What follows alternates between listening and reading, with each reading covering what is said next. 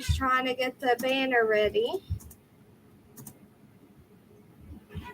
Every time we go live from my room, my signal drops out. So we'll see how this works, y'all. Okay, say hi as you come in, guys, so I can say hi to y'all right after I get this ready. Okay.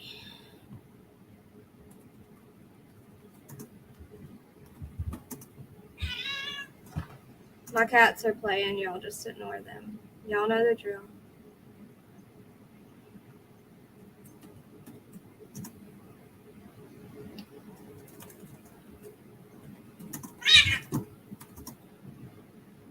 Hold on, let me grab her, y'all.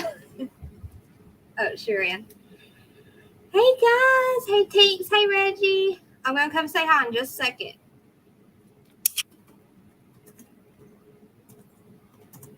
I can't walk and chew gum at the same time, guys.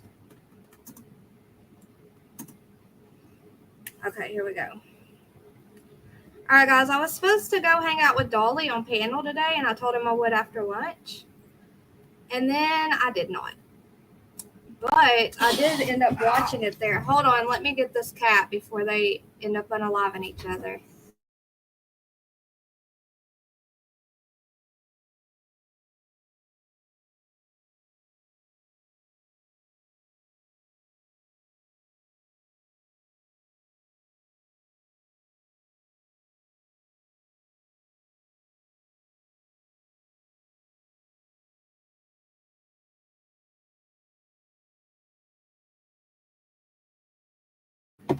Okay, got the cat settled. All right, let's see who's here.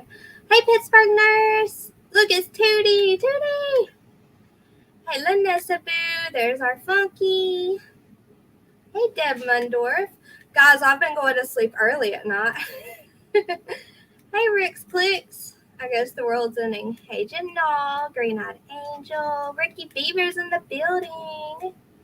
There's Tinks again. Yay, Donna Clark. Hey, Emery. Hi again, Reggie. I know I said hi to you, but this trial's making us lose our mind. Pat Gaze. Oh my gosh, I know. So where have you guys been watching the trial during the day? Y'all tell me where y'all been watching it. Hey, Angel. Hey, Rick. How are you? Rick's Clicks. Hey, Fruit Loops. We are. Those darn cats. Wicked West. Hey, OG Nanny. Hey, MDM. Polly Waffle. Leo King. Hey, Leo King. And there's Zach. Yeah, I had to move mine back because I forgot Zach had a live scheduled, y'all. You've been watching it at Dolly's? Hey, Sassy Pants. You've been watching it at Justin's? Has he done all 3 days? Hey, Jenny from New Jersey. Dolly and Court TV. Dolly. We're from Dolly's, huh? Brittany, Carson. Tony, I was looking for you on Dolly's earlier. Y'all all be watching it at Dolly's. All right. Well, I put together a little video of the highlights.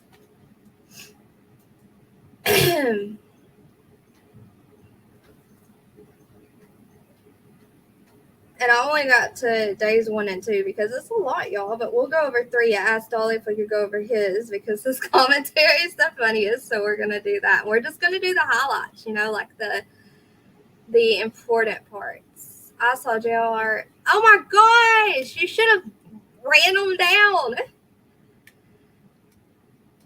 I seen you there. Happy hump day. I wasn't. Oh, you were there. I almost stopped in chat. Oh, you're not green. I think it's member. It might be membership. Moose. Where's the moose? Where's Moose? I don't see Moose. Oh, look. It's Moose. Today I watched Dolly, but was watching On Crime and Law or Law and Crime, one of the two.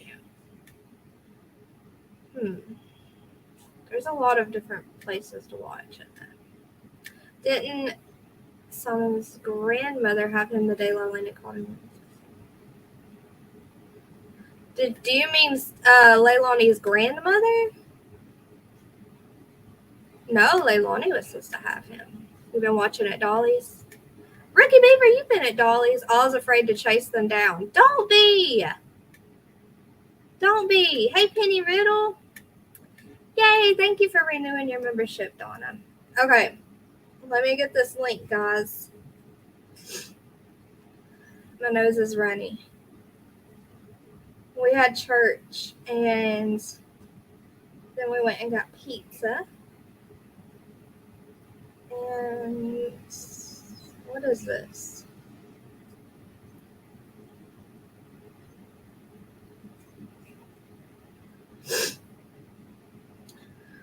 Come on. I was telling Joseph something about the court, and I called her Leilani, and I said, sorry, that's just her name to me. No, I never heard that. It was always Leilani was supposed to have him that whole day or morning. Danny went to work and left the babies with him. With her. I know, Pat Gaines, he got the stuff today. Ricky Beavers, have you been watching the trial? I know, I saw. Hey, Steph V. Hey, Jody Ann. Guys, me and PJ, actually, it really surprised me because PJ, usually she's the one telling me I'm too nice. And to hear her say that she kind of feels bad for Leilani because of the way she grew up and stuff, like I absolutely see her side, but it's just shocking, okay, to hear that. I want to try to get her up on panel and talk to her about it. But put a 1 in chat if you feel any kind of, you know what, let's do it. Put a 1 in chat if you feel any kind of remorse for Leilani. Not remorse, but sympathy. And put a 2 if you do not. Let's do that. And then I'll do a poll just for all the people that go in and out or come in and out.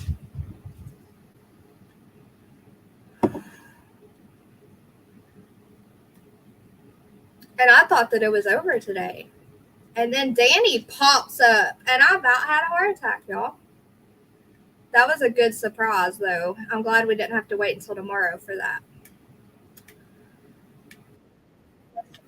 Okay, let me get the ball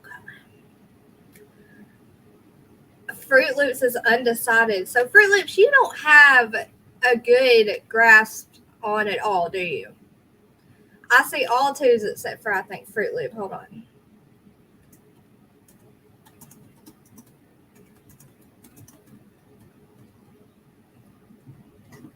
Hey, Aqua Jenny. Say, no way, Fruit Loops changed the answer.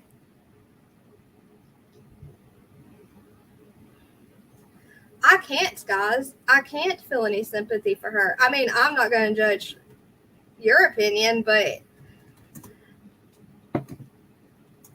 she, if she was able to do that period and then pretend all that time that she didn't know where he was and screaming she wanted him back, it was so intentional to me. It was so intentional to me. Zachary already starting. What'd Zachy say? Come in and out? That's what she said. Zach. Hey, Nicole. We're going to do a maybe. Donna, thank you. Look at Donna doing a super chat. Thank you, Donna. Hey, Lovebug. 16 months. All right, I'm going to play this for you, Tootie, and you, Donna, and then we're going to get started. Where is it? Where's my thank you thing? All right, here we go.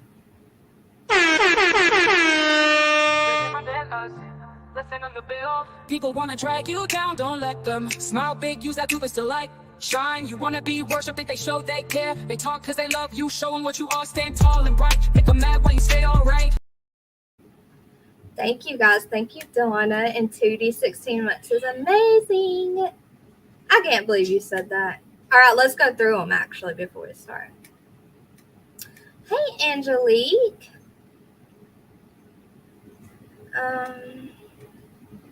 Funky says nope. OG Nanny says nope. Tony says kinda. I expect that from you, Tony. Jody Ann, no.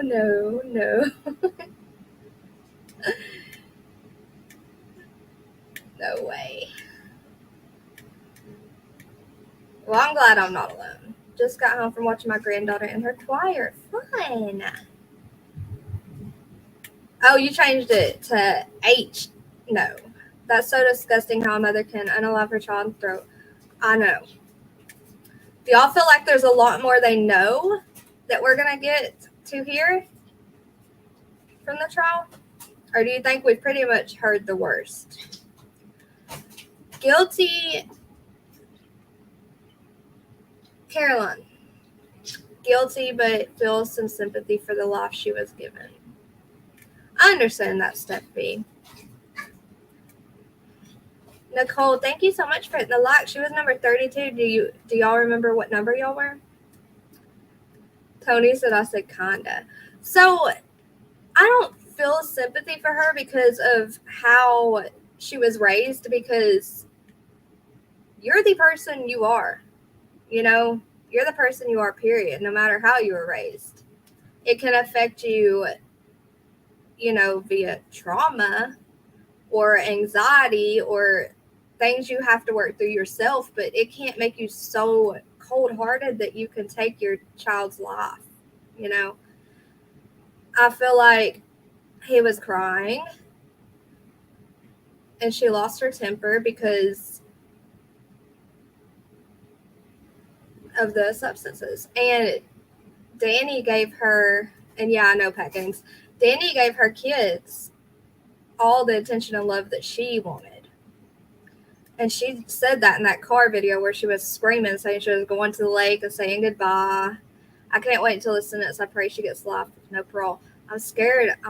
No, I'm not going to speak it into existence like PJ says. 13 months. That's my lucky number. Thank you so much, OG Nene. 13 months. Y'all, that means so much to me. I think she'll definitely have charges. TC, I love you. You love me? I love you too, Ricky Beavers. Hey, Pam C, how are you? I have sympathy for people who were dealt crappy hands in life, but you can't change your life. But you can change your life, and being dealt a crappy hand doesn't. No. No matter how you were brought up or what you had to go through, it doesn't excuse who you are as a person, who you decide to be. It just doesn't. I don't know, y'all. Her second year singing, she sang beautiful. Oh, Pat Gaines. Hey, truly amazing. It is so sad. No sympathy. Poker crew, it's almost game time. Look, Funky's going to leave to play poker. She's going to walk. Don't say that. How the heck can anyone have sympathy? I don't know. Thank you, Pam. I'm not, so I have no sympathy for her whatsoever. That baby lost his life for no reason. Not one reason. Dude. Cold-hearted, huh? I have sympathy for everyone that was around her. $1 Million Man sees his fangirl. Or, he's the fanboy, my bad. It's up to each of us to change our future if we don't like the way it's going. I know it's not always that easy, but use your past as motivation to change your future. Absolutely agree. You are completely right. Flying Ryan, thank you for being number 37. I know, it's okay. Hey, Corvette girl. He did. His little lip quivered when he says that he wishes he would have, looked in the crib. Oh my gosh, my heart shattered. I hope you're doing good, Corvette girl. That screaming of the detective gave me a headache. Horrible woman. Leilani is a horrible woman, because I agree with that. Y'all hit the like button. Rock. Hey, bud. Can't stay. Gotta go mod on a channel not quite as cool as you, and you're a fan, but I want to get. Thank you so much. I love y'all too. Rock, I appreciate you stopping in and saying hi and hitting the like. I really do. 38. Thank you for hitting the like. Thank you, guys. Okay. So,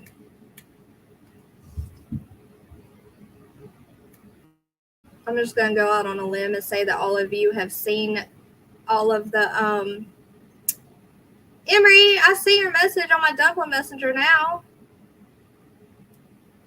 Y'all, if y'all have messaged me on my Dumpling Messenger, I'm so sorry. I don't ignore you on purpose. I just don't log in unless I'm live normally.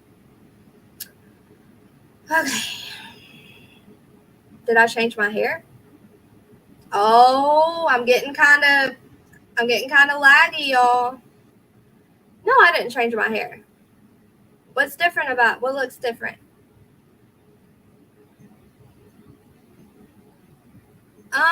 So we're going to go through the highlights. But who was it? Who was it that stated that out of the 3 children, she treated Quinton the worst? Who was that said that? I think it's washing out. Oh, are you talking about it fading? Oh, thank you, Leo King. Yeah, it's just fading. It's just fading. Thank you, Ricky Beavers. Okay. So I'm going to just take y'all through 1 and 2 real quick, vocally, before we start the video. I just put all the highlights together. So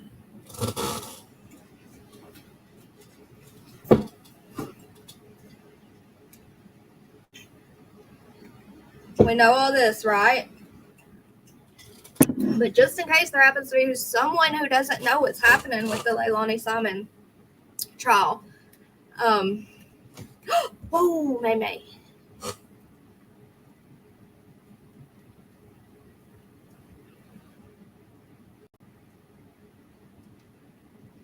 I'm going to show you guys.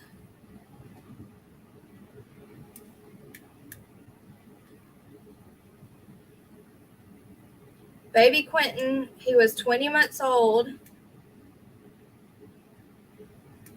She unalived him, put him in, trigger warning, guys. I know most of you know this already, but put him in an dumpster at 1 a.m., went home, and eventually fell back asleep, or went to sleep. Then pretended that when she woke up, she pretended that he had been kidnapped, or tried to play it off as that. And that's baby Quinton right there. So she is facing 19 charges, including malice and felony murder,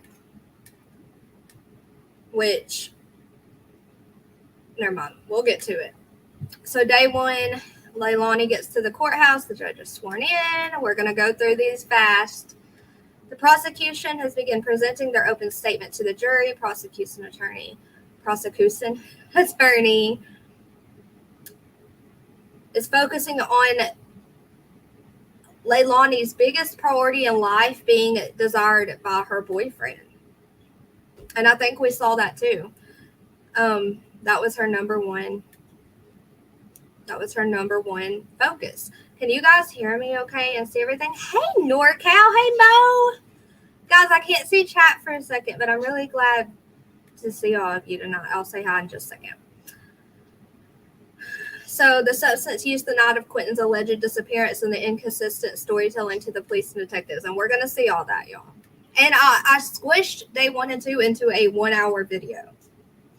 So they had a break for 10 minutes. Then the defense attorney, Robert, he delivered a 3-minute statement compared to Dean's 1+ hour.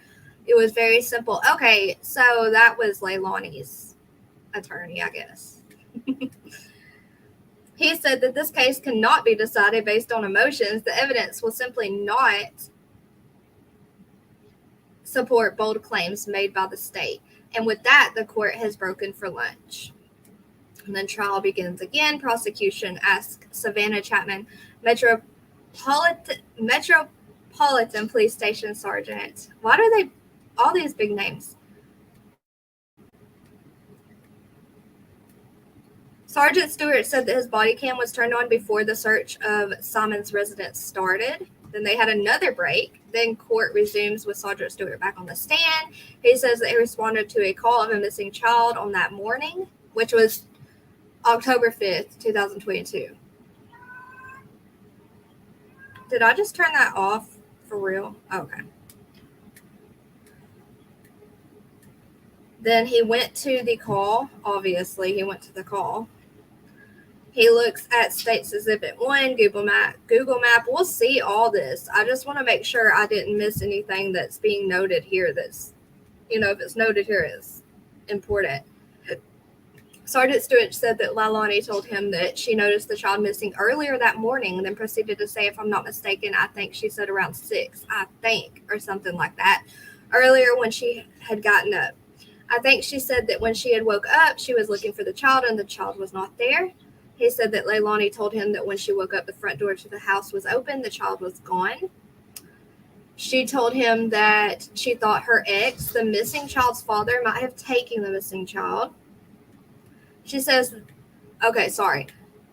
Sergeant Stewart says that he tasked 2 officers to search the home and then had more officers aid in the search of the general area around the house of the missing child and any cameras.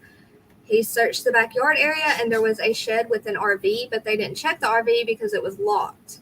He said they inquired about the key and was told that the gentleman who had the key was not available. He said that he asked Leilani where the missing child's father lived. She gave me the county where he lived in, and he said that he contacted the county Simon mentioned, then added that Simon also gave reference points of where the missing child's father lived. Reference points. Oh, hold on, y'all. Let me stop this video in my ear. Corporal Cody Jepson takes the stand and describes his involvement on the scene. He states that he searched the wooded area and found no signs of disturbance, and then they had another break. And hold on, with that break, let me come over here and see what y'all are saying. Dawn Michelle! Hey, Dawn. I lived in NorCal. Oh, yeah. Huntress lived in Cali. She is a cold-hearted BI. I'm so glad to see you, Dawn. Quinton was so tiny. He was so tiny. Fruit Loops, did you see Quinton? The babysitter, what? What'd you say about the babysitter? I want to know. Now I'm curious. 1, you hit the like. Put a 1 in chat if you hit the like, guys. Let's do roll call. Thank you, Leo King. I heard, Ado, congrats to both of you. Yeah, Funky's oldest son caught one. He finally, caught. They told me not to say caught, but he got one. Let's say that. So the state witness, Detective Sean Wilkins, takes the stand. He identifies Leilani. He says that on scene, he interviewed Leilani on the morning of the 10th. If I recall correctly, the defendant explained that she had gone to bed on the 10th. So he went missing on the 5th, right? So 5 days after. If I recall correctly, the defendant explains that she had gone to bed at approximately midnight that evening. And yes, that is approximately midnight that evening. Okay, that confused me. Prosecution asked Wilkins if Leilani was putting out that was the last time that she had seen Quinton sometime before she went to bed at midnight. He responded, yes, sir. When I had asked that question, I believe I did ask if she remembers putting Quinton down at that time. So she said she put him in bed at midnight. Okay, this is getting boring, y'all. I don't have much patience for this stuff. That's about all of it, though.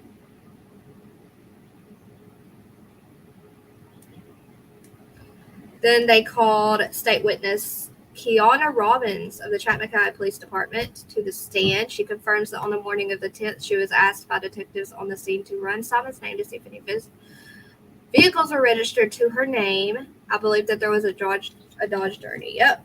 The Dodge Journey is hers.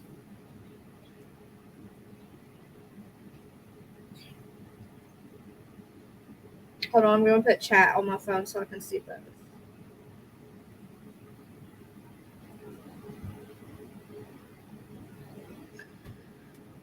Prosecution presents Exhibit 6, a license plate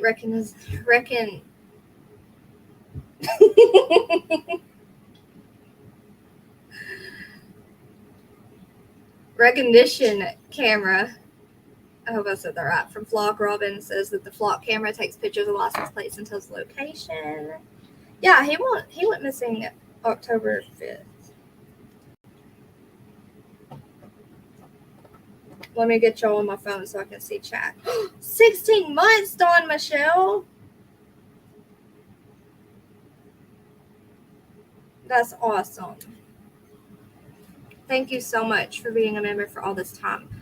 So then a now retired Chapman County police officer takes the stand. He says that he was on scene of the morning of the 10th as the commander. He says that he got a call from Robin saying that Simon's vehicle was seen on the Flock camera the night before going down. Not even saying that. Foster says that Simon told him no, she never left the house, and this marks the end of day one. All right. So that was the end of day one.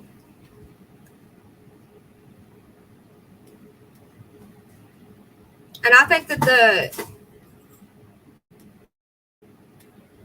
that these are important before the video.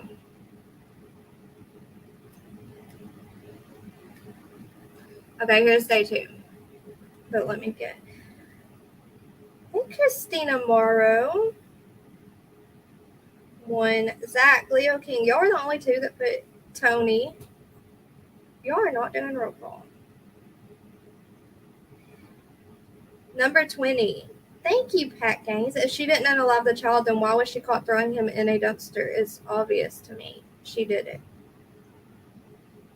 She said that she was throwing away shrimp pasta. Donna Clark, member for 12 months. Yay, thank you, Donna. Aren't her lies federal felonies? Yes, they are. They sure are.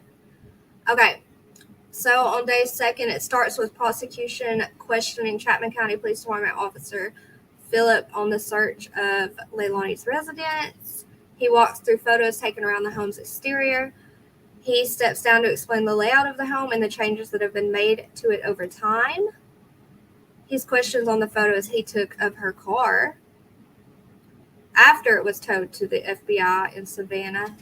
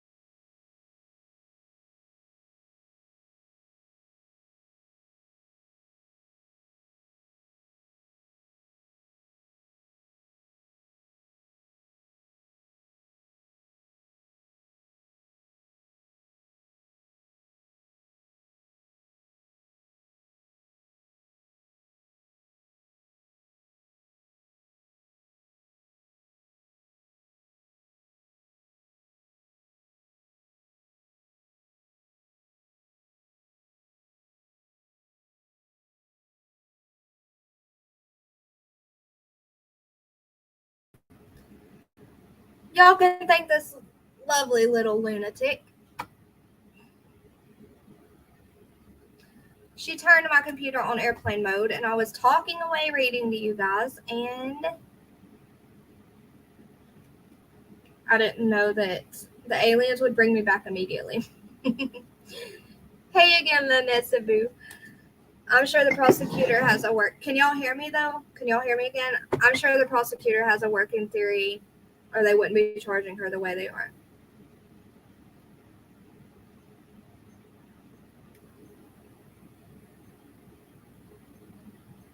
Why did I think that I heard that it was blunt force trauma? Guys, where did I hear that?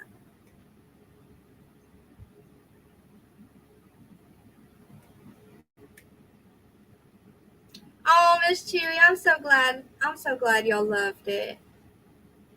I love you. You're not live, are you, Miss Chewy? It's Wednesday. Ryan! Hey, Ryan. Okay, let's go back. Can y'all hear me, though? Let me make sure y'all can hear me before I start reading again. So what I was reading when you don't know Leo King, probably on YouTube. Probably. I mean, obviously it was somewhere on YouTube, but it wasn't. I was just trying to make sure it wasn't something legit. Tony, I'm so glad you're doing good. I was a little bit worried about you after I hadn't seen you for a while. So what I went through is that, Messenger was trying to pop up. What I went through was that an officer said that he walks through the collected footage from the Azalea mobile home dumpster in a vehicle registered to Simon. And this is where she dumps the body, allegedly, between 1:18 and 1:30 a.m. And then the defense comes in and starts questioning him. And then they asked him if there was any questionable background check yourself. If there was any questionable evidence submitted for further examination from the vehicle, and he responded no. They went on a break. Yes, I can hear you. Good. It's getting late. Oh, hush, Funky. You just want to go play poker or whatever. Oh, thank you, Ron. Well, Pat Gaines, she said she was first at Chevron, okay? She said she was at Chevron, and then she pulled in just to use the dumpster. I love you too, Miss. We love you, Miss Chewy. What about the dumpster or the trash can at Chevron? I don't know. We'll have to. I need my memory refreshed on what she said exactly. It is poker, Funky. I don't know how to play poker. So then the prostitution.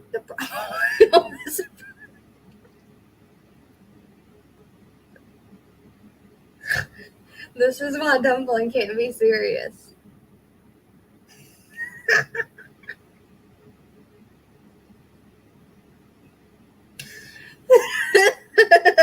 Give me 1 second to quit laughing at myself.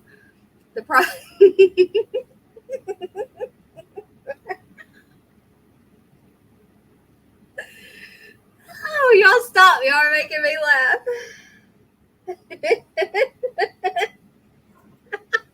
I'm kidding. I'm not crying. Oh, Jody, and I missed his laugh.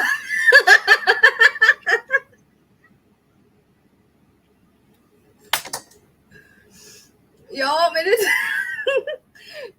Okay, that happened because I started thinking about strip poker. And then I saw that word and it came out. That's so bad. I'm so sorry, guys. Okay. So the prosecution calls its next witness.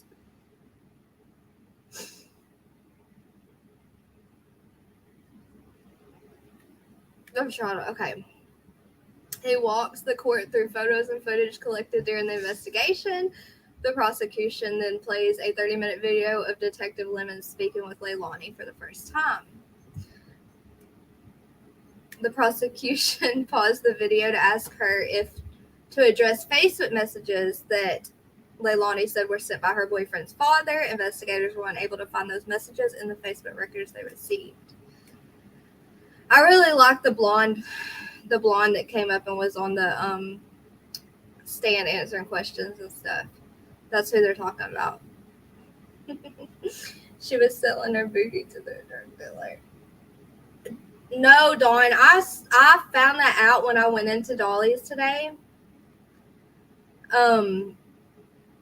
She was cheating with the substance dealer. Was she doing that for substances? Strip poker uptown. I bet you are, Zach. Hey, can I kick it? Oh, you missed a lot today? I'm so bad, guys.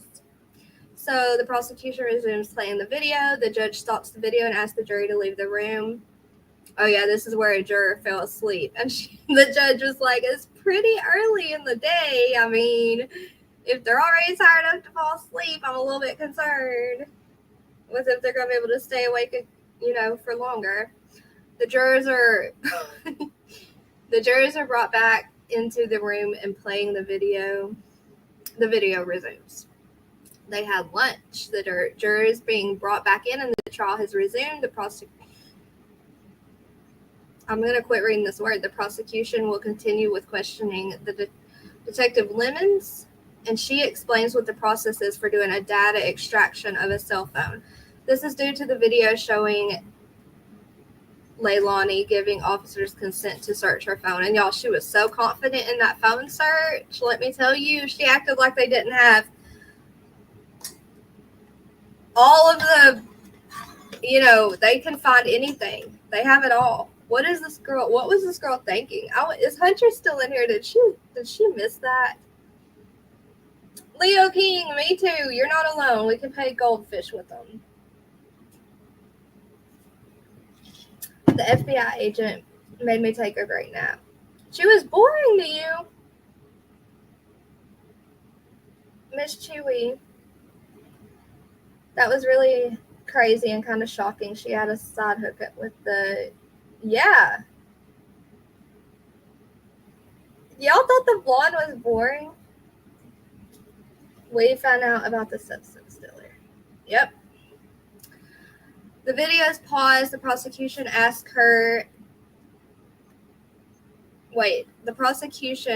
Detective Lemon said that Simon's demeanor was not consistent when she was interviewed. She said that Simons would have hysterical yelling rants in response to the prosecution. Lemon said that when the line of questioning would be, sometimes when it kind of questioned her statement and her timeline, it would start to escalate into this. Kind of saying like she used her emotions and start acting crazy when she would kind of get backed into a corner to try to get out of it. Prior to Simon leaving her home, she said that in the video shown by prosecution that Quinton was asleep when she left, and when she returned home after around 20 minutes, he was still asleep. That's what Leilani says, guys. She said that Quinton was fine when she got home. After questioned by the police, she said that she didn't want to think about the possibilities of her fiancé to having. Why are there so many word mess ups? It messes my brain up. I already can't read.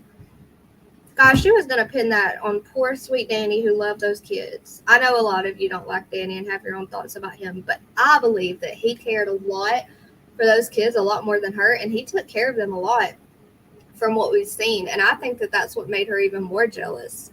She wanted that attention. Like we talk about these mothers that are actually jealous of their own biological daughters with their husbands. It's unfathomable. Okay, so anyways, she said he was acting normal the morning that Quinton went missing, and she said that there were 3 hours between when her fiance left to when she woke up. She would pin it on anyone but her, wouldn't she, y'all?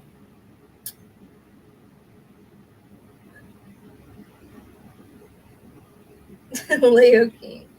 They should have substance tested Leilani when she swore she was clean and offered to take one. Heck yeah. Can I kick it? I wish she would have too. We're going to watch a little bit of it. She's going to walk. Stop it, Tony. Instead of saying prosecution, you can say the state. Oh, okay. That works if I remember. What do blondes and spaghetti have in common? They both wiggle when you eat.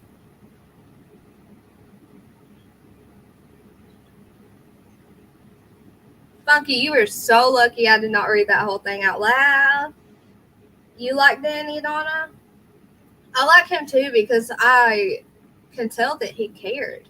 He had emotions, real emotions. Unlike the mother that we had to sit and watch. If she did do it, did Danny just not hear? Hold on. Any of it? I thought they all shared one room. So she did it around 1 a.m. He could have been passed out. I think that he had a little bit of a drinking problem. He might have been just passed out. I pretty much did. I know, Funky. She said something really weird. She said he was a normal color when she left. Oh, I missed that. Huntress, did you miss what I accidentally said? You would have timed me out too. Let me move that heart. I can't read the heart. I mean, the heart blocks my reading for comments on my phone. And let me turn it on subscribers only. Hey, Miss Margaret. How are you? Funky said fine.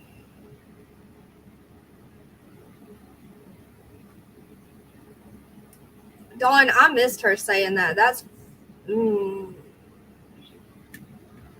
so creepy.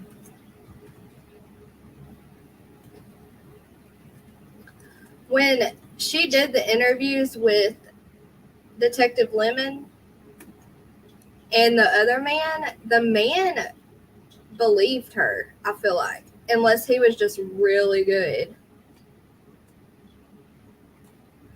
at faking it. Hold on,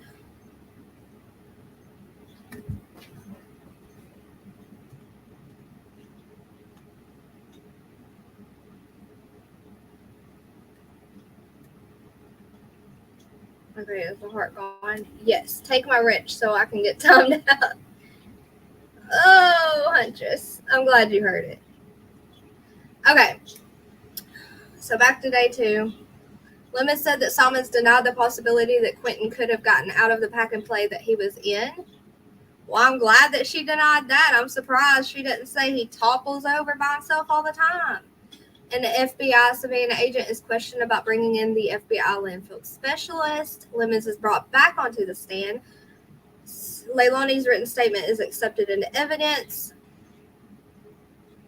Detective Lemon reads Simon's written statement, where it said that Leilani had checked the locks several times prior to going to sleep. Sure she did, because she's totally that type of mother. Lemons also agreed with prosecution that Simons could have corrected her original statements in the written statement. Prosecution shows a video where Leilani told Officer Carlson and Agent Savannah Solomon, where Leilani said that she can flip a switch. What? I missed that on day 2. Do y'all remember that? At 4:51, prosecution shows a video where Simons told Officer Carlson and Agent Savannah Solomon where she can. It's almost like a completely different person. Leilani said that about herself. Lemon said that after going through Simon's phone, she found messages about the big P's when Leilani told her that she had only smoked Mary Jane. In a recorded police interview, Leilani begins crying and said that she has been honest. She doesn't know where her baby is. Leilani starts crying again in the recorded police interview and says he was my happy baby. We'll watch that, but it makes you sick, guys. Prosecution paused recorded police interview and asked, was, not is?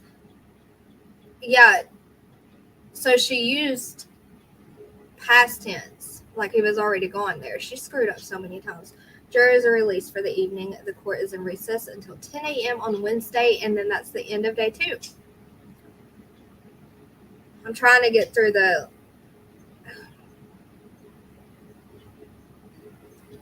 written timelines kind of fast, so we can get to that. So we can get to the actual video. Tony, you tried? Danny admits to being a drunk and a drug user, so in my opinion, he was passed out. I'm sure he was.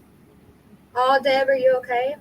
Good cop, bad cop is a huge possibility. You know, they play that so often, but it's just still like knowing everything that happened. It's just like, how can you be nice to her? How can you be nice to her? I know that they have to do that and play bad cop, nice cop, and everything. It's just, oh darn it! It's just hard to watch someone be nice to her when she's sitting there, HIGH as a kite.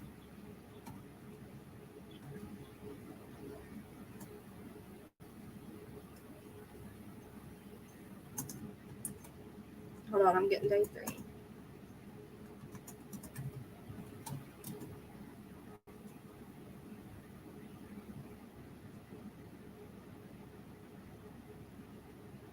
Why does my messenger stop loading when I need something from it?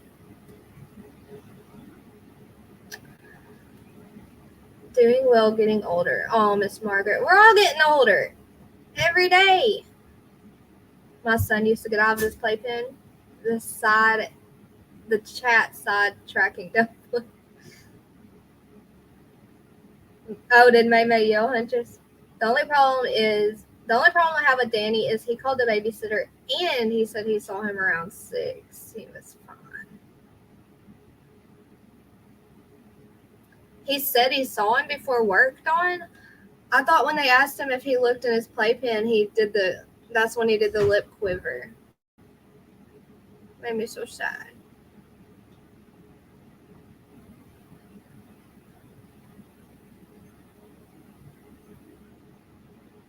Y'all know me with attention spans and everything we're having to do throughout the day and having to keep up with what's being said in court too. You miss a lot easily.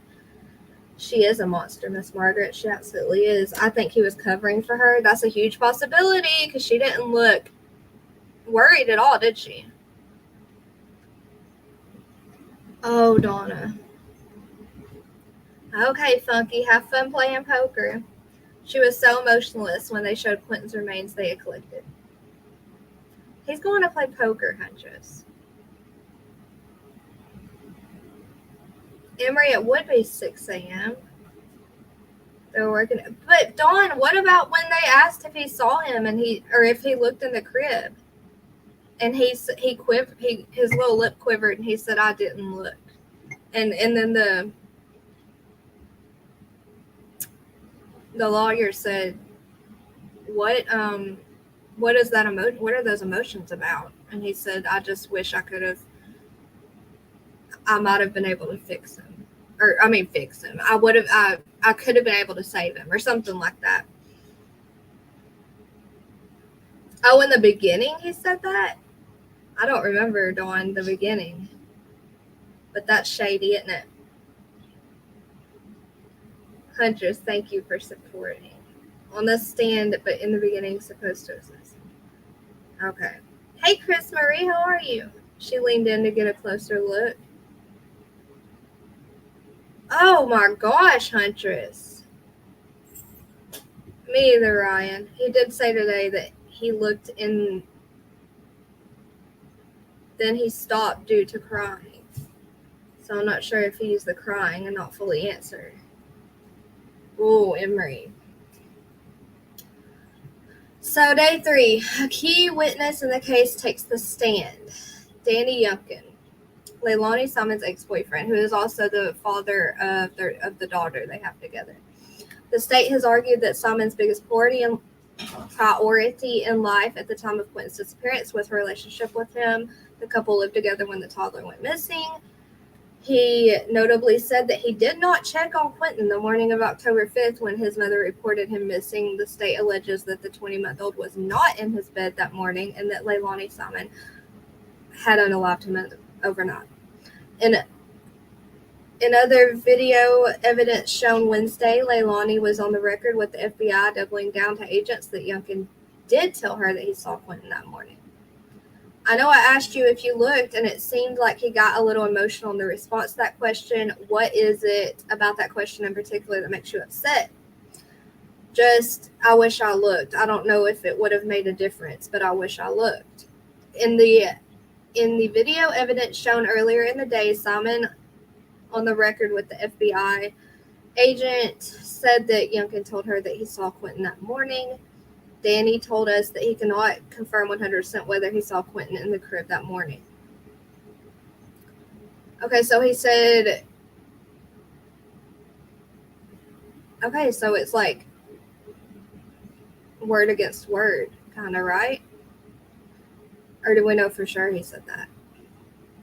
Leilani said in the evidence video, he told me that he 100% said he saw him.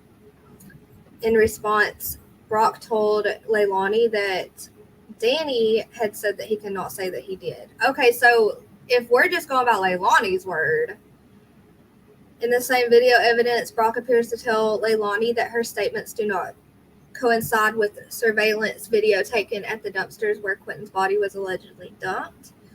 Video evidence showed that Leilani told officers, multiple detectives, that she stopped at the Chevron gas station next to the Azalea mobile home dumpsters around 1:30 on October 5th, but surveillance videos show her stopping at the dumpster instead. So she didn't go. Okay. What we do know, if when you pulled into the trailer park, you stopped, Brock said in the video. I can't imagine what was going through your mind at that time when you were trying to make a decision. I knew you were sitting there thinking about what you were going to do with Quinton. Oh my gosh, that's so spine-chilling. The jury also heard from a forensics anthropologist, Dr. Angie Christensen from the FBI. Okay.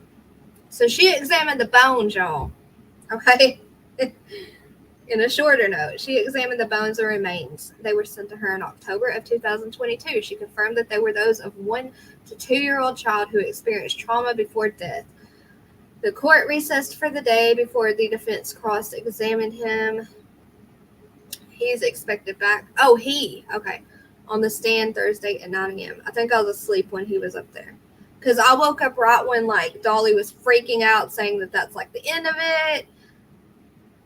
She's going to walk because of something that person said.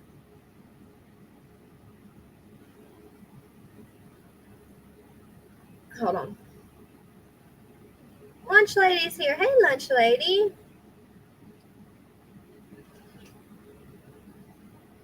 She did. She was all into those pictures. It made me sick. Ew. She makes me sick too. With almost a grin on her face, like she remembered she was being watched.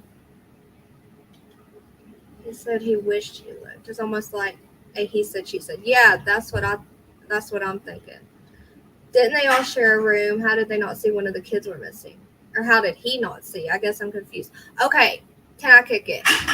The videos I'm going to play in just a second, the videos show it. Like, his pack and play is in a corner. And I'm guessing if he's getting up at 6 a.m. to go to work, he's not walking over to that corner and peering in. You get what I'm saying? Because they all are in a room. Can't rely on Leilani's words since it's proven she's a... Oh, that's for sure, Miss Margaret. I don't believe anything she says. Hey, I missed you too. Has your hunting season started yet? I don't have to work tomorrow, so I'm actually awake. Yay, lunch lady. I'm so glad you're awake.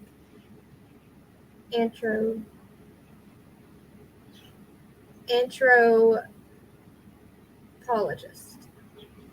Hey, Mab. It was a living room converted into their bedroom, so the kids were on the other side of the room. Funky. Funky came back. Hello, everyone. Hey, Braddy. It has started this year. Oh, okay. Yeah, we're about to see all those pictures, y'all. I forget, Can I Kick It? Missed a bunch today. Hey, In Stitches, how are you? Brady, Funky already told us they're going to play. You are going to play poker. Didn't no test on anything. Okay, y'all are all saying hi. Okay, so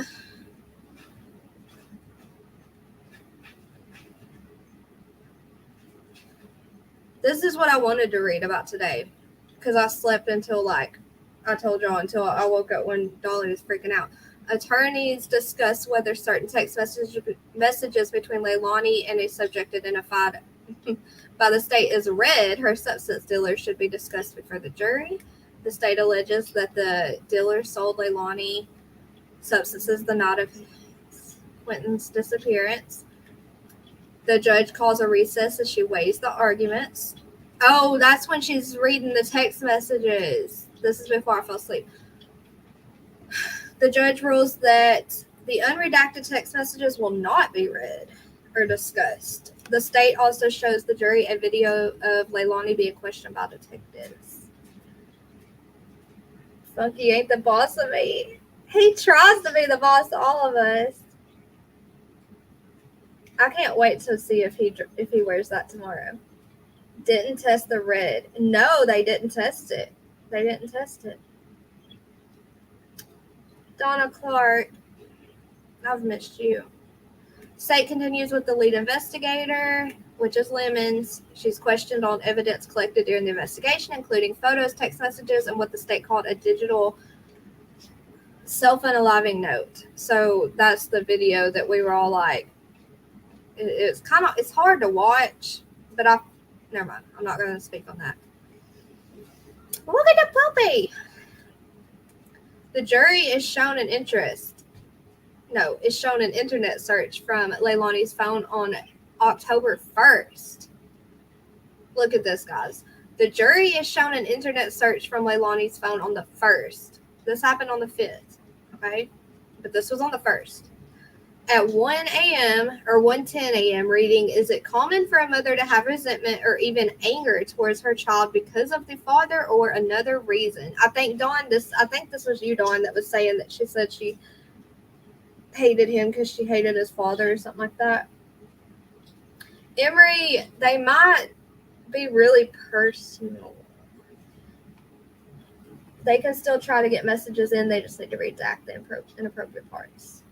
Do I need to come on panel? I had to do some work, so I missed the trial after Danny was on the stand. I think it ended after Danny was on the stand.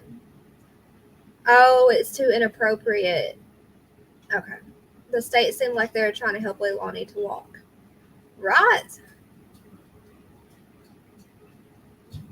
I know that internet search. Can I kick it? Holy cow. Is it 4 days before this happened? Is it common for a mother to have resentment or even anger towards her child because of the father or another reason? What in the world? I would have loved him to death. I don't care who his biological parents are. Give him to me. The state plays another video of Leilani being questioned. The court takes the lunch hour. Court resumes with Lemon still on the stand. She's asked about Leilani's then boyfriend Danny and his cooperation in the investigation. She says that he is willing to undergo phone monitoring and allow police to set up recording devices in a hotel room the couple shared. And this is where all of you were so half and half with thinking like he told her or he didn't tell her. What do you guys think? Tell me. Who thinks that he told her about it being wired or it being the room being hot? Or he didn't tell her? Who are you looking for, Funky? Where has Ben? I don't know. I haven't seen him on YouTube. I don't think yesterday either. And I was thinking that earlier. I was wondering where he was. I sent him a Discord message, a funny cat video, and he never replied to it. Well, now I'm worried. Brady, have you not talked to him at all? Dawn, you missed a lot today. I hate when that happens. I've been doing that a lot lately. But anyways, so the FBI forensic anthropologist takes the stand. Then the defense will have time to cross-examine Lemons at a later time. Y'all's favorite girl gonna come back, y'all. The state questions Christensen on her examination of remains sent from Savannah. She says that the bones she examined were from a child between 1 to 2 years old. The defense, he was with us. Where, Funky? Where was he with y'all? Was he there? Wait, you haven't talked to him, Brady, at all? Funky, was he on your panel last night?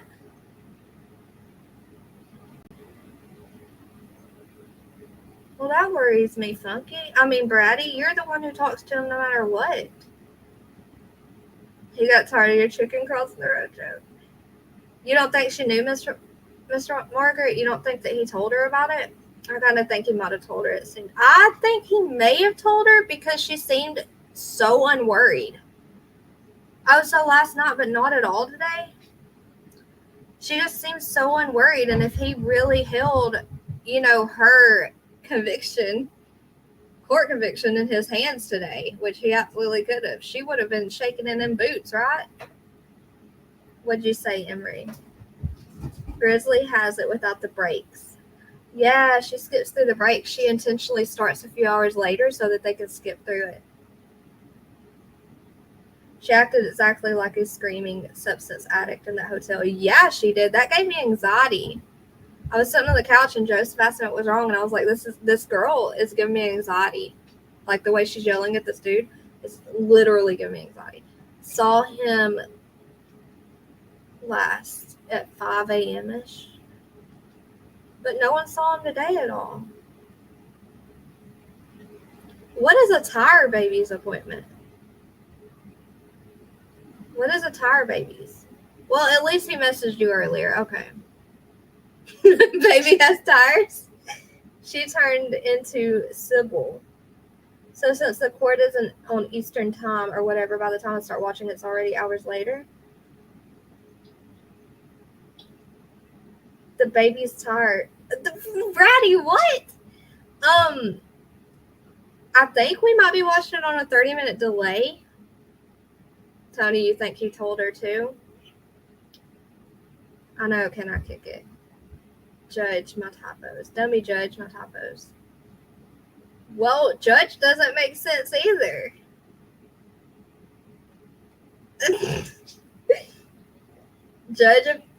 Tired judge appointments?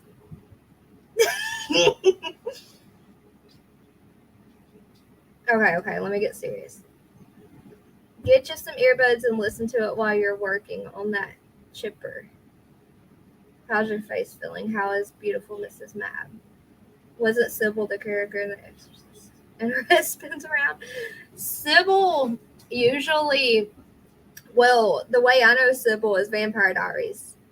Guys, like Sybil's the beautiful one that sings and she like hypnotizes the guys by her voice or whatever. But she's evil. She's the devil.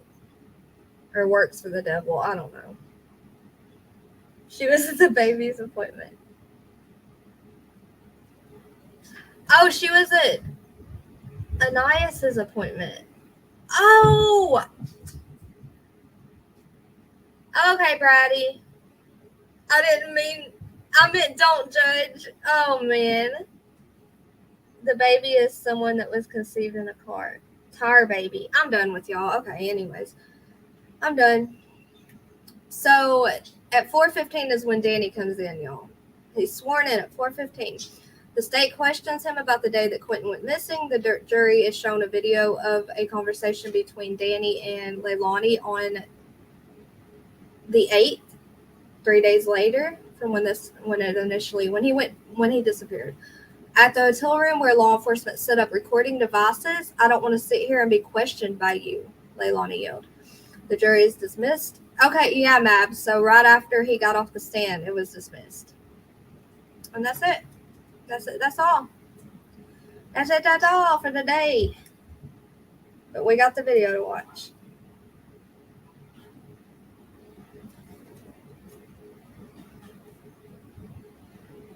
Oh, man, I have a lot of messages on my dumpling messenger, y'all. 9 a.m. is 6 a.m. here. Fix your makeup, Huntress. Whose picture is rapper using? It is. Do any of you need that link? Do y'all need to look at that timeline?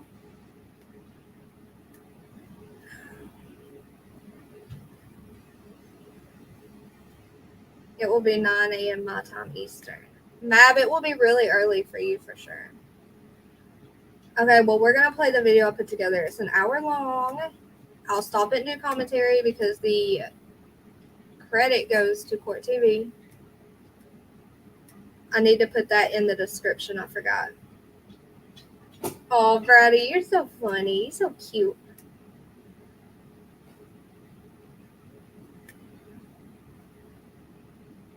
What movie are y'all talking about?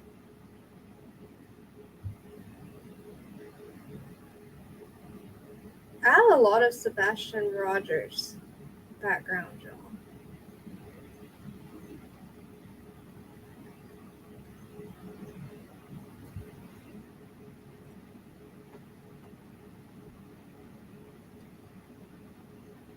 Thank you, Funky Jasunky. Who said that they thought I was dumb? 74 likes. Good job, y'all. Thank y'all. Funky, stop starting trouble. Y'all confuse me. This is why I stopped reading chat a minute ago.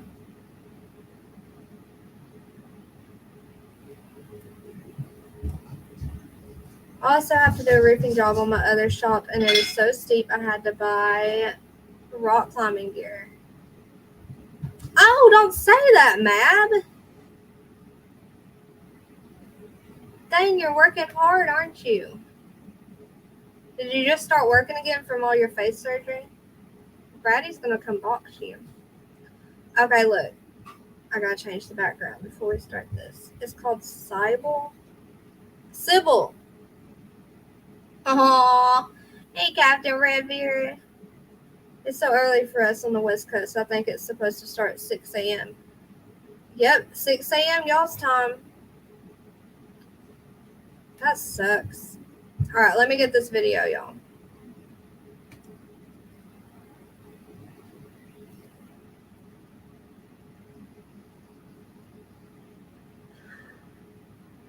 Funky, you messaged me at 10 o'clock ready to... Oh, for me to start the live. I thought to play the game. Dang, everyone's live on YouTube right now. Okay.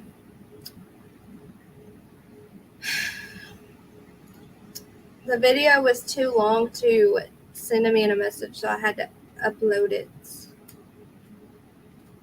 And I gotta remember how to get to it. Because I put it as unlisted.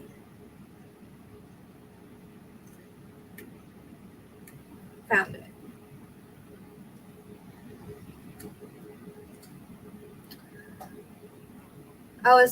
It was supposed to say, don't, not dummy. Where did she call me a dummy before I start the video? Let me see.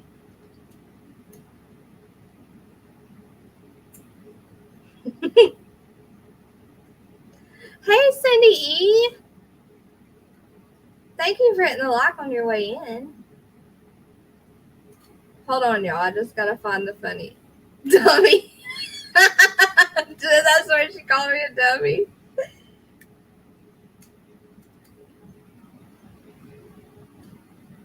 Y'all are so funny. Congratulations, Lunch Lady. Now, what happened with Lunch Lady? Your son got married 11 days ago. Congratulations to your son. Aw, thank you, Brady. Now you're being sweet because you called me a dummy. All right, let me present this video. Funky. He's rubbing off on me. He all said the same thing. All right. I did turn the volume up on these clips, guys, because they were really low. So if it's too loud, tell me, and I'll turn it down. Okay.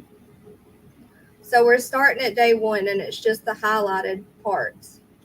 This is Quinton Simon at about a year and a half old, a little bit over that, 20 months. Like all children, he was blameless, he was innocent, and he was beautiful. And like all children, he was totally defenseless. totally and completely dependent on the adults in his life to take care of him and to look out for his safety.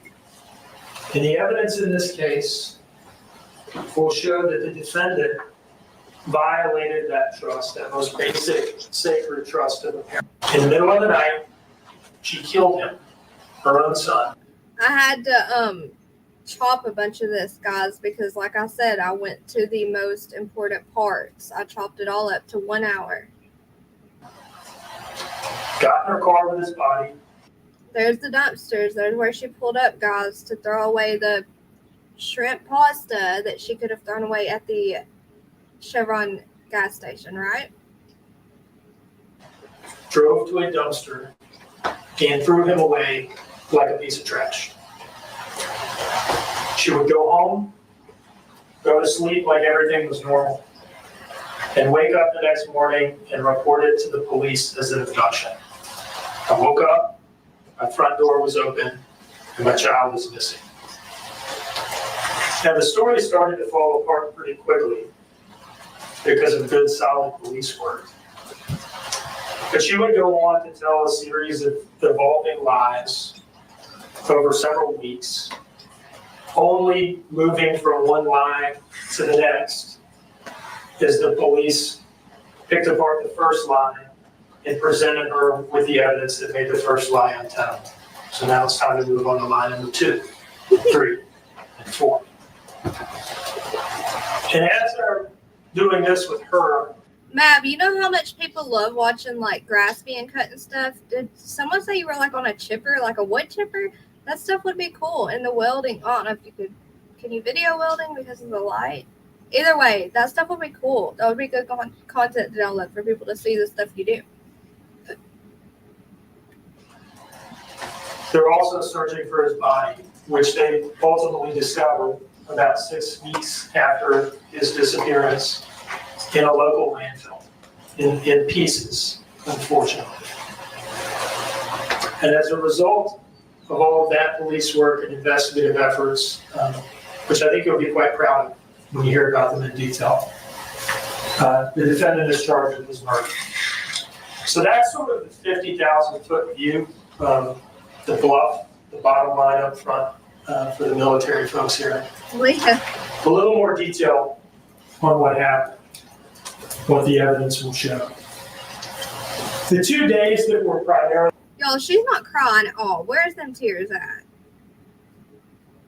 That makes me angry. I'm trying not to pause it, but dang it, where's your tears at? What are you whopping? really concerned with here are October 4th and 5th of 2022, specifically the night of October 4th, moving into the morning of October 5th. At that time, the defendant is living here on the west side of Savannah. They most recently lived in North Carolina, where she had met and lived with her most recent boyfriend. Some months before October of 2022, they had moved down and were living in this house. The house belonged to the defendant's mother, Billy Joe Howell, her husband, Tom. Here's where they show all the connections of the family and stuff, guys. So Billy Joe's husband, Thomas Howell, who is not the defendant's father, but is her stepfather. Also living in the house, the defendant's brother, Paul Simon. They have the same mother and the same father. And Danny Youngkin, her boyfriend from North Carolina, and the defendant's 3 children. October of 2022, she has 3 children by 3 different men. The oldest is Zane Wharton. I think he was roughly about 3 years old at the time. Zane has been through a lot with her. He's her firstborn son.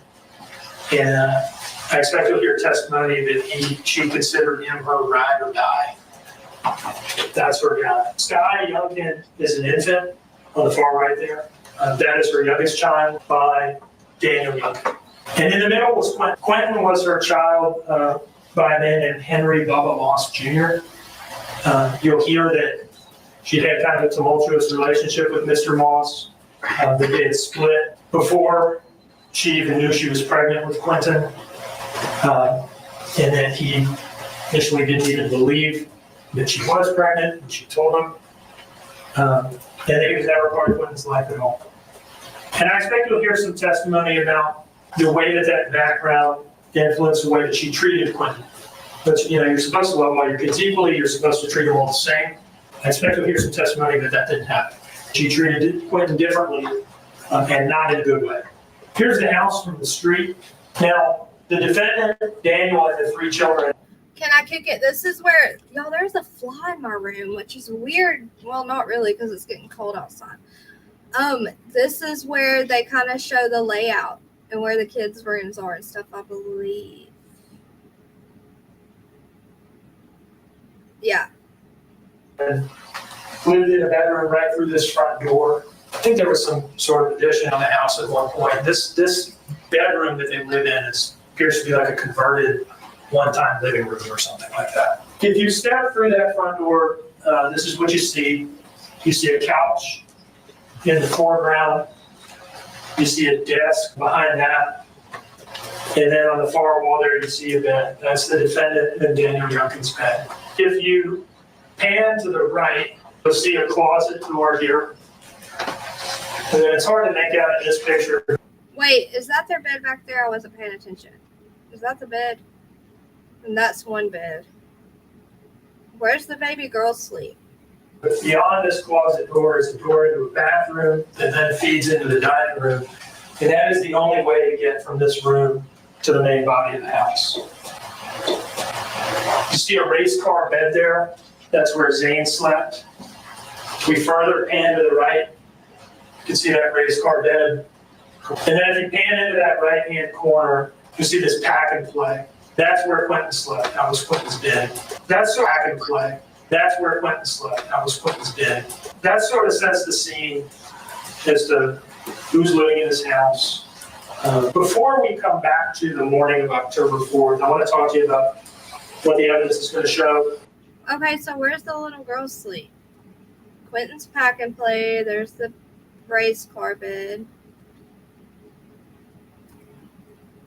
Back to the morning of October 4th, I want to talk to you about what the evidence is going to show as far as what's the biggest thing going on in the defendant's life. And the biggest thing going on in her life, Really? in the months, days leading up to October 4th, is the status of her relationship with Danny Youngkin. Things are not good. She is feeling unloved, undesired. What do you want me to rewind to? So this is the house. That's their bed back there, right? There's the race car bed. There's the race car bed in a different angle, and look at that little camo chair.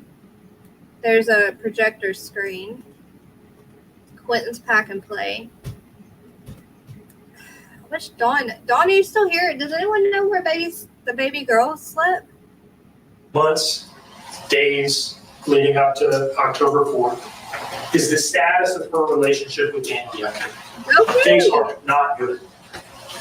She is feeling unloved, undesired, ignored. I want to feel beautiful, not barely average. I want to feel loved and not just liked. I want to feel wanted, not just tolerated. Now, this is a 4-minute some video. This video was filmed in August of 2022, but the evidence. Hold on, y'all. I gotta pause this for a second. He's a little beautiful. Oh my gosh, he's so cute. Oh, okay. Thank you. I remember now. In the swing by the couch. I was there a couple years ago. She must have slept with Danny and the demon on the couch. I'm still here. I don't know where she's. Yay! Thank you, Ryan. Did they show that swing? How did I miss that earlier? Oh, yeah. Right there. There's the swing. Okay. Okay, so here's the video, guys.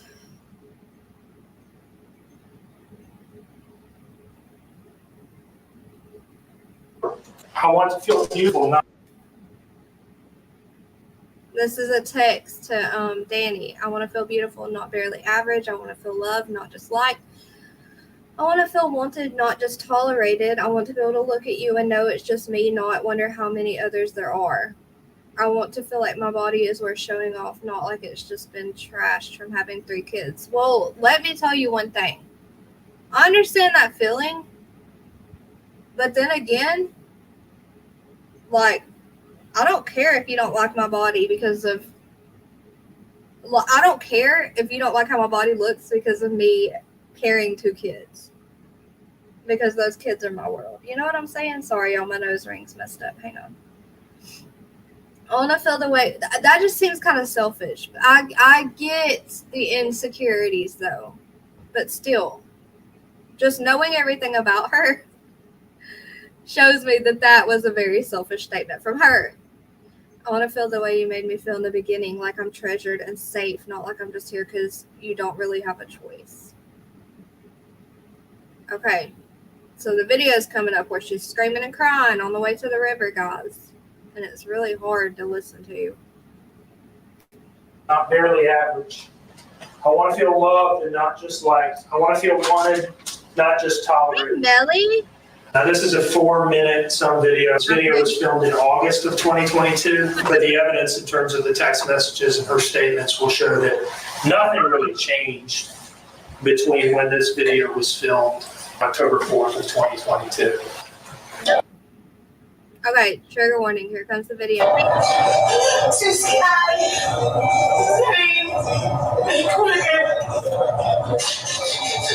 tried. Your mama's not here no more because she doesn't want you. I do. I can't love myself. If I can't love myself, how can I love you? And Quinton, baby. Ooh, that's really loud. Since it has some subtitles, we're gonna turn it down a little bit, y'all. I can't handle all that background noise. Melly, it is very brutal. Y'all, Melly is going through, she's, Brady, you know how to drop links now. Go to Melly's page, if you don't mind. Click Melly's page and drop her link. She's been going through the Wade Wilson calls. I know, Huntress, that's what I'm saying. Like, you could still have insecurities from having your babies, but, like, knowing what we know about her, we know exactly, like, that it was just selfish. You get what I'm saying? No tears. No tears. Absolutely no tears. Okay. Let me see if it's too low now. You are a middle child. You're so happy all the time. Here's what she says to Quinton. And Quinton, baby. You are a middle child. You're so happy all the time. You smile all the time. I wish I could see what kind of man you would be too. And Danny, I loved you. I loved you with all of me, all of my heart. I loved you. You take care of my kids. Okay? You couldn't take care of me. You couldn't love me. You couldn't do me right. So please, for the love of fucking God, do my kids right. I'm at the river now by Danny. So that's where she was at. This is her emotional state in the summer, fall of 2022. Look at her. Her emotional state. I don't know if I just can't read her emotions or if she's just like on medications that stops her emotions now. I don't know what it is. I can't. In the summer, fall of 2022. Billy Joe Howell, the defendant's mother, and Thomas Howell, her stepdad, are out of town. They're not in town. They're not in the house. They are sort of out of play. In the morning. April P., You do not seem heartless. I felt heartless. I told PJ, I was like, I can't believe that me and you, thank you, Huntress, for posting this. I told PJ, I can't believe that you feel, have a sympathy for someone that I don't. This is a weird twist because usually PJ is like at the throats of these people. And I'm like, oh, come on. Nope, not this one. You don't seem heartless at all to me because the way she was able to do this, you didn't post funkies. He said, cough.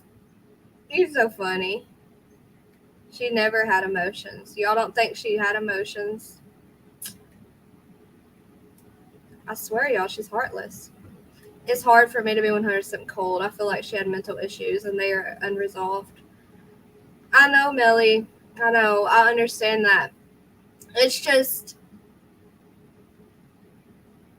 the things you went through, the trauma you have, and the way you were brought up, the way anything like that.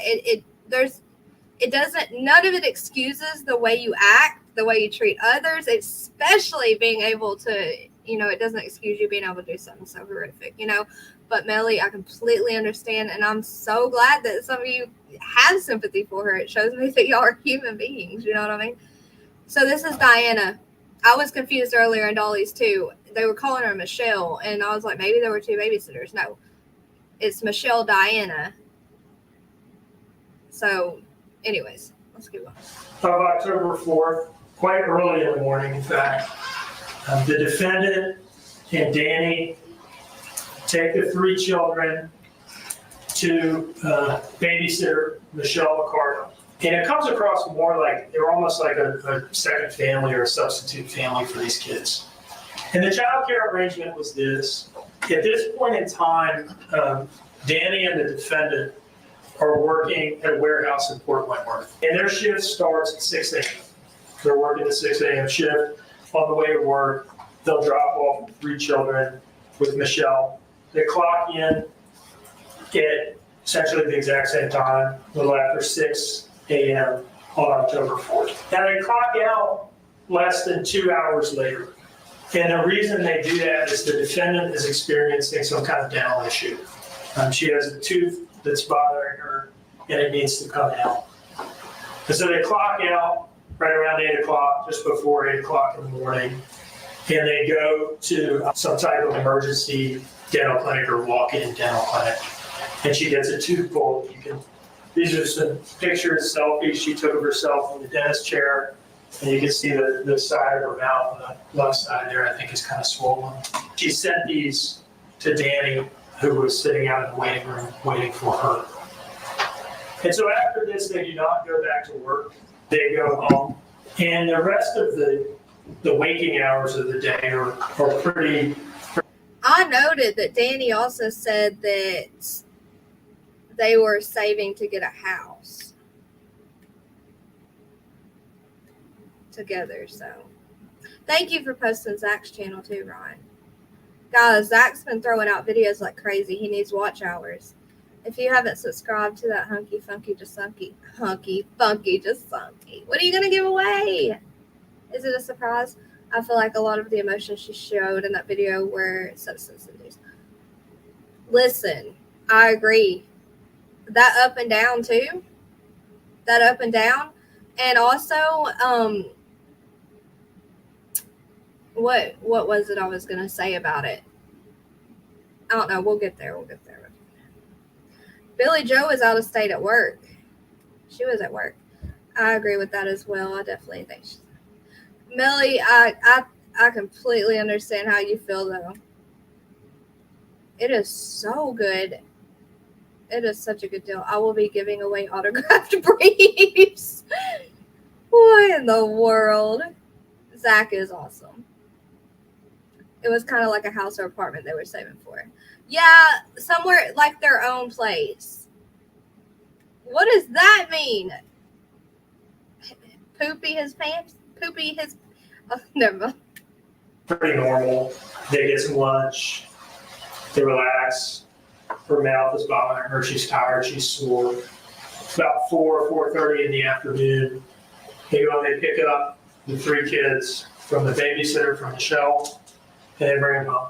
At that point, Danny, the defendant, and the 3 kids are in the house. Now, Paul, he worked at the same warehouse, but he worked a later shift. So same place, different shift. So he's not there in the afternoon. Now they're there, they do dinner, they do bath time, they put the kids down. Quinton in his pack and play. I think a statement from the defendant that Sky, the infant, slept on that couch that we looked at, and Zane in the race car bed. Around 10 p.m., Quinton is fine. He's just in his crib, in his pack and play for bedtime. Okay. And what happens at this point sets off a chain of events that goes over the next couple hours and results in tragedy. And that is that the defendant and Daniel have yet another argument about how he's treating her. This is sometime a little after 10 p.m. And that this is something she told to detectives eventually in some of her interviews about how he doesn't want her, he doesn't want to touch her, he's not feeling desire for her like he used to. You know, we've already talked about this is a major trigger for her. This is the biggest emotional issue. Oh my gosh, look at her dazed back there, like daydreaming out of it. I just now looked at her back there. What is that little black true crime and chat time sign? How did I get that right there? Oh, if you click on it, it like goes to my channel. That's weird. Did I put that there?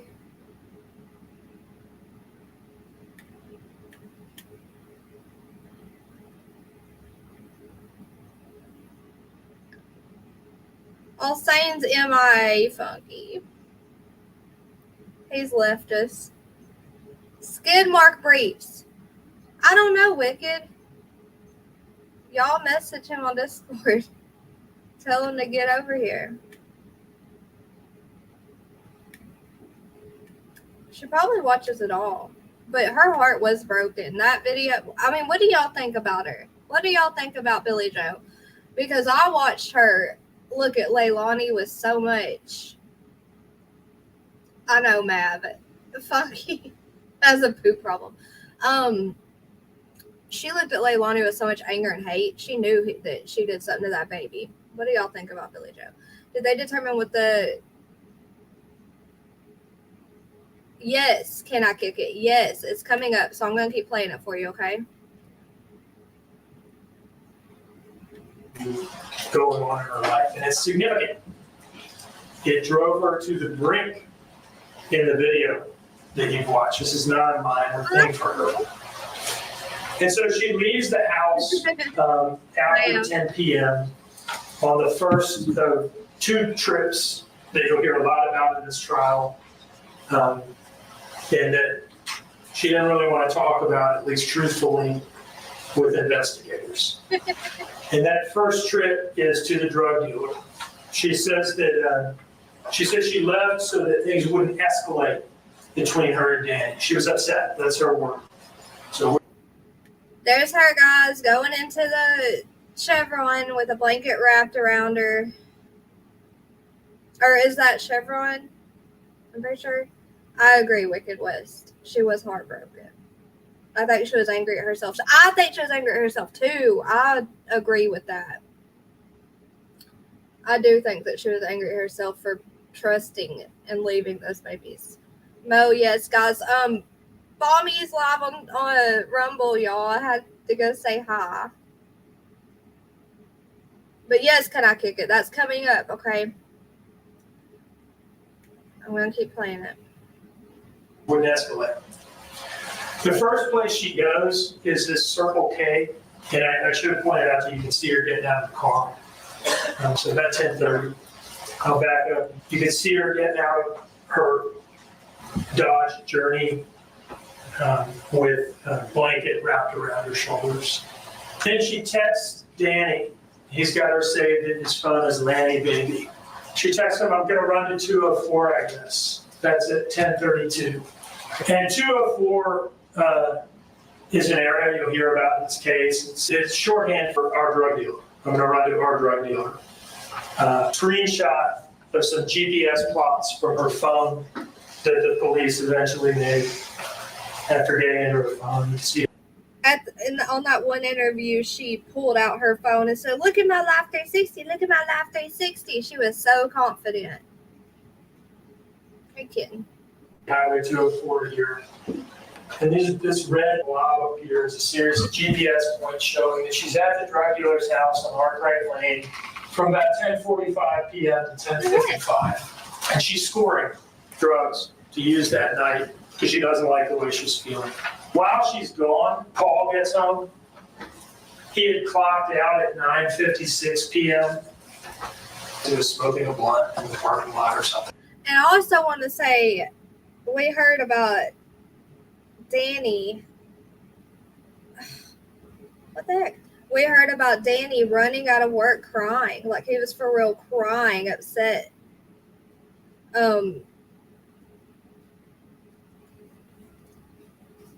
Yeah, I think he was really terrified.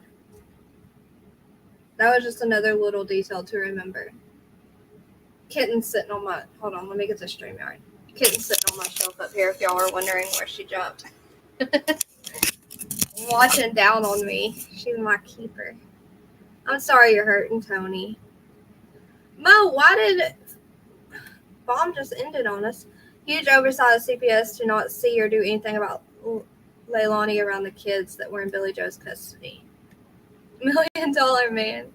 It's so funny when you hear lawyers say words like, I know, it seems weird. Hey, little kitten. Not poker time. Well, not for me. Oh, Brady, it's okay. We can read through your typos. I'll typo all the time. I do like that drawing game, though, that y'all are playing funky. Okay.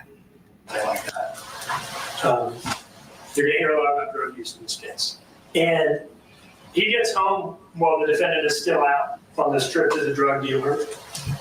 And he'll tell you that when he got home, he went in and said hey to Danny. And he saw the kids, he saw Quinton in his crib, in his pack and play. Quinton was fine. He even interacted with him a little bit. But he's there and he's okay.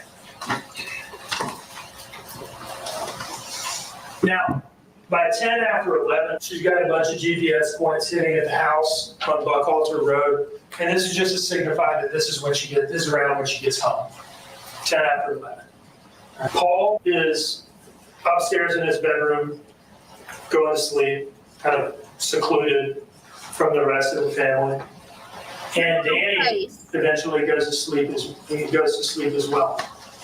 And you'll hear her say this to the investigators, that she was the only one up and active in the middle of the night, in the hours leading up towards 1 a.m. My tooth was hurting. I couldn't sleep. What she's doing is she's going on a bender. You'll hear her admit to this eventually. She didn't want to talk about it initially, but you'll hear that she eventually acknowledged that she was up kind of frantically using drugs. You'll hear her talk about it. I would hit a line. I would go outside. I would smoke a blunt to kind of bring myself down. Maybe smoke a cigarette. Then I'd hit another line and repeat the cycle. So she's in her house by herself, physically uncomfortable because of her dental issue, emotionally. So she's bringing her mind, her mental state up and down and up and down and up and down. If you struggle imagine putting that kind of stress on your mind, on your mental state, on top of any other mental problems that you already struggle with. Can you imagine?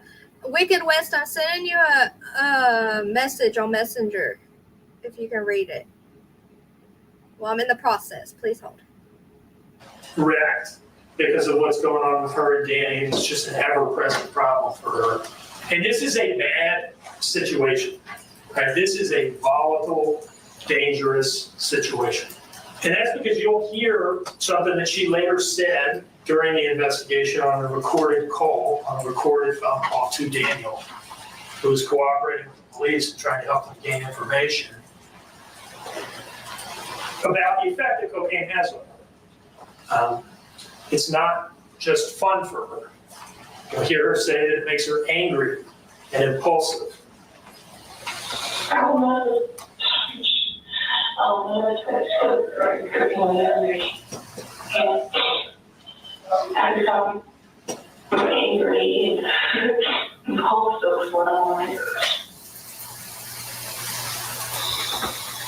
So those are the conditions. When did she say that? I was trying to find this. Hey, Juicer. Bomb just quit on us suddenly, didn't she, Juicer? I was trying to find this thing I need to send Wicked West. When did they say she sent that voice message? Kitten. What if that was her, like, hating herself for what she did? Mo, Funky Just Sunky is having a conniption in chat because they're not saying hi back. Let me do it for him. Hey, Mo. Juicer, you didn't know I was live? I was wondering why you were messaging me the places you were. I was like, you don't want to come watch me? I just figured you didn't want to hear about this trial again. Y'all don't know. Y'all are going to make me rewind it. All right, hold on.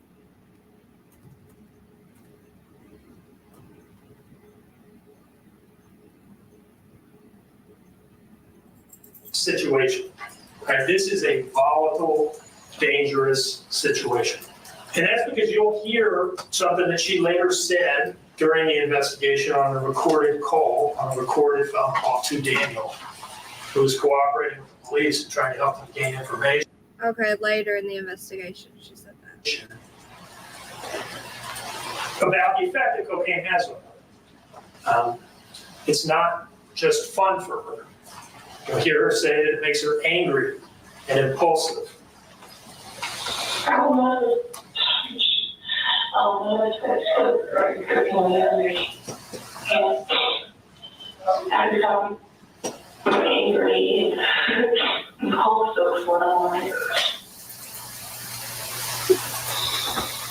And so those are the conditions.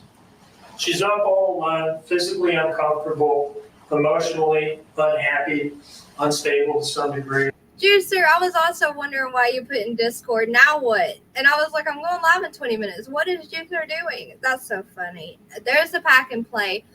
On the stand, Detective Lemon,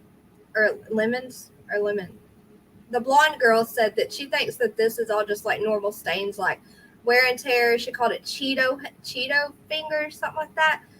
On the pillow is where the can I kick it? Is where the what is believed to be vomit is. And they'll show that up close in just a little bit. And around 1 a.m. probably, she kills Quinton. What she did, when things happened. I want you to just understand the sequence of events and what happened when. She takes his body and puts it in Dodge Journey, and she begins the cover-up. The cover-up is not just the lies to the police. The cover-up starts immediately.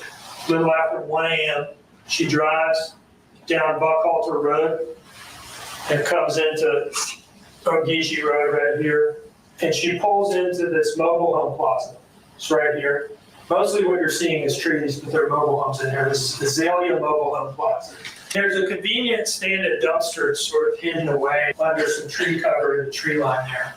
And she throws Quinton's body away like a piece of trash about 1:17 in the morning. She drives home. This is another export from her phone, showing that her phone was locked from 2:01 in the morning until 9:13 in the morning. And this is just kind of a shorthand way of saying that's roughly about the time she eventually goes to sleep. Now, Danny wakes up after 5, and he tries to wake her up to go to work. She's supposed to go to work with him. Remember, they work the same shift. And he cannot wake her up. She will not wake up. And he believes that all 3 children are there. He does not go over and check the packet play. He doesn't even know that Quinton is gone. He can't wake her up to go to work, and he's annoyed by this because this is not the first time this has happened. And they are kind of tight on money. You're not going to get up and come to work and make. She's so unfazed. Out of broken talisman.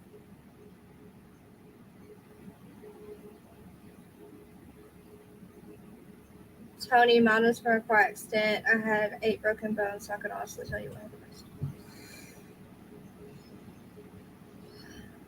What? What are y'all talking about? Wait, Huntress was live?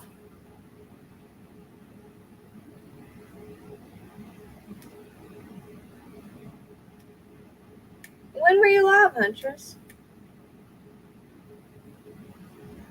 Tony, why isn't your back healing? That makes me sad. Money. We're not going to spend money on a babysitter today. And so he texts Michelle, hey, the kids are going to stay here with her today, Miss Michelle, at 5:20 in the morning. She says, okay. So he goes to work and he clocks in at 6:11, 6 a.m. And he will clock out at 9:15, a little over 3 hours later. At 9:14, 1 minute before the clock out, he gets a call from the defendant. Now, this is a 21-minute call. He calls him, and the cover-up, initially I said, the cover-up starts with covering this up to him. Before she covered it up to the police, but before they ever even get involved, she's covering it up to Danny. She calls him and she tells him that she woke up, the front door was open, and Quinton was gone. And he would run out to his car, leave work, and come home, and stay on the line for 21 minutes. And this video shows him running out. That's Danny running out of work. As he's on the way home, on this call with the defendant where she's telling him she woke up and the front door was open, the security system on his house, open and closed, or just opened, or just closed, having been open. Front door didn't open until 9:22 in the morning on October 5th. Now that's 6 minutes in, 6 or 8 minutes in to that call with Danny. And so the evidence is going to show that she's on the phone with him saying, I woke up and the front door was open, the front door was open. It's during that phone call that she's opening the front door. So you'll hear that she's essentially tampering with the scene, staging the scene to fit with her story before the police ever become involved. Danny gets home, babysitter Michelle got. So she dumps, she goes to the dumpsters. She comes home, eventually goes to bed, wakes up, and starts staging her cover-up.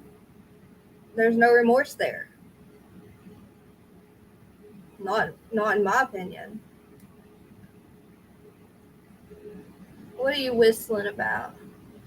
Your fake cough reminds me of a funny story I'll have to tell y'all. So they believe that she did this around 1 a.m., visited the dumpster home by 2 and went to bed until 9 a.m. Yep.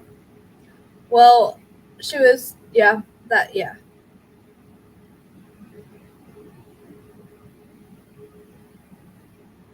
Yep, you got it. Can I kick it? Oh, you're too skinny. Clearly my buddy wants me to go live. So the other day I did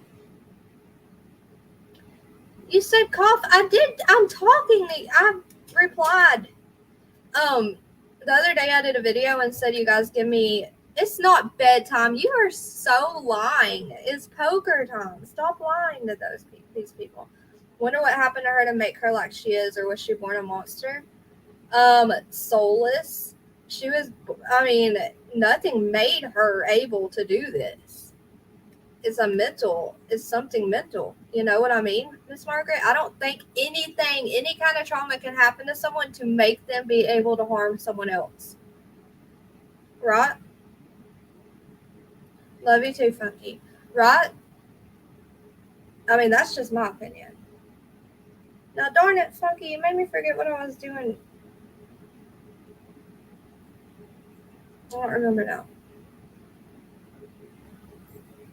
When this was going on, he comes over, Paul hears yelling, comes downstairs, and now everybody's there and they're looking for Quinton. And the defendant, of course, is the only person who knows where he actually is, and that's in a dumpster.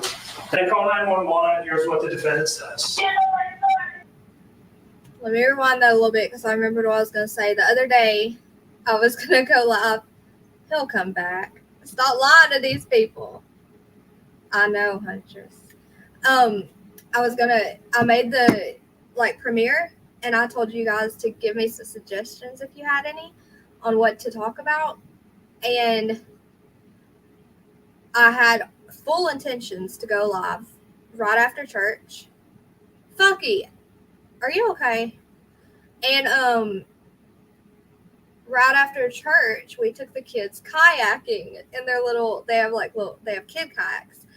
And we had Bailey's friend with us, and they had a lot of fun.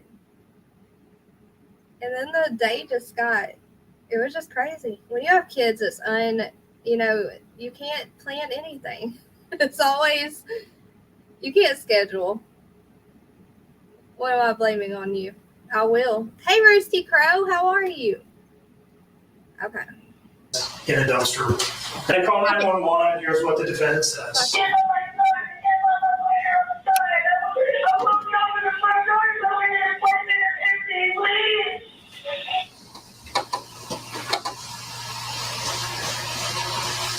Police show up a little before 10 a.m. and she repeats the same story to them. This is a missing child. So situations like this, it's all hands on deck. Everybody comes out. Forensics comes out. The forensics unit came out, had a drone up looking for Quinton. Patrol officers are being pulled from other beats, other areas of patrol, to canvass the area and look for Quinton in the woods, because this is a big deal. They take these things very seriously. One of the specialized units that responded after patrol officers had gotten there, John Wilkins shows up, and he's the one who conducts the first, what you call more like the first formal interview with the defendant. Most notable from that statement is when she says she went to bed and when she says she got up. You'll hear that she tells him, I went to bed around midnight and I got up around 9. She doesn't say anything at all about this trip to Azalea Mobile Home Plaza a little after 1 a.m. She doesn't want to talk about that because that's the trip that she took to get rid of Quinton's body. There were 2 trips, 2:04 earlier in the night. Look, I put that picture there because it paused for a second. And I thought it was longer than that, so I put the picture there, but look at that. Look at that baby. Of course she didn't say anything about the Azalea trailer park.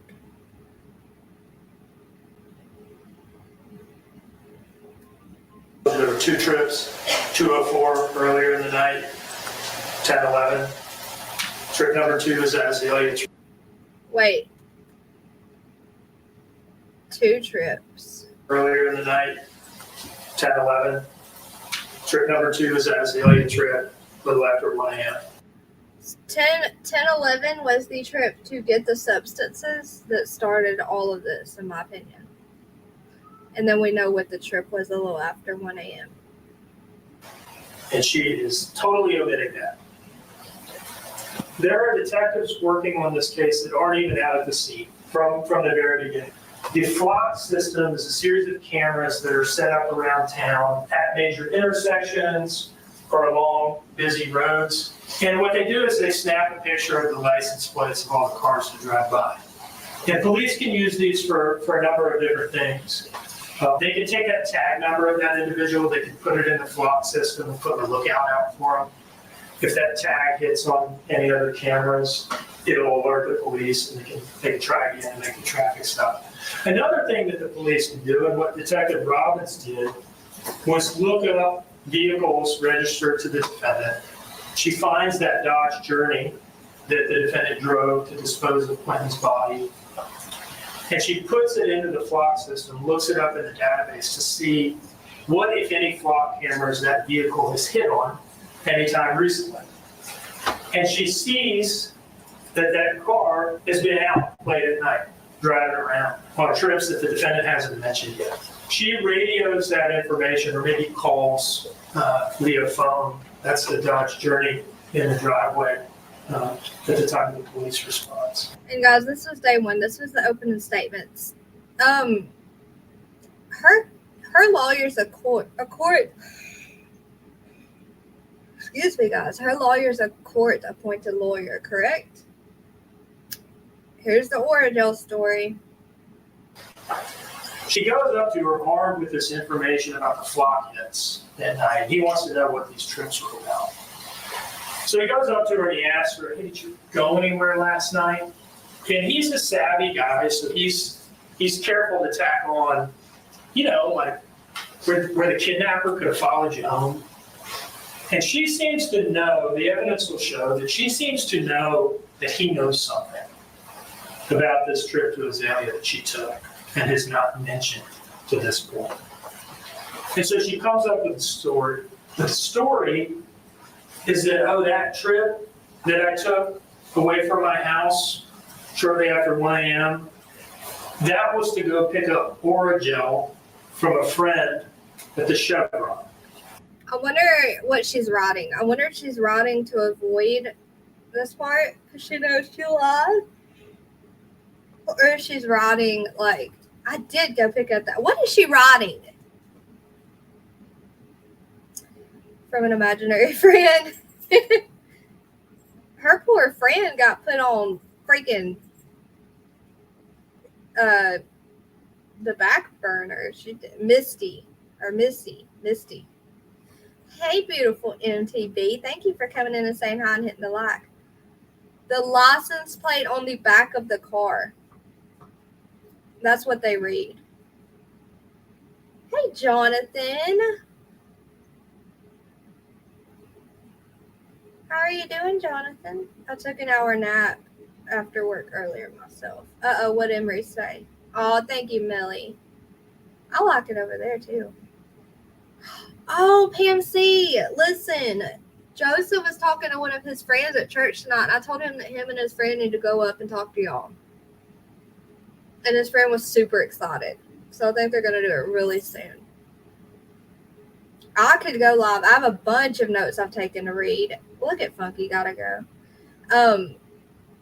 I just feel like you guys really love hearing from him, No excuse to harm others, but something made her hate herself, like a self-destruction lifestyle, and want to numb herself with substances. Oh, Miss Margaret. Okay, I understand. Yeah. I don't know.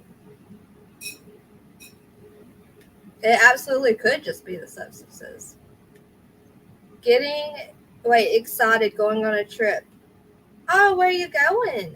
Where are you going, Rooster Crow? Emery, I'm tired too. He does talk to himself. I feel like she really has mental problems after seeing all this footage of her and how she acts. She seems calculating and manipulative, but manic and anxious. Narcissistic or not. She definitely seems pretty freaking nutty. It's some kind of mental problems. Hold on, guys. I'm just trying to make sure I didn't miss anyone coming in. She is playing tic-tac-toe. Oh, Mab, I didn't see. Is your face feeling all the way better? Like, are you doing? I feel like you're doing much better now because you're back to doing work. I'm having coffee and pot roast before my trip. Oh, you're about to leave now? Did they put Misty on the stand today? No, they didn't. Looks like hiding. What did they finally arrest her for? They finally get some evidence after all that mess.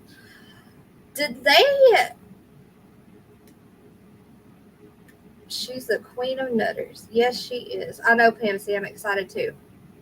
I'm going to play it for a second, and then I'll tell you, because I can't remember either, and now I'm curious.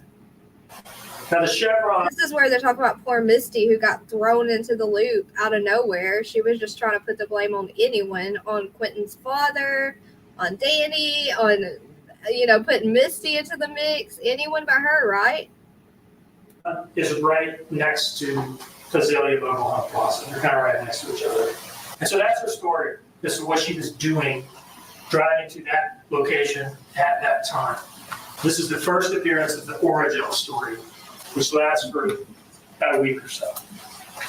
She's trying to show him on her phone this trip on an app called Life 360. Look, if this trip was so sinister in nature, why is she trying to show it to him on her phone? The Chevron and Azalea Mobile Home Plaza are right next to each other. And looking at the screen, you can't necessarily tell which one she's at. Now, the police would later pull very precise GPS data from the phone that puts her not at the Chevron, but right at the dumpsters at Azalea.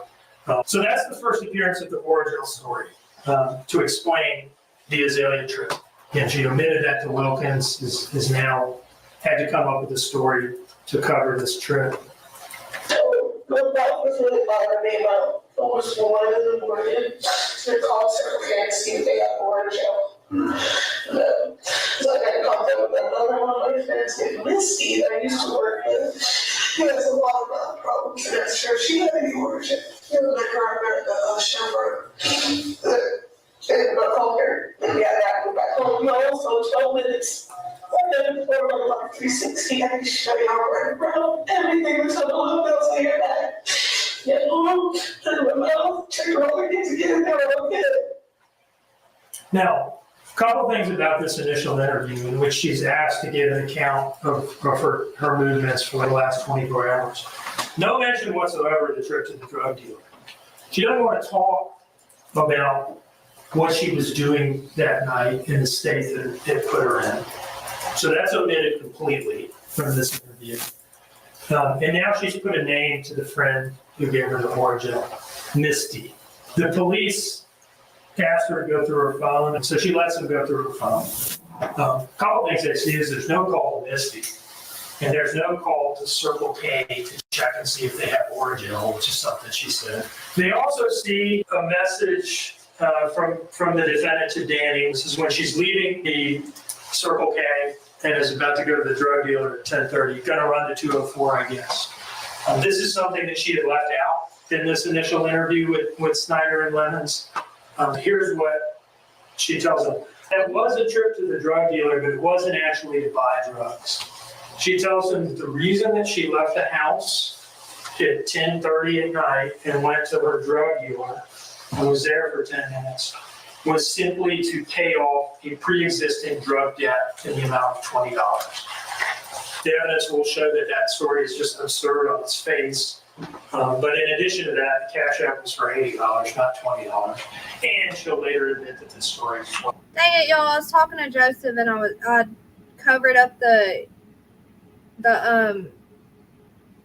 subtitles for that, so I'm gonna play that video again of her.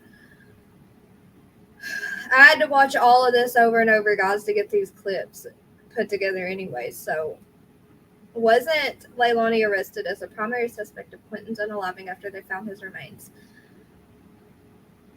Did they wait until they found his remains to arrest her, though? Because I thought that it took them like 20 days. Deflect tactics, but they can see right through her crud. Yes, Roosty. Super deflect. It will be crazy if they have all this circumstantial evidence and she walks, because there's not much physical evidence. Oh my gosh, I'm so scared of like Casey Anthony vibes, you know, like this Duck Dynasty.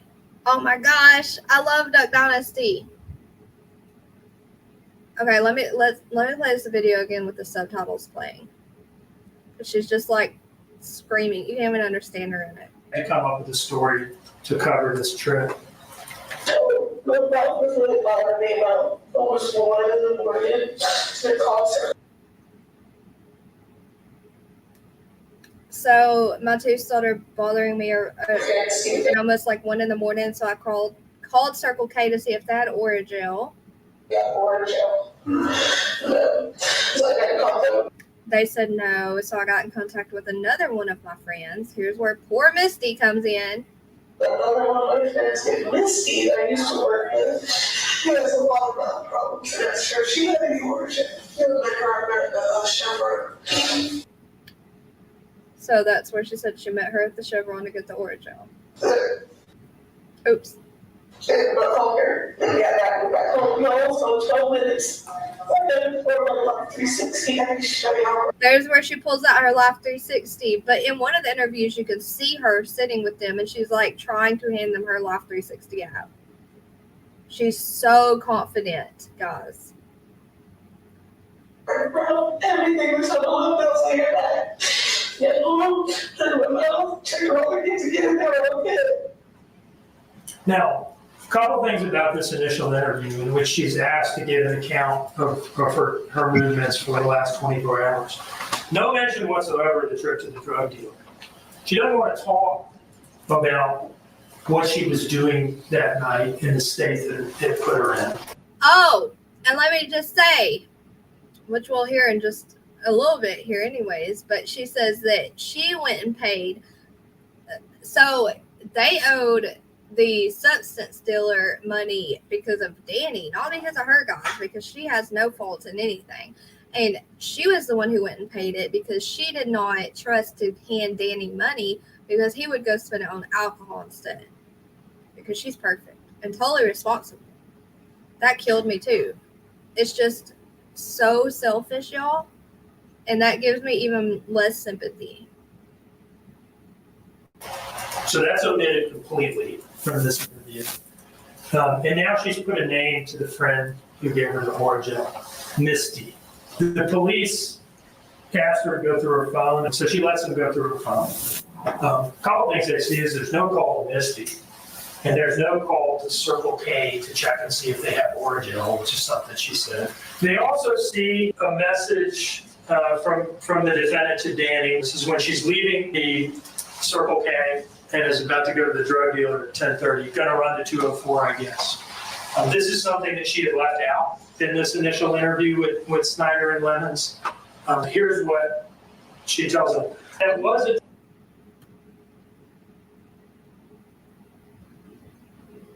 She texts this to Danny.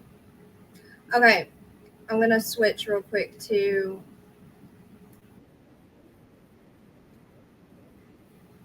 right here. This is when she actually got arrested. Simon's mother, Leilani Simon, and charging her with murder. The Chatham County Police Department held a media conference less than an hour ago. Our Olivia Wild joins us now live from the Chatham County Police Department. Olivia, what more can you tell us? Shannon, good evening. Chief Hadley was visibly emotional while talking with us about the arrest of 22-year-old Leilani Simon, the mother of 20-month-old Quinton Simon, who went missing back in October. Most notably, they revealed they found remains in the landfill. The FBI could not specify if they were human remains. They did emphasize that. They are being sent to a testing lab in Virginia to see if, one, they're human, and two, if the DNA on them do belong to Quinton. Now, when it comes to other people involved in this case, the chief said that Billy Joe, the grandmother, has been ruled out. They do not plan on making any arrests. When it comes to why they decided to arrest Leilani today, here's what he had to say. We had every belief that Quinton was there in the landfill. Having found what we found on Friday and the preliminary findings from the FBI that we got today, led us to make an arrest today. And because the remains that were found are not confirmed human, we did ask the chief if he plans to continue that landfill search. He said they have not made a decision either way. Greg, Shannon. Well, Olivia, there are so many questions surrounding this case. Did the chief talk about a motive? Shannon, there were limited things that he could answer. He also gave a shout out to us that we had been covering this very strongly. But I do want to say, when asked if he thought this was accidental, he said he couldn't comment. But we did hear him make a very strong statement that he didn't believe Leilani deserved a Thanksgiving. So a very strong statement. He also says they have a lot of evidence to prove the charges brought forward against her. Shannon. All right. Thanks so much. Still a lot of unanswered questions we will be answering for people. It's been weeks since Quinton Simon went missing. So let's get you up to speed on what led up to his disappearance and what's happened since then. Over the last few months, hundreds of law enforcement officers have searched for 22-month-old Quinton Simon. October 5th is when Quinton was first reported missing. 5 days later, police said there could be a criminal element to the case. Now, in the days after, FBI agents and investigators canvassed his home, even drained the backyard pool. On October 12th, Chatham County Police named Leilani Simon as the prime suspect, but didn't arrest her until today. On October 18th, FBI experts started searching the landfill.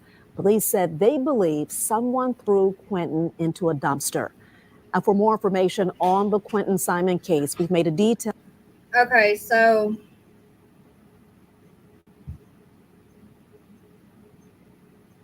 It says 40 days after he went missing, she was arrested. It says a search for little Quinton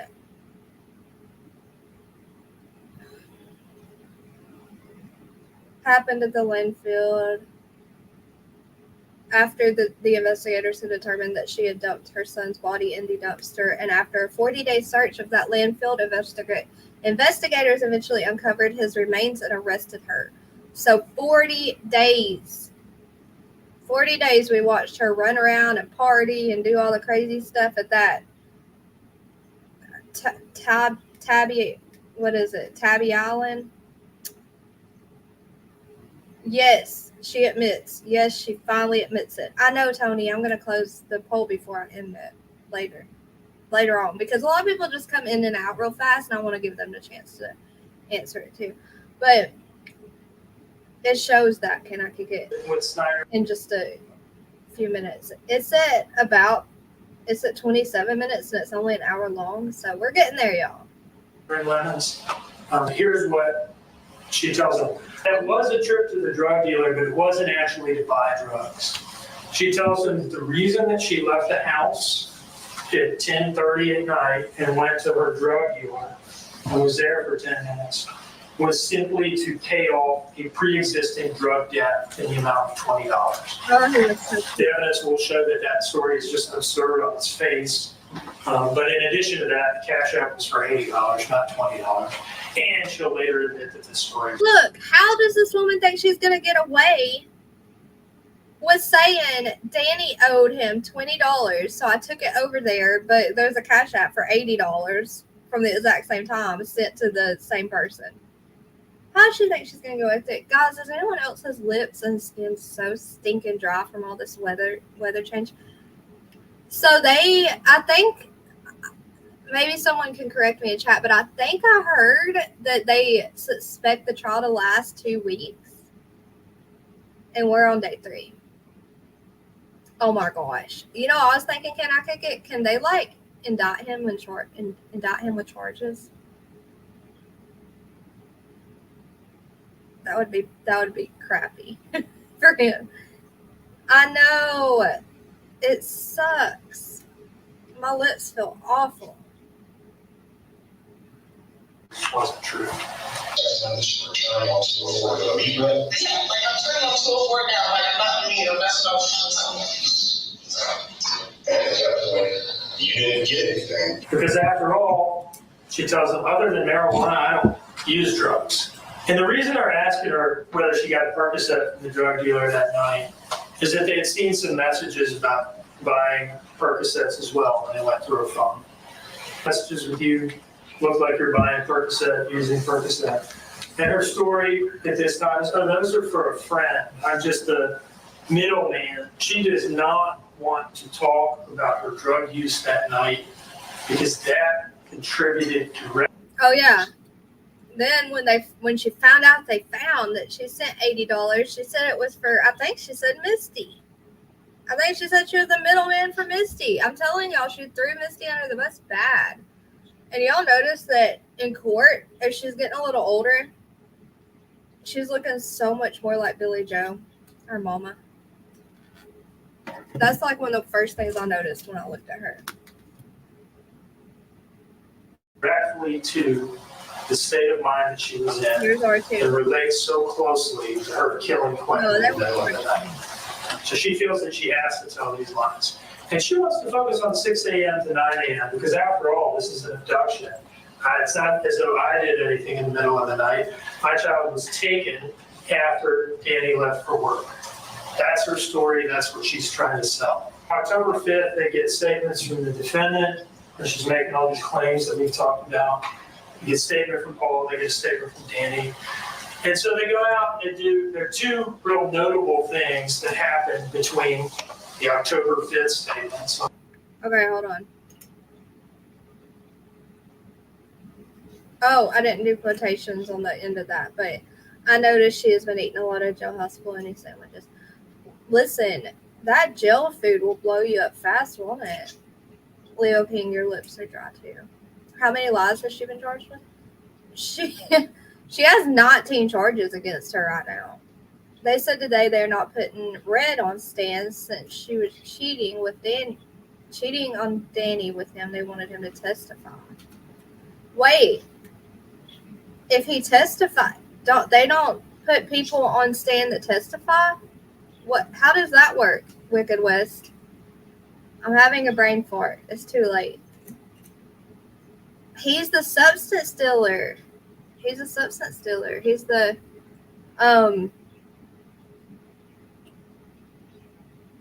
204 dude. I couldn't remember the number. So when she says gonna run to 204, I guess, to get the substances, she's going to see Red, and that's the one that she was having relations with behind Danny's back while screaming at Danny that he doesn't love her enough. On day one, in the next interview.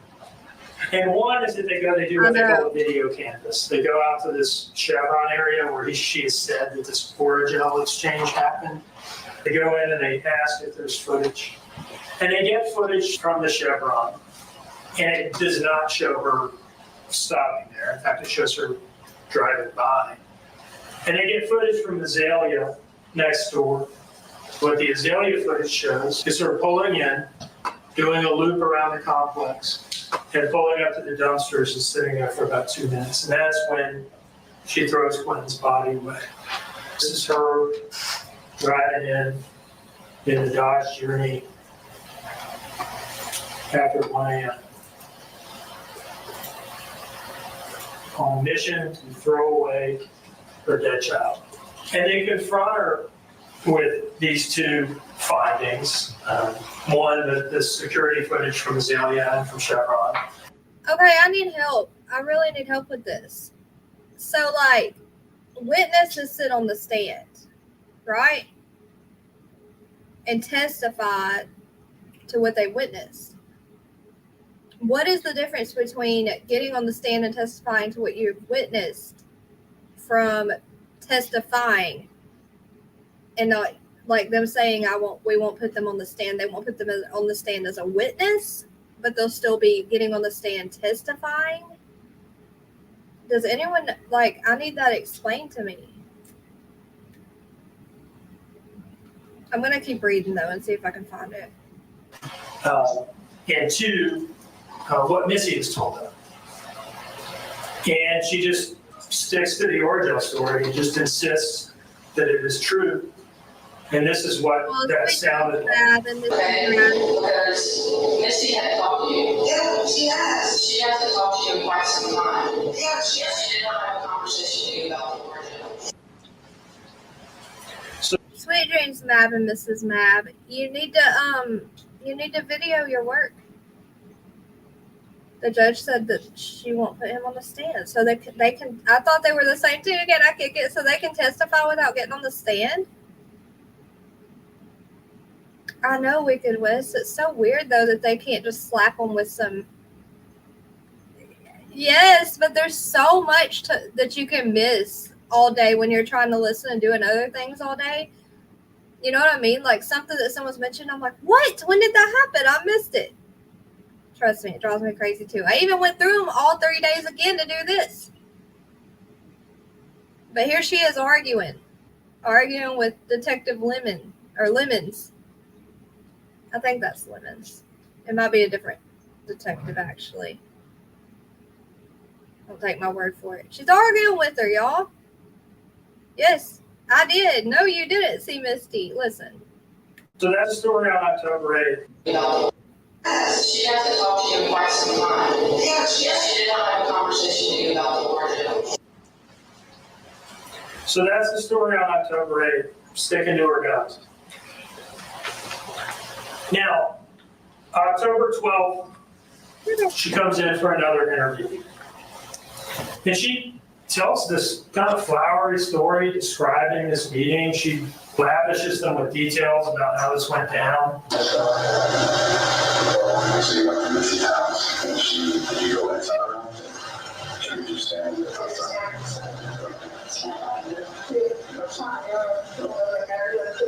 How long did y'all interact there? Missy, how long did you? 2 minutes was quick conversation. Everyone else went out doing this one. So She didn't only lie and say that she saw her friend Misty when she didn't. She also goes on to throw her under the bus, saying that she's on different substances. How crappy of a human all the way around.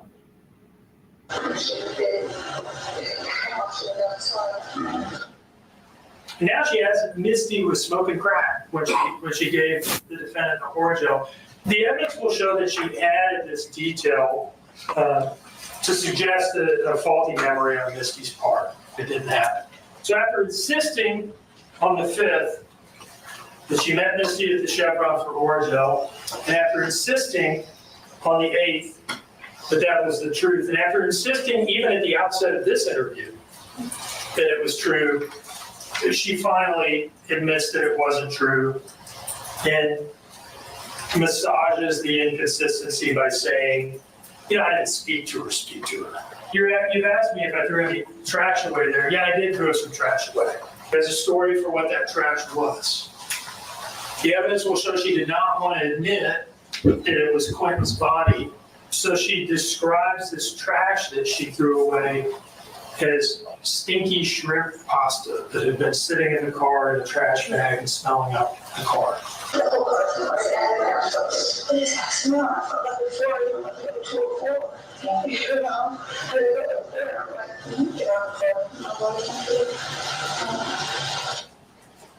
This is the most critical fact in the case. Throwing Quinton's body in the dumpster at Azalea, what she was doing at Azalea Mobile Home Plaza at 1:17 in the morning or so. He does not want to talk about what was in that trash bag. They also revisit the drug use, and you'll remember that the strong denials on October 5th, which are repeated on October 8th. Well, in this October 12th interview, she admits finally that I did take a Percocet that night. There you go. Can I kick it here? Right here is where she admits it finally. And you have a total set in conjunction with story.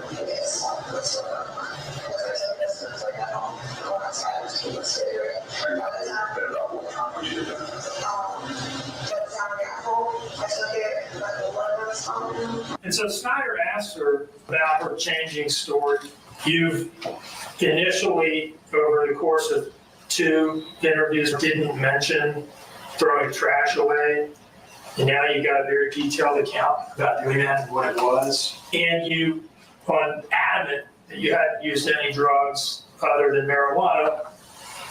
And now you're telling us that you did take a Percocet too.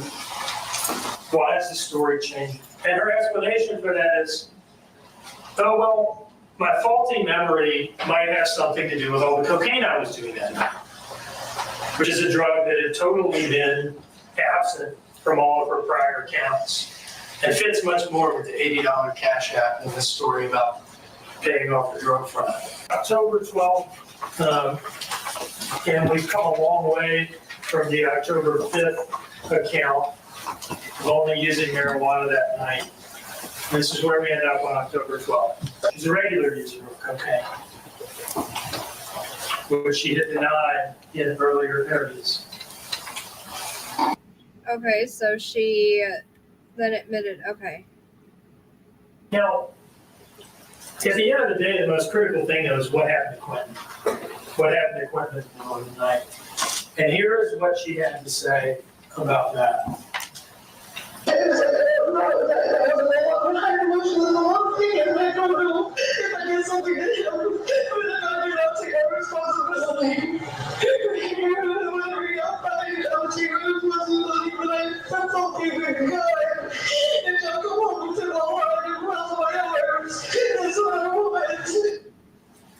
Look at them two. Look at each other like, are you kidding me? Now she's trying to play, I don't remember because of substance use. I don't remember because of substance use. Oh, sweet dreams, Miss Margaret. Thank you for coming and hanging out. You knew she was sleeping with the killer. Yeah, I heard that part. Hey, Jessica. How are you? I messaged you back. Hey, Kim. It's good to see you guys. I know you did. And I know.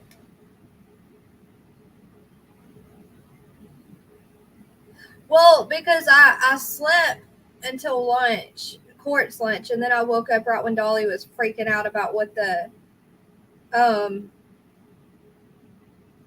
whatever that word is, the one that analyzed the bones and remains, said. I wonder what she is thinking about as she sits there and listens to all of this and her lies. Does she feel anything? I don't think she does. I really don't. I really, really don't. The whole time she was accusing Danny. Yes. Isn't that disgusting? And when you're covering your mouth like that, you are lying. You're lying. All right. I don't know if I did something to him, Listen.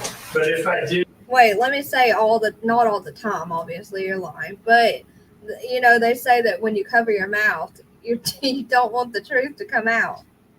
I think in her case, you know what I mean? Did, I will take responsibility. It appears to be claiming something like a lack of memory. The evidence that you'll see is going to show that when she drove to those dumpsters at Azalea to throw Quinton's body away, you can see that she's driving normally. You'll see that she comes to a complete stop at stop signs. She uses her turn signal. You'll hear evidence that the investigators could tell from her phone that she plugged her phone into the USB charger in the car when she got in. So the evidence will show that she was aware of what she was doing when she took him there, and that her claims to just not know what happened. So now they're having to go back and try to prove that she did absolutely know what was happening and she was aware of what was going on. Because she tried to pull that, I don't remember, you know, the substance use is blocking my memory. She tried to pull that.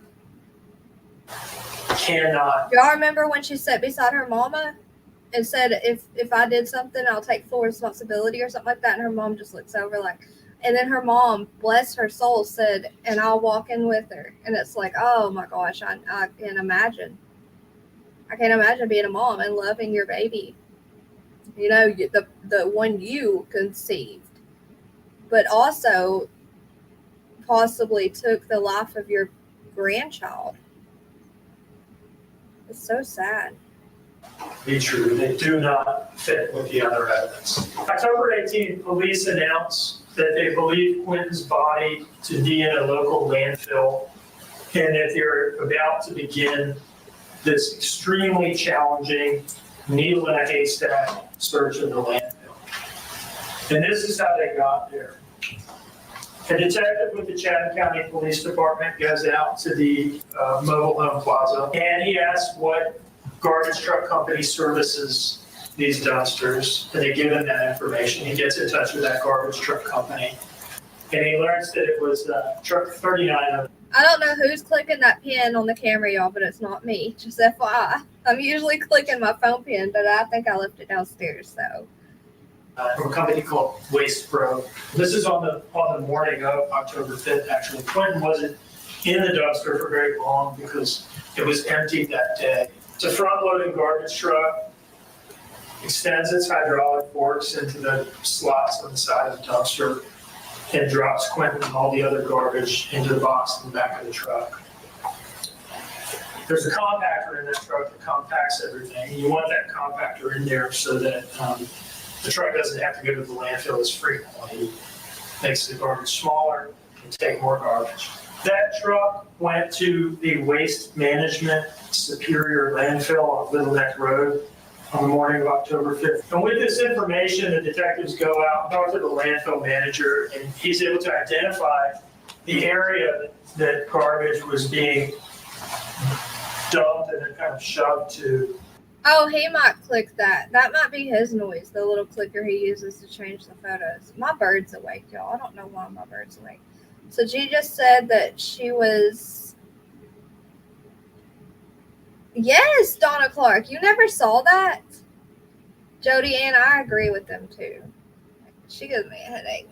My whole neck hurts. I'll be sleeping weird or something. But we're almost to the important parts. I mean, these are all important parts for a recap. On October 5th, and this kind of general area here, that becomes the search area.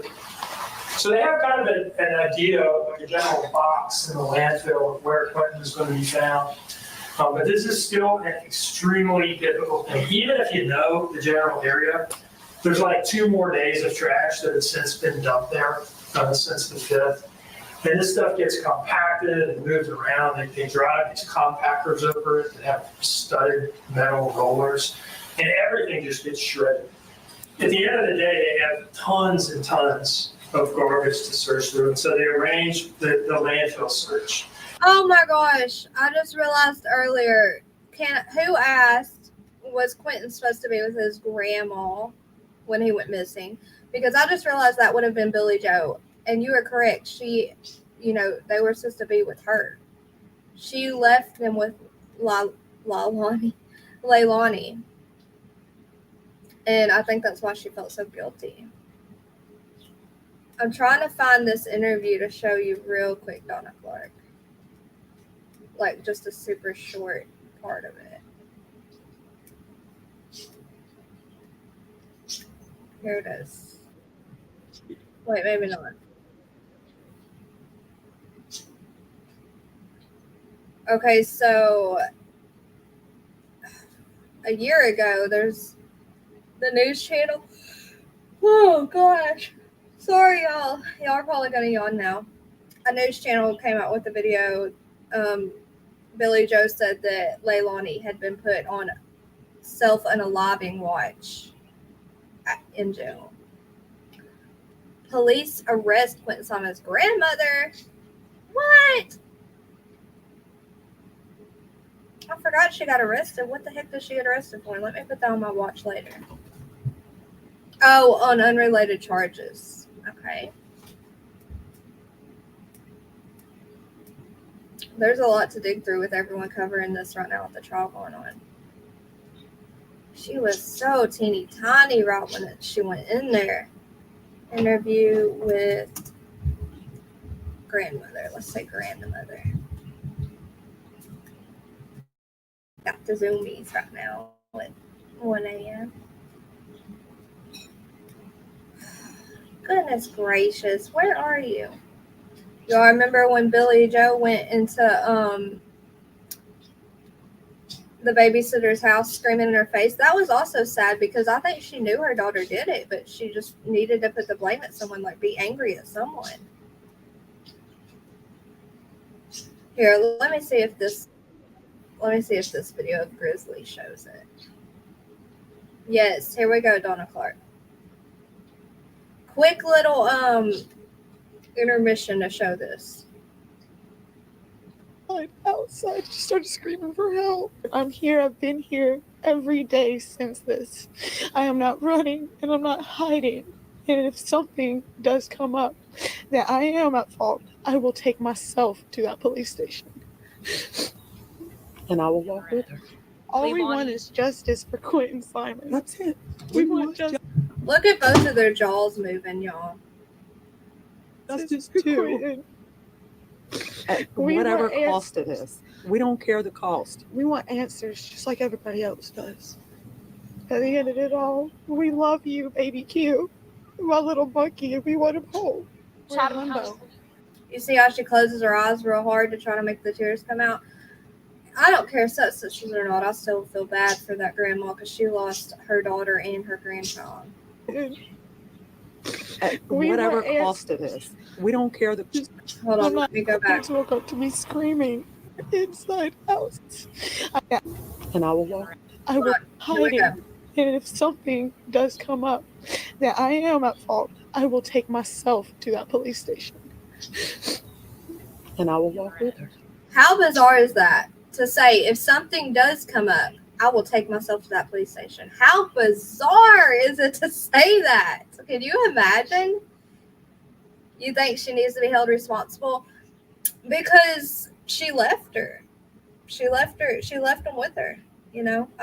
I understand. Donna said she said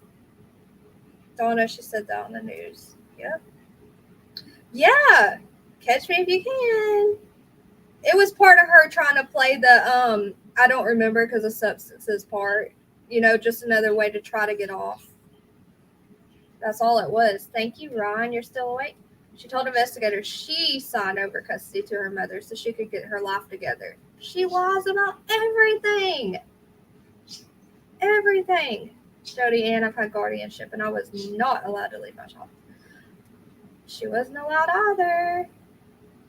I know. But she did it, and I truly think that she hates herself for it. Billy Joe.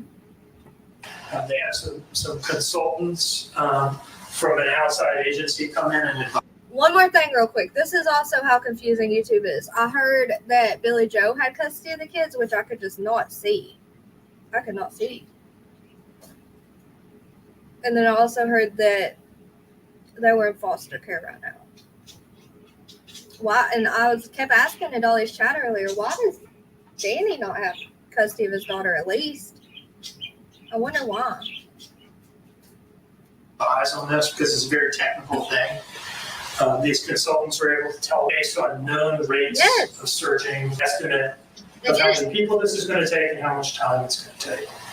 They have to order specialized protective gear, steel-toed boots, Tyvek suits, respirators, gloves to put over the gloves.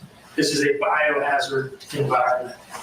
And they have to find volunteers, and this is an all-volunteer duty. Right? And for weeks, volunteers from the police department and from some other law enforcement agencies came out here early in the morning, and they do this landfill search that involves an excavator up in the search area, scooping up garbage, putting it in a dump truck. Dump truck comes down on this open area bounded by cones that they call the search deck. Excavator down here kind of spreads the garbage, that particular load, I think they were calling them lines, out on the search deck. And these volunteers get online with rakes, and they just search through it. This is what that looks like. And they do this for days, weeks, in the heat, all that gear on. These efforts can only be described as heroic. They want to find Quinton. But that's what the police are doing while she is playing games with investigators and changing her story and changing her story again. Yep. October 24th, while the... Imagine. Hold on, y'all. I dislocated my tabs. Gotta redo it. Imagine volunteers out searching landfills for your baby's remains. And you're out at Tybee Island drinking and on your back porch screaming and partying and just like screaming at the people out there. Hold on, I gotta send this link to someone real quick.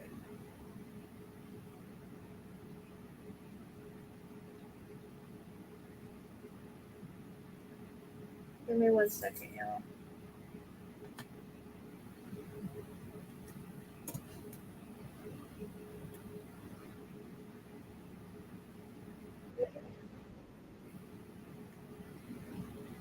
Oh my gosh.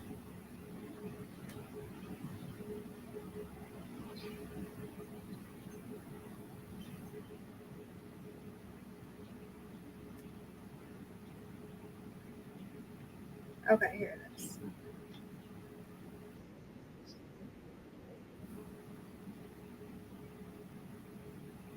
No, I highly doubt she'll get custody. So they are with foster care. That's what I was saying. I can't imagine her getting custody of those babies after everything that happened, and then her leaving the babies with someone that wasn't supposed to be left alone with them, and then getting arrested afterwards, unrelated charges, but still. The defendant is still playing games. This is October 24th. That's 19 days. Cats rule. Hey, cats rule. And after several interviews where her story has just been shot to pieces, she does this interview where she holds herself out as the victim of a child abduction, still on that, and has the gall to make an appeal to the public to just please bring Quinton home safe. And the evidence will show that she knows he's not safe. And she knows he's not coming home. She sends this text message to Savannah Sullivan of the FBI. And this is just the latest Hail Mary. After all the statements about going to the Chevron and then going to Azalea and what she was doing there, and I was actually throwing away trash and not Quinton, October 24th, the same day as that news interview, she and Danny are split. And so now's the perfect time to try to put it on Danny. I'm not buying for Danny anymore. The reason why my story about Oragel and shit didn't make sense was because Danny told me to say that he was the one who left. My phone was in the car from my previous trip. And the reason she's in the video, the evidence will show that it's clearly not true. It was a desperate attempt. Y'all see that text? I'm not lying for Danny anymore. The reason why my story about the Oragel and stuff. And listen, she is texting a professional detective who's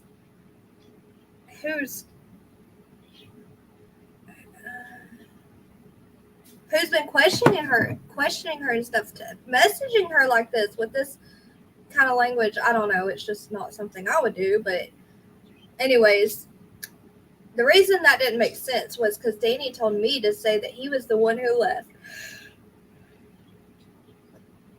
Wait, what? Danny told me to say that he was the one who left, and my phone was in the car for my previous trip, and his was on the charger. I was already smoking on the porch when I got done. Danny was already laying in bed. All the lights were off, and I glanced at the kids as I was getting in bed to go to sleep. That is why he took off. I'm innocent of this. Are you kidding me? I mean, I'm just saying. I'm innocent of this. That is why he took off. I'm confused. Wait. Danny told me to say that. Oh, okay. Danny, she doesn't use punctuation. Danny told me to say that. He was the one who left, and my phone was in the car. I'm innocent of all of this. He was the last one to see Quinton. He was the one that texted the babysitter. Sorry, guys. I can't read when I'm tired. I'll start yawning. He was the one that texted the babysitter, and he was the one that was not in bed when I woke up for just a moment, and it was still dark. And he was the one who was only set.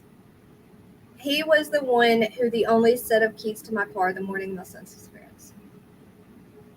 He was the one who... Girl, you can't even message a detective, right? I can't even. She had custody. The sad part is Danny would take their trash to that trailer park to dump it because Thomas made it dump and pay for trash. What is this? That's a text. Okay, the blonde girl that was on stand. Hold on. This is going to drive me crazy if I don't get the right name. Officer Lemons. Okay, I didn't want to call her Lemon. Officer Lemons. The blonde girl. I'm pretty sure that's who she texted this to. This text. Leilani texted this. Confessing that she was innocent of it all, and it was Danny. And the reason she's in the video, the evidence will show that it's clearly not true. It was a desperate attempt to just try something new. November 18th. It's a memorable day for the people who are involved in this landfill search because they find Quinton, and he's not in good shape. Okay, they find him in pieces. Mostly bones, a foot,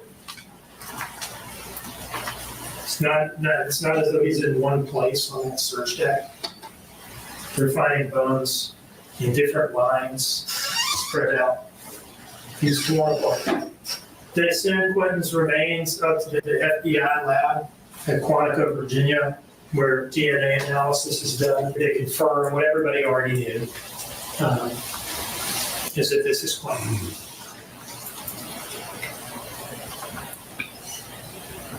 And the defendant comes in for one last interview.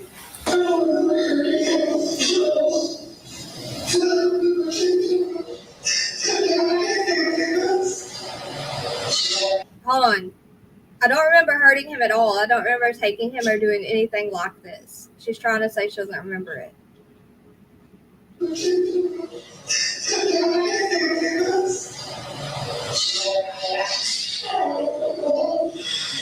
Do you remember coming back? No, I remember coming home. I think she says that she snaps out of it and realizes where she is when she's driving, when she's leaving the Azalea trailer park conveniently.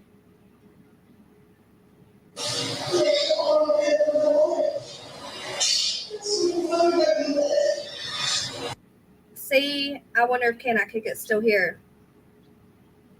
She said that she hit another Leilani when she got home and smoked again and then went to sleep after doing that. She has a picture in front of her. I wonder what that is. Hold on.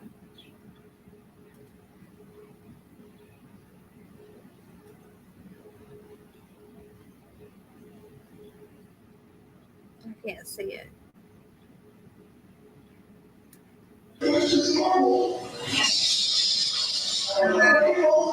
See it? I know. When they found Quinton after tracing the on the way home, I didn't understand exactly why I was even in the car. It doesn't make sense. You know what? When something does not make sense, it's because it's not the truth. Lies don't make sense, girl.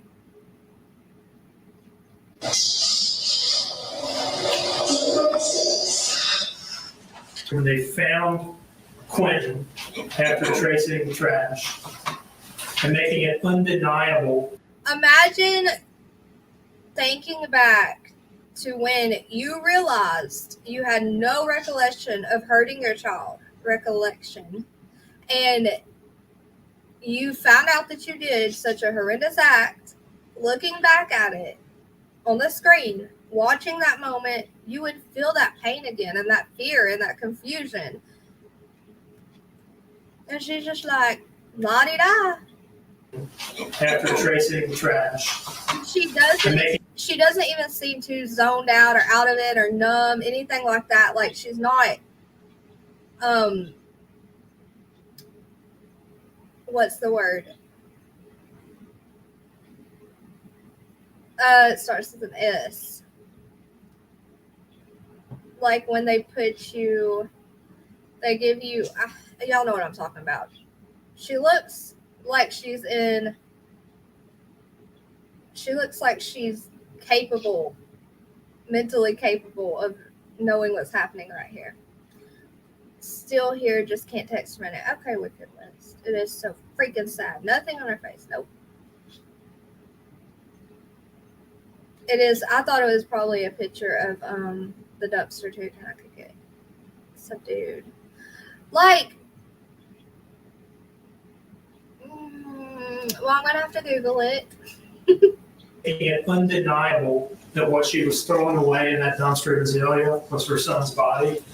The best she could do in her last interview is to claim a total and complete lack of memory from seeing him in his pack and play at 10-something to snapping back into consciousness on the way home from Azalea. Now, she just can't remember anything that happened during the critical time period in this case. the murder and the disposal of the body. What will the trial look like? Trial's not like an opening statement. All right, we bring witnesses in one at a time. It can be kind of disjointed and choppy because each individual comes in and they can only talk about really their role and what they did, heard, saw, that sort of thing. You'll hear from the investigators who took these statements and followed up on them. Thank you, Ministry of Defense. Thank you. Sedated. She doesn't seem to sedated. Holy cow, guys. I was about to lose my mind. It was like on the tip of my tongue, but I couldn't get it out.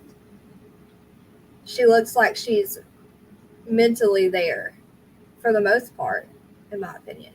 Just no emotion, if that makes sense. Like, she's not like numb. She's not out of it. She's all there, just no emotion. You'll hear from some of the people who were involved in this search of the landfill. You'll hear from some of the scientists at Quantico who were tasked with identifying Quinton and seeing what they could make of these remains, which are just totally torn apart. What I do not expect you will hear is exactly how the defendant killed Quinton. And that's because she covered it up. It's because she got rid of the body. All right, yeah? Yep, I agree. Just her normal self. So Dawn sent me like the symptoms of being on the drink Coca-Cola. Appetite decrease and weight loss, heart problems, fast heart rate, irregular heartbeat, increased blood pressure, heart attacks, high body temperature, and skin flushing. This is what she's trying to play right here. Memory loss, problems thinking clearly, and strokes. Memory loss. But, I mean, I've seen these crazy, horrible stories where people have done stuff and they just literally don't remember it. I'm just not buying it for her. That was just her next try to get off of this, right? But anyways, memory loss, problem thinking clearly, and strokes. Anxiety, mood, and emotional problems going up and down. Aggressive or violent behavior and hallucinations.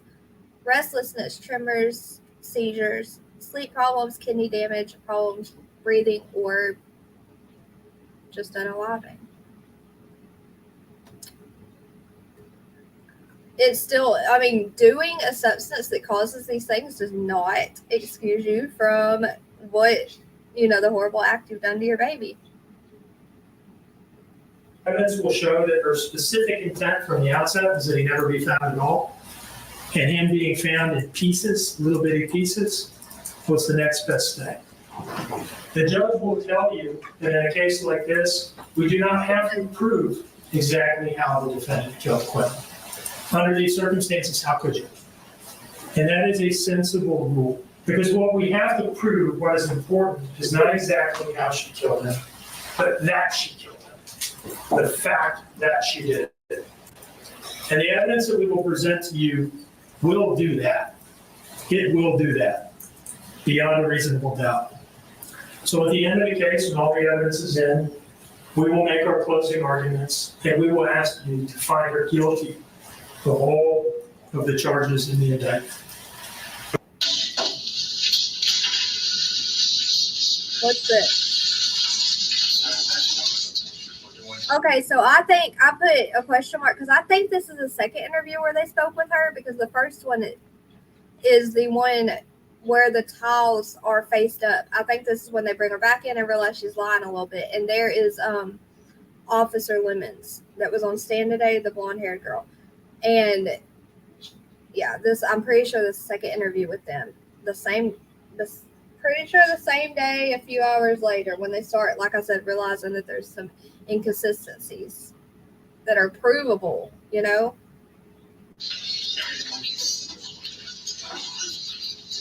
Every piece of possible angle.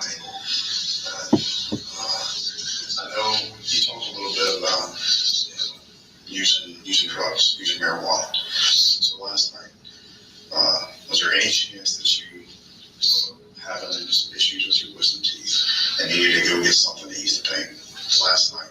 I did. Okay, guys, I want to point something out. I'm going to take captions off for a second. I want you guys to watch her legs.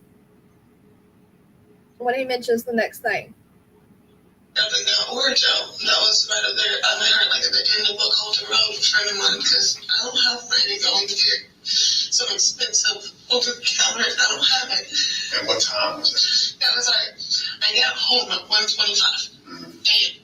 So she got home at 1:25 from going to the Azalea Trailer Park, guys.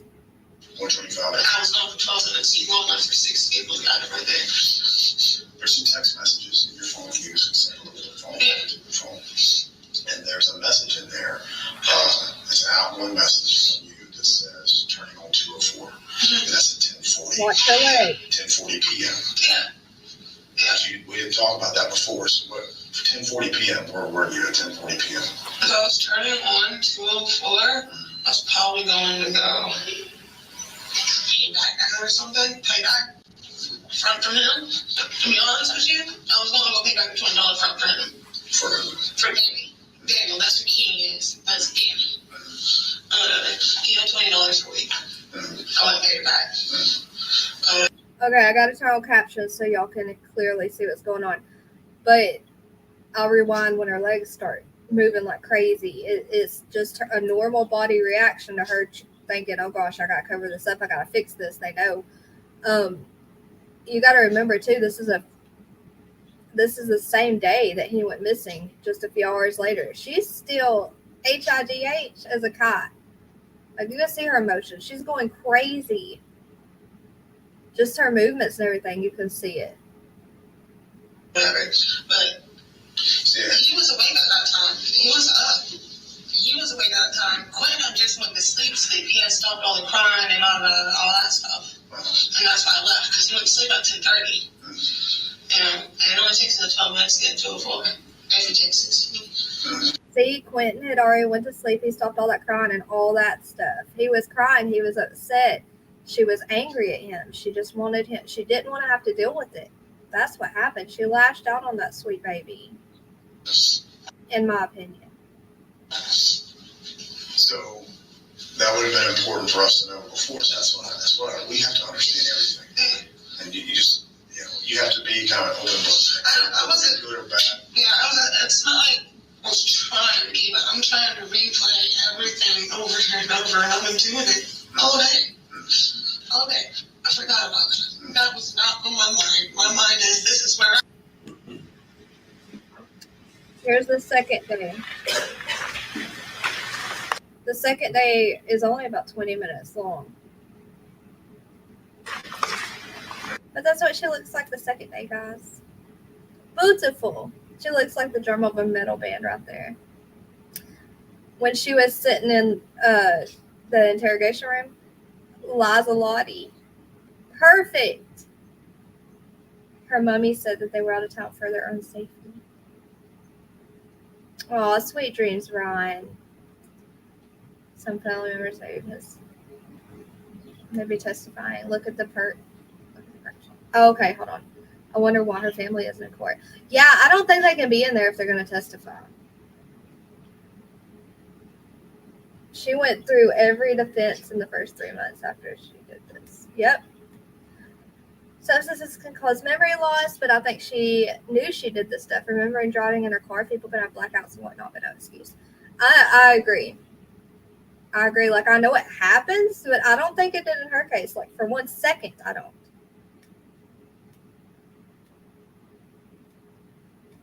If you rob a bank and you're under the influence, it doesn't make you less guilty. I don't remember robbing that.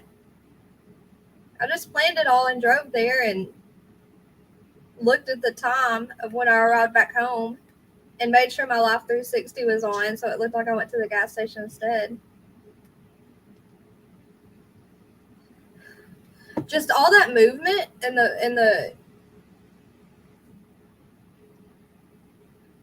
the speed of the movement and everything, it's so much, it's so obvious. So the perk symptoms, taking those, she's mixing that with the Coca-Cola and the Mary Jane. Okay, that's a lot. It says some of the perk symptoms can include behavioral symptoms, social withdrawal, attempting to obtain a fraudulent let's not read that. Attempting but being incapable of reducing. Okay, this is all about. Okay, physical symptoms. Sleeping problems, including insomnia, shallower than normal breathing, withdrawing symptoms, losing weight, slurring speech, problems with balance, coordination, motor skills, constipation, fatigue, dramatically slowed heart rate. Oh my gosh, all of these. Well, no, the Coca-Cola ups your heart rate. I was about to say, that's really scary. Problems with memory and judgment. All of these have memory problems, guys. Or possible memory problems. My eyes watering. I'm sorry, y'all. Loss of ability to focus or concentrate. Mood swings, anger and aggression. Agitation.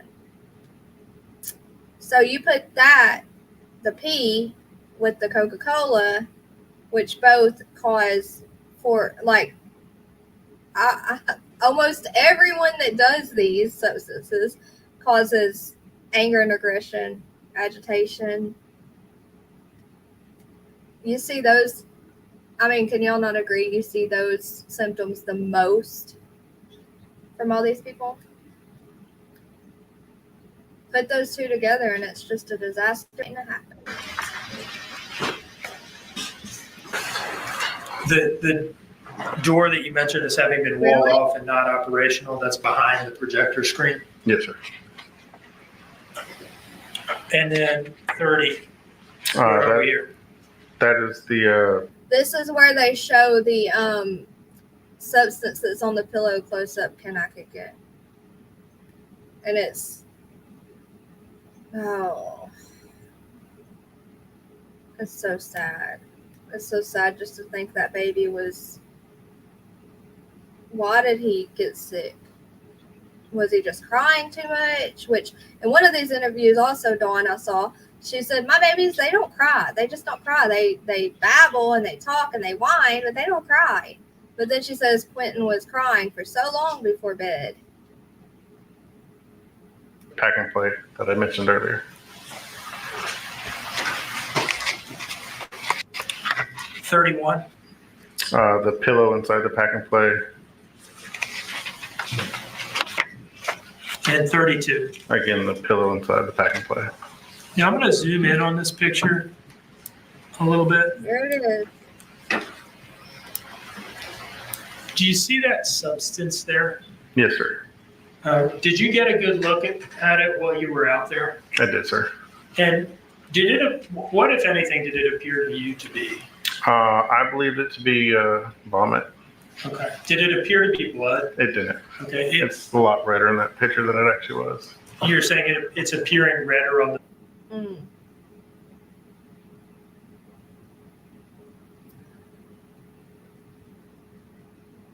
What a kid.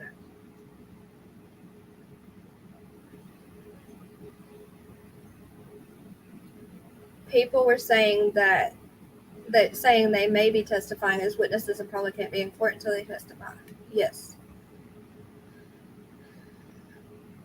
I need to watch the beginning of court today, like day 3, to see what they said about not putting people on stand that were supposed to testify, because when they testify, they go on stand. But Wicked West seemed like they explain it if you hear it. The screen that yes, it actually was when you were out there? Yes, sir. Okay. Did not appear to be bloody? No. No. It's not that blood. Did you do any testing at any point to determine whether it was blood? I did not. 33, another picture of the same? Another picture. The blanket is out because we searched the pack and play after the picture. Now, let me actually go back. Okay, so in 34, where is that pink blanket? Or on 34, it's on the, I guess you call it the rail at the side. Okay. Now I want to go back to, pardon me, to 31. I'm on 31. Where's the pink blanket in this picture? It's inside the pack and play on the pad. All right, so we've got some pictures where the pink blanket is in the pack and play and some where it's on the rail. Yes, sir. Can you tell us when it was moved and why? It was moved due to, I guess it was moved when we were looking see if there's any blood on the inside the pack and play. Okay. So, and then we just moved it to look at the blanket itself and to look at the mat. okay, thank you. Did you have gloves on when you did that? Yes, sir.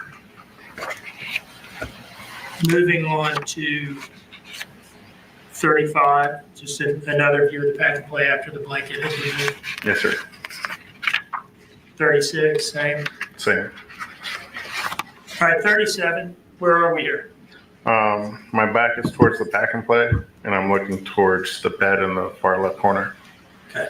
So you're essentially. There's their bed, and I don't let it go through all these photos, y'all. Really standing at the pack and play here. Yes, sir. 38. There's the swing where the baby girl slept. 38, I just pan left, same spot. 39. 39, pan left. You can see the front door in the left side, the couch, and then there's a safe and a projector on the window back there. 40. 40, at the desk, looking towards the front door. You can see the street in Oh, my favorite part's coming up. the background. 41. I have pan left, front doors on the right, pack and play, and the projector screen. Continue moving to the left. 43. Oh, sorry. Pan to the left even more.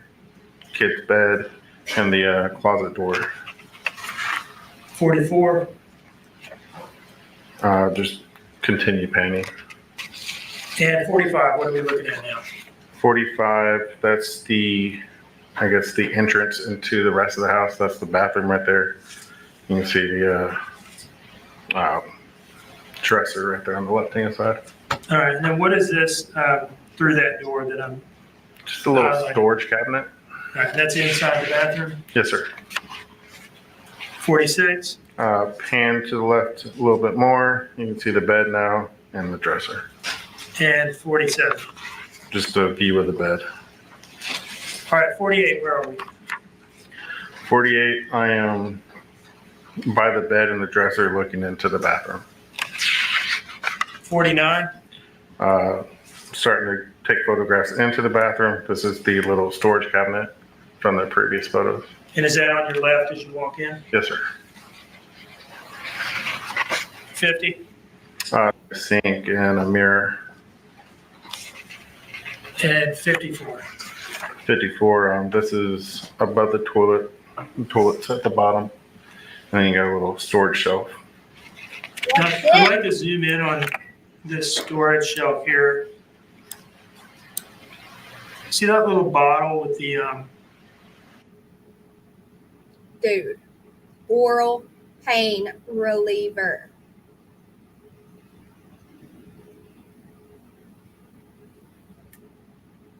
She needed to meet for that Orajel, didn't she? You're entitled to cross-examine your witness, therefore you need to be on the stand. The only time a person is not on the stand is a child. And they would be in a separate room at times.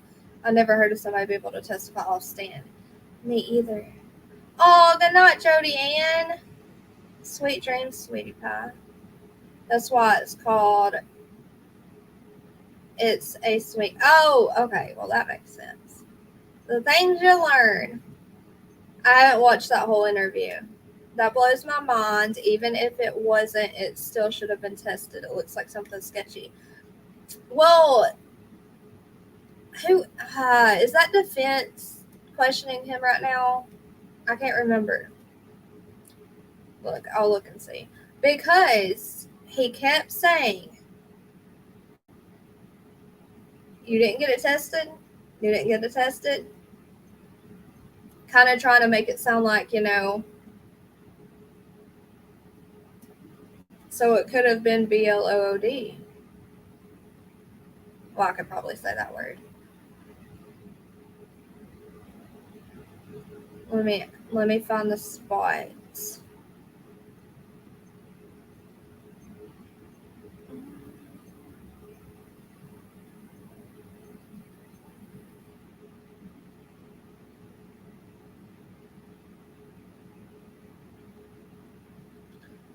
Okay, so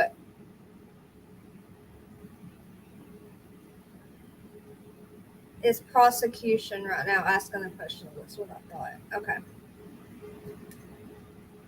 Okay, I read that. That just makes me kind of giggle. Because there's your oragel theory. What was she writing down when they brought up the oragel theory? The one in my bathroom was expired or empty. Or I have to say it right because Joseph gets on to me. I say empty. Empty. Or it didn't work as good as oragel.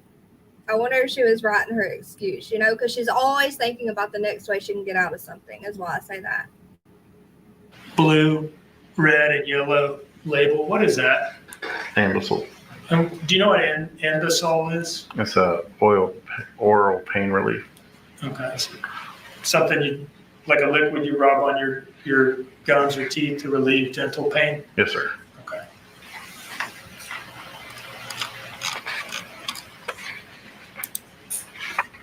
Now 55, where are we here? 55, we're in the bathroom looking into the dining room. Okay, so straight through their bathroom from the room they're using as their bedroom is the rest of the house. That's what he meant. The dining room where the two back doors are. So the front door is in their room and then the two back doors are right out of their bathroom. Now, I'm just taking mental note, y'all. This is image 30. And this is the one that was on stand that you see in some of the interview videos. She was the one who did the first, second, and I think third interview the day it happened with Leilani. 30 from State's Exhibit 10. Is this the pack and play that you're describing, looking at? Yes. You said it was covered in stains. Can you point us to any of those in this image? So, I mean, there's some on the lip right here that I can see, and then on the actual bedding, there were several stains. Okay, so all this stuff around the edge there, did that appear to you to just be kind of general grime and dirtiness? Yes.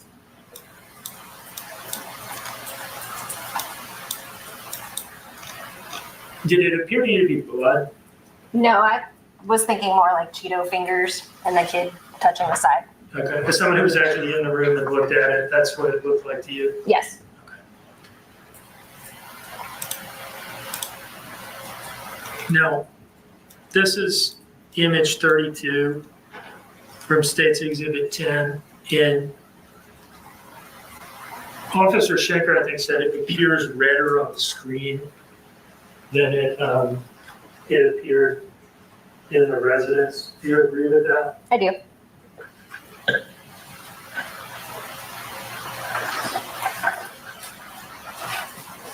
I have published a paper version for the jury just by getting a little bit of white here. Yes. And I can pass that around.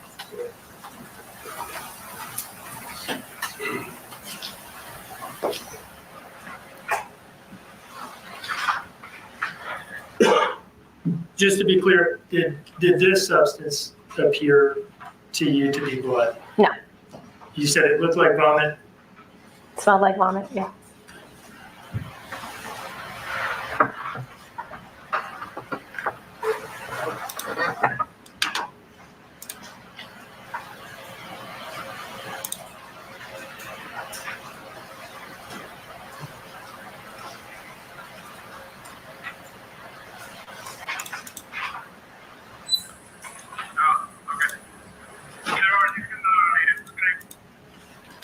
Now, I would like to play for you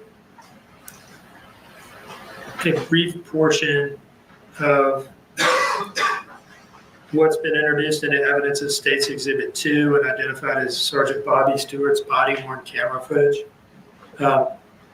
Was your observation of the pack and play captured on his body-worn camera? It was. And did you make any statements while looking at it, at the pack and play, about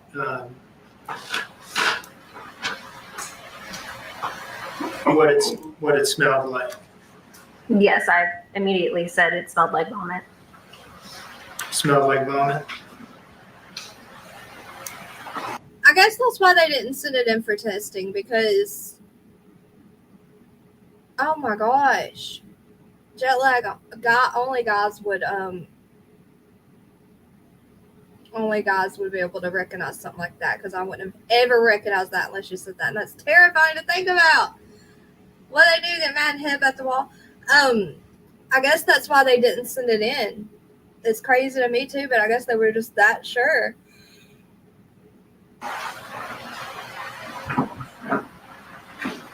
I'm trying to get just right to the right spot here.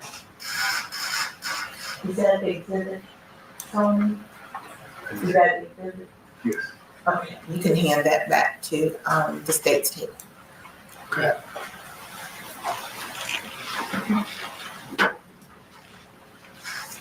It's not mine anymore, John. It belongs to the clerk, so I'll bring it back up. All right, thank you.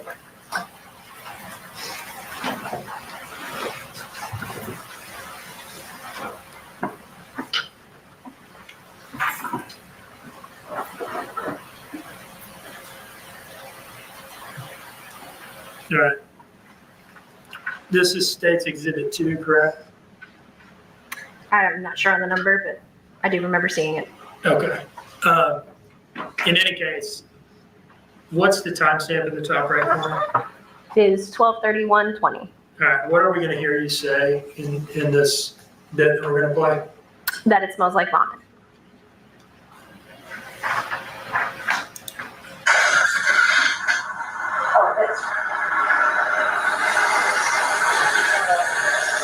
I can stand the smell, so I'm saying that. The officer said, I can't stand that smell, so I'm staying back. Oh my goodness. So if it smelled that bad, imagine trying to say you didn't know your child was getting sick.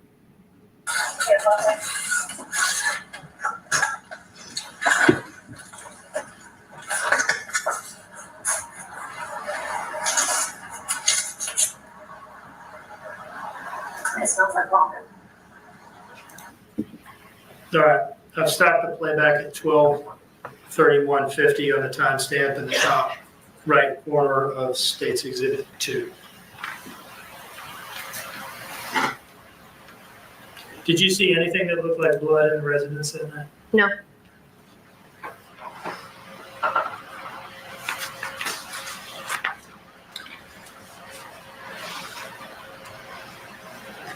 Now,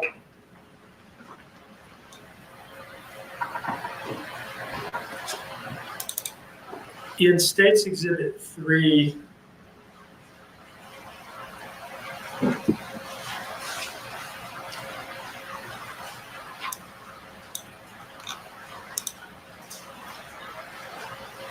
What's he going to look at now? what time are we at here? This is 12:43:12. And is that you on the far right? It is. And who are you talking to here? I'm talking to Captain Wright, who's in the green shirt with the investigations unit, Captain Fandrich, Lieutenant Thompson, and Lieutenant Foster. And what is going on at this time? I'm informing them of our game plan, which was to move Daniel Youngkin, Paul Simon, and Leilani Simon to our main precinct for interviews. Okay. And did that happen shortly after this exchange? It did. Okay. How was that arranged logistically? Some of the patrol officers on scene drove the adults over. And did they all agree to go in? They did. Now, Where did you all go? I know you've mentioned it by some kind of shorthand, the precinct or something like that. But can you describe in a little more detail where this place is and what it is? It's the Chatham County Police Headquarters on Chatham Parkway at 295 Police Memorial. And why did you all want to go there?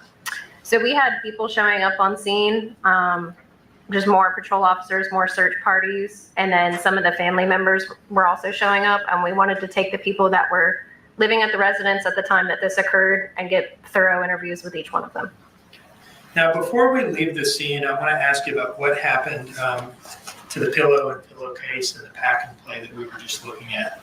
I believe Officer Shanker testified that that was taken into evidence. Yes. And was the entire pack and play taken as well? Yes. Okay. All right.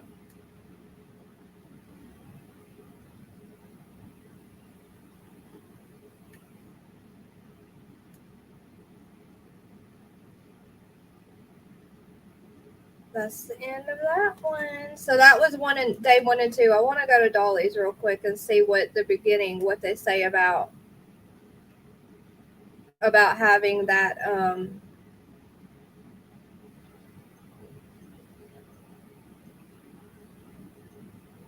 think it's so funny with this gavel.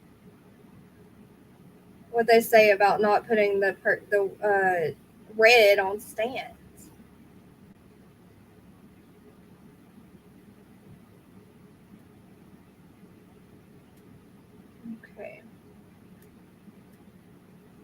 Okay. I feel And guys, I did ask him if I could use this, and he said yes. a lot better than I did in the. So, Ms. Lee. I think now would be a good. Yes, it looks Amish, right? It looks Amish. I want to let the jury know what we're doing. That we just have some letters that have to be taken. I hope he turns his volume up a little bit. Here's how she looks today.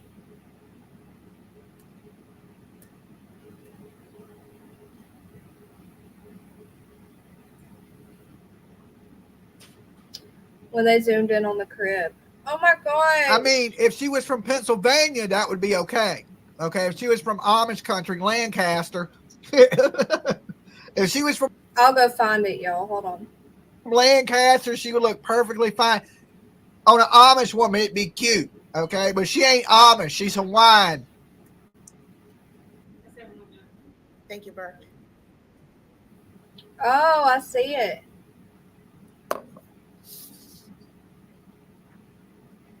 Hold on, let me pause this. Oh my gosh, that's so scary, jet lag. Look right here, guys. Is that what you're talking about, jet lag? Right there.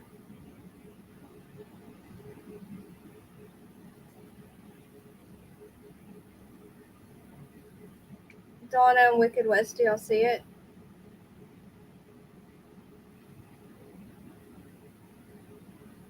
Dang, yeah, he's observant. I almost said absorbent. Okay, well, if y'all aren't watching, y'all gotta rewind just a few seconds so y'all can see it, because I gotta hear what. Okay, I'll send you a screenshot.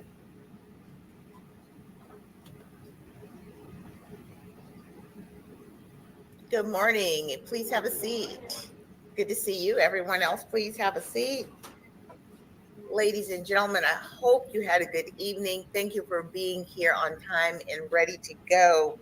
I have to ask you these questions. Has everyone been able to comply with my... Is saying... It's really low. Does he turn his volume up? Look at her. Oh, she makes me sick. Mr. Hilliard. Hey, today the judge was about to get going, and she realized she forgot Leilani in the back. I'll turn to you. The state's put me on notice that they're going to attempt to get into some text messaging. It looks like beginning on or around September 25th of 2022 up to, and I don't want to put words in Mr. Dean's mouth, but it looks like through maybe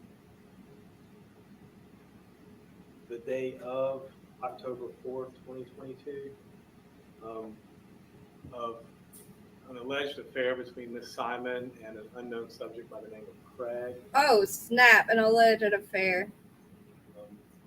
And the text message. The audacity of telling your boyfriend that he don't love you enough, though. Never mind. Were provided in discovery.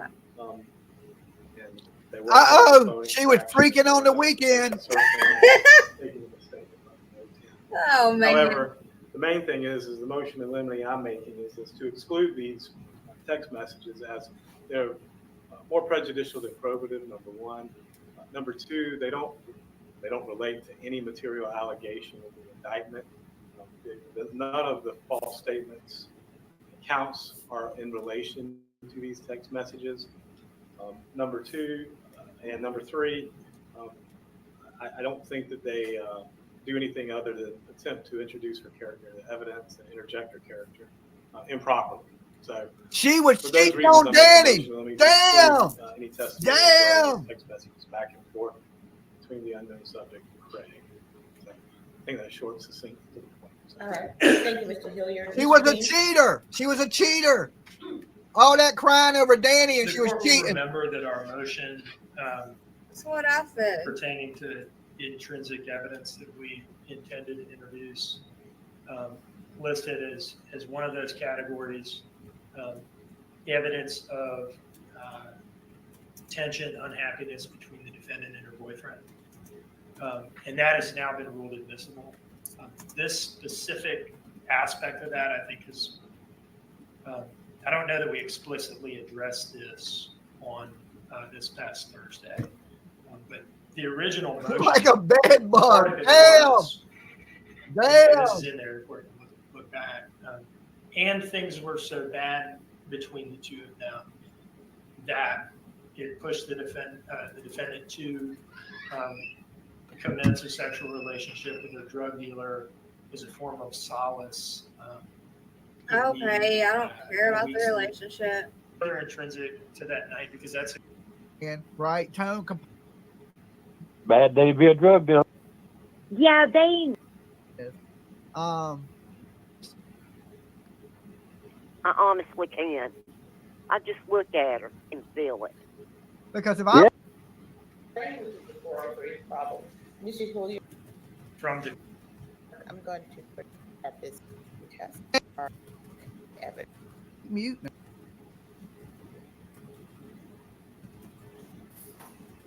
Oh, that's where she took a break to read those texts to decide if they could show them or not.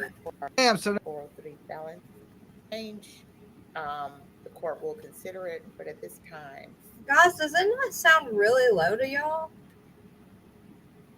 Why'd you skip it? He reads the messages. Did he really? I thought he said he didn't read them. Well, what the heck? Where? Oh, right here. We're going back.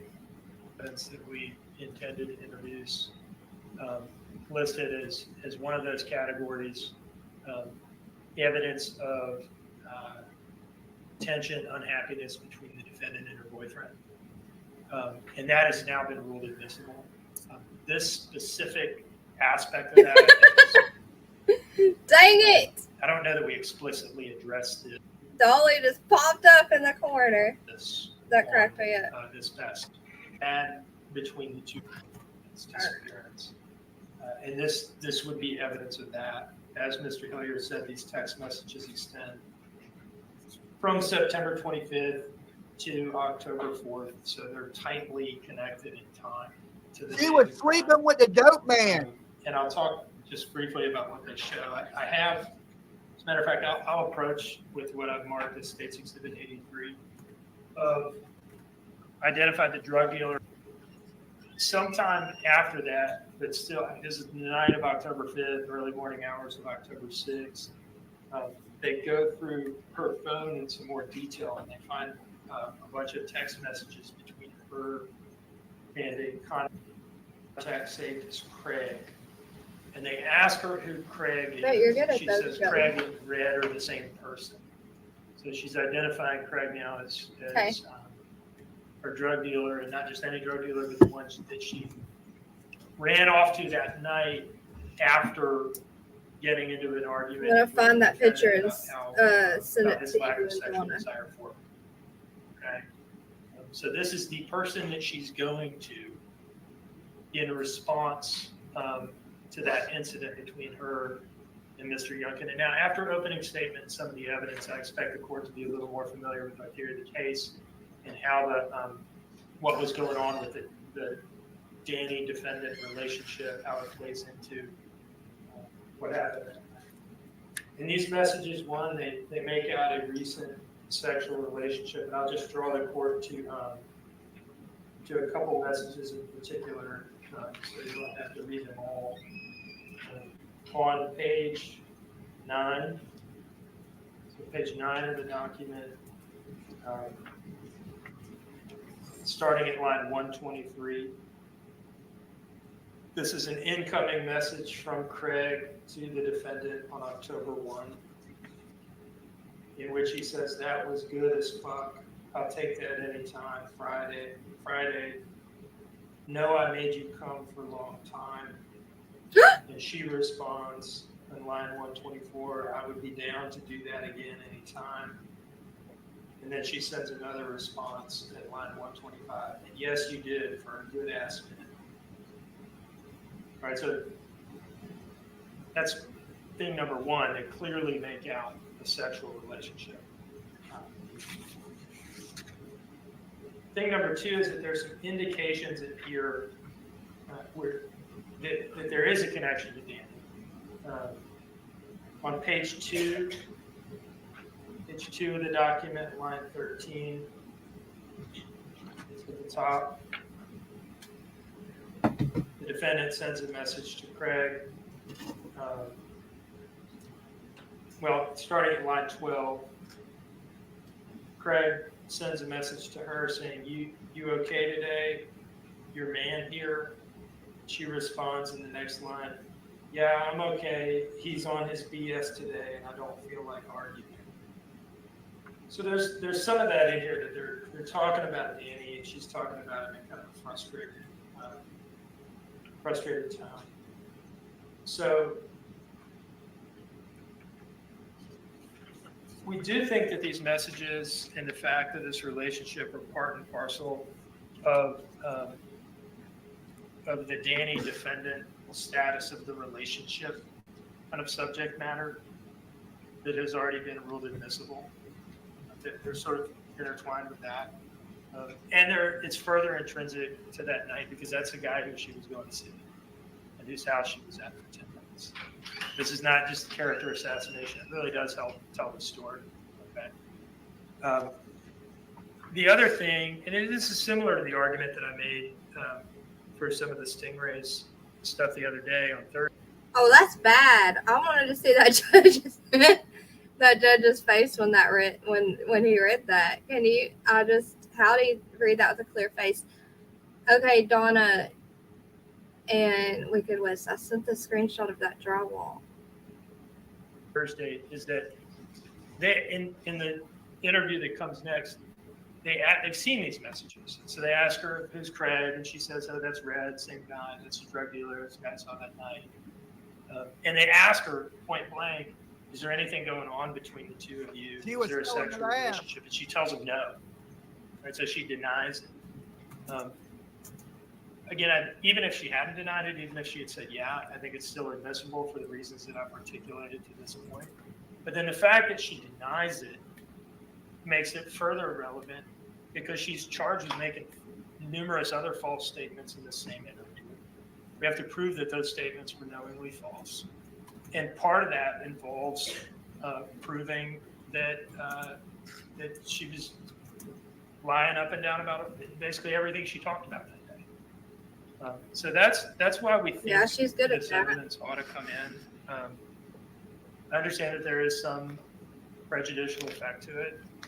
However, the test is not whether there's some prejudicial effect. The test is whether the probative value of the evidence is substantially outweighed by the danger of unfair prejudice. And I just think that's a very difficult thing to say. the rules are supposed to be rules of inclusion. Exclusion based on 403 grounds is characterized in the case law as extraordinary remedy.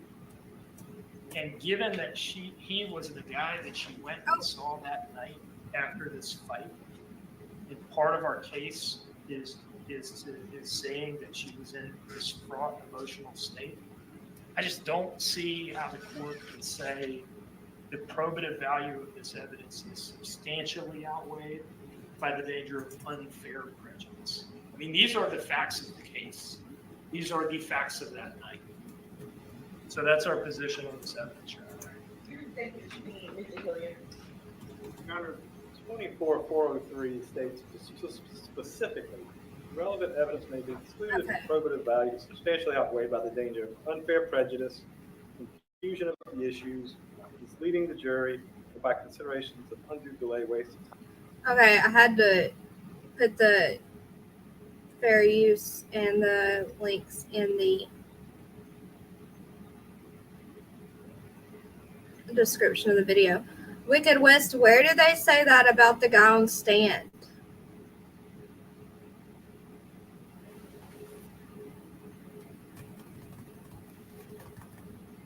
Considered inadmissible.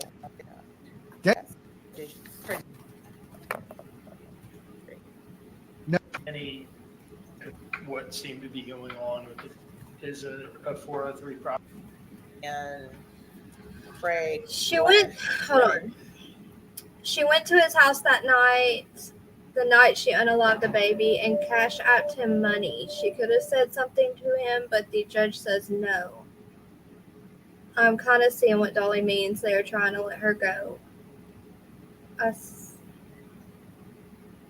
said she said no to the drug dealer. Take a stand. Oh, that makes more sense. Okay. I swear you topped. They said he was taking a stand, so he wouldn't be able. I mean, he was going to testify, so he wouldn't be able to get on the stand. That's what confused us at first. That's what I thought you said. I thought you said that he was going to testify, so he wasn't able to get on the stand as a witness. And no, that's why we were like, that's the same thing. We gonna have to go back and find that comment, girl. No, don't be sorry. Don't be sorry. But that makes so much more sense. She said no to him getting on the stand. Okay. Well, my motion had to do with. That's funny. Well, but this is when I was asleep anyways. Prejudicial effect of this affair, Judge. It has to do with the. She didn't want him to get on the stand? Why not? They don't want him to talk about the affair. Because I think it would be very useful to hear out of Red's mouth that she absolutely did come that night and pick up, substances. Oh no, me too, Wicked West. Cribble Creek Farm. Hey, boo boo. Red, but I don't think that there's any reason to get into the sexual. I'm just using Dolly's live from earlier, trying to catch up with what I missed when I was asleep earlier.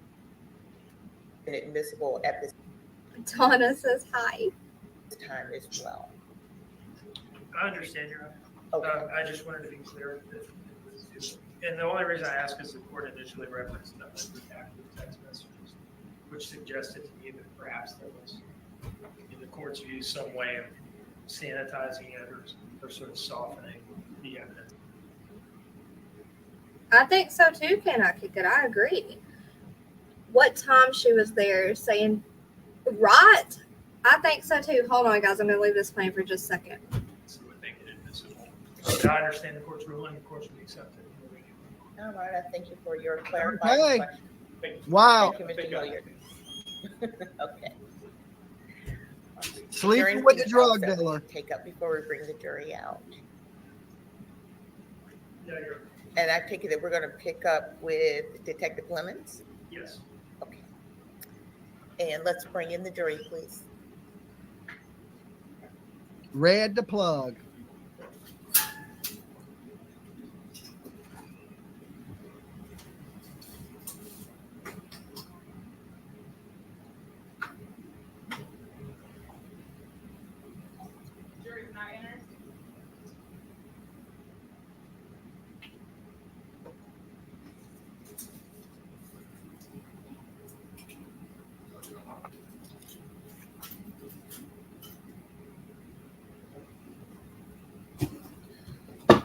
can't even hear. Oh, they're It's your not. coffee, yeah. This Have you discussed the case with anyone? No. Okay, she's swearing in the jurors.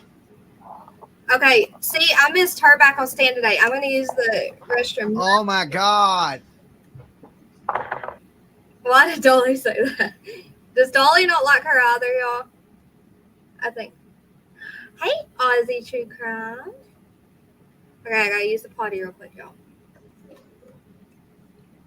I think when we left off, we had just finished the interview that ended around about 10:30 at night on October 5th. Is that right? Yes. Later that night, did you and Special Agent Snyder interview the defendant one last time? We did. Again in the interview room? Yes.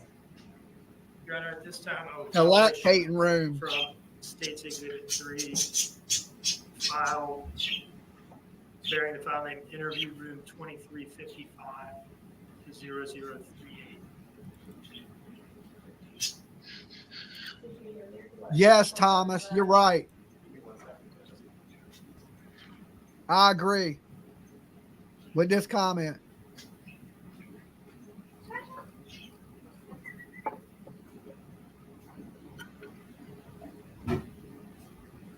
No. I saw Sassy get on my Not chair. today, Satan. I thought she was gonna turn off. Dolly was a negative Nancy today. Dolly. Melly, did you go live? Did I miss your live? Was it like super fast? Because I thought I pressed notify me. And then I looked on my homepage and it was. What did he say not today, Satan, about? All right, everyone. Look at his face. Oh, okay. Not today, Satan. All right, let's see what she's got for us today. For 5 hours. Come back to you. Hello. Like we've come in here several times and told you. It's like I've been opening up everything that I could, and whatever I didn't clarify or say right, whatever I'm clarifying, I would never be the reason when something happened to my baby. You can understand that. I was so serious. Oh, I remember. This is where she says she might need to go to the hospital. Because she... Okay. Oh! Okay, Melly. Was it a fast live? I multitask, guys. If I don't want to miss someone, I have them in my ear. I make sure I go say hi and hit the like, even if I'm live. You like Officer Lemon's hair color, the blonde? It's hard to realize it's not only the last one, son, this morning when I woke up, he's not there. But by the end of the night, I'm sitting there being told that everything looks like it's my fault. Ew, no, that's too big. No. That's my fault. There's so many inconsistencies going on in your story. Look, I'm playing with this. I'm going to make y'all miss this. I already saw it. I want to make it to where... Okay. I'm going to try something. Camera slot. I just want y'all to be able to see me. So y'all don't feel like I'm not here. I hate when people are live and you can usually see them and they're streaming something and you can't really see them. You want to see them.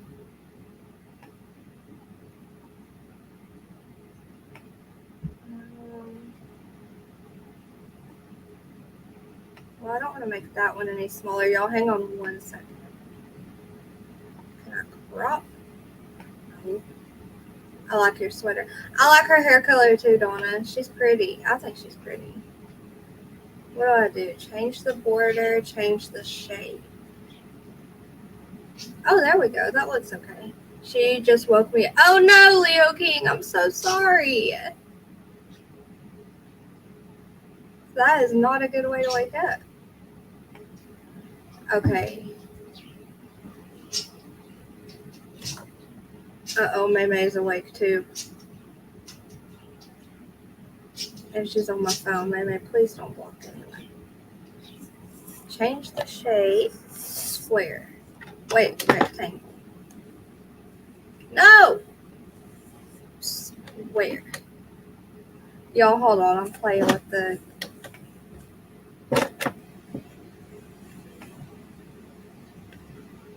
That looks kind of weird, but I guess it works right now.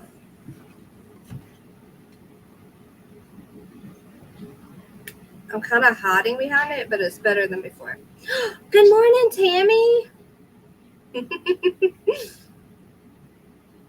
Oh, you like my sweater? Thank you. I wore it to church today, or tonight. It was cold. It was really cold. Please drive safe. I hope you have a really good day at work.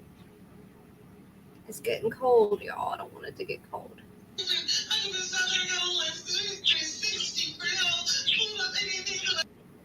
Look at her. I don't know why my bird's awake.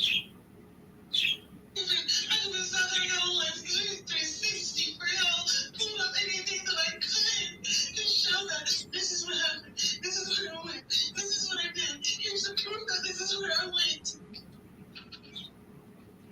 Every time I'm in her house, you can ask Danny, you can ask everybody that them babies were all in that room. Every single one was in that room.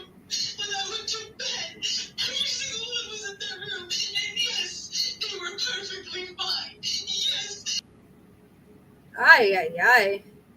Dawn, is this where she says that she's talking about the color? Today was our first cool day. I was so excited. It's been in the 90s. We've had a lot of really cold days, and then it gets warm again, and then it gets super cold again. So next week it's going to be like 85 again, and this week it's like, no, May's on my phone. She woke up the bird. She woke up my bird. My bird's like, chirp, chirp, chirp, chirp. She's a manic. It's those substances. Winter is coming. Yes, he moved when I touched him. Yes, they were all in there. They were perfectly okay. Okay? And then I got up, it was done. You want to talk about his worst nightmare? My worst nightmare is not knowing dang well at all if your child is even okay or not. Amanda worst nightmare is not knowing if you are ever going to even know what actually happened to your baby.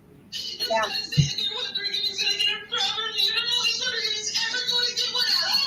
She looks evil.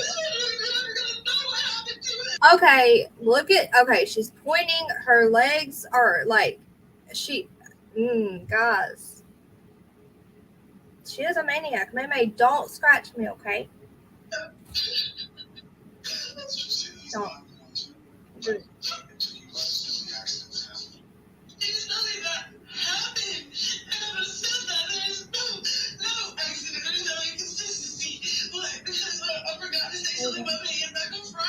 And then I came out to her true about it. Told you about it. No, I did not take a burger right now. I'm gonna go piss the milk for you right now. Right now. Oh, I said go do it. There was even more in that freaking bathroom thing. There's one that's empty, which is the one that I ran out of when I called to ask to see if I had more. To see if they had more. No. So I got the one from her. Now there's one in there that's empty and there's one that's not. You'll see that in that bathroom. It's in the mirror. Okay. Yes, it's Misty. Exactly where I met her at. Right there, like where those mailboxes and stuff you got. Remember? What's Misty's last name? I worked with her over before Sky was born. We got to talk to Misty right now. We were on the phone because I had her number in there. That's what I called her. I downloaded text now and I tried to call that, and I called it. Got through her. So I asked her to straight up said, "Baby, you still have this mouth problems you got going on." She's got a big old thing right here. I can give you where's it? I can at least keep that towards Bojangles. Bojangles on 17. She's moving so manically, guys. I really don't want to watch this whole thing. She's very manic. Being in Texas, it's so dang hot here. I welcome her winters.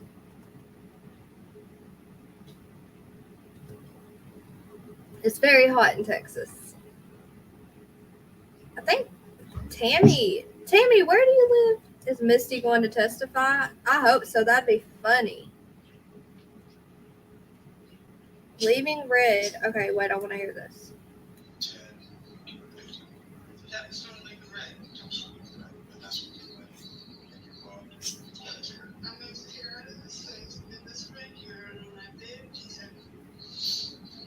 Guys, is it super low for y'all too?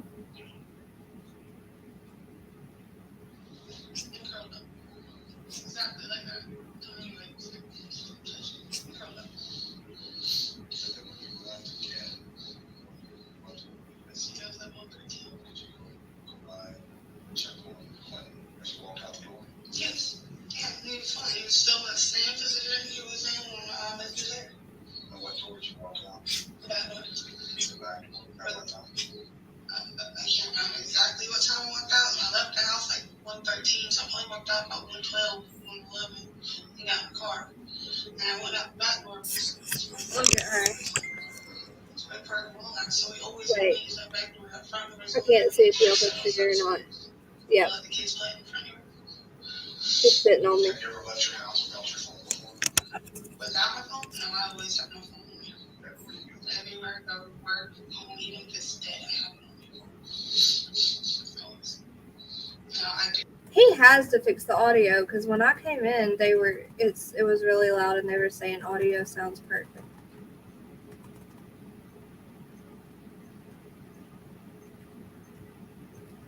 She's talking about her tooth hurting.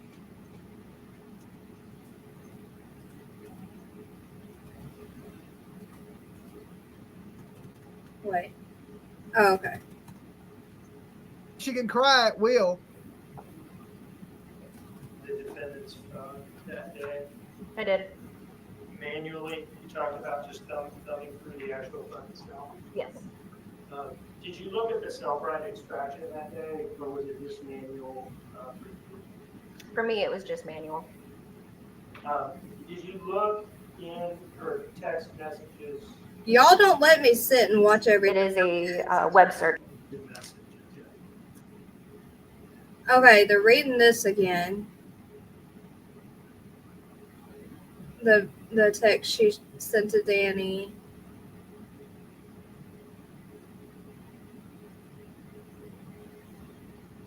Oh my. The suicide that she was about to go. Any videos? Yes. Can you tell us about that? There was a clip that was recorded on August 6th of 2022 where Leilani was blaming Daniel basically for the suicide that she was about to go. So for at least 2 months, she was on this downward spiral, mentally just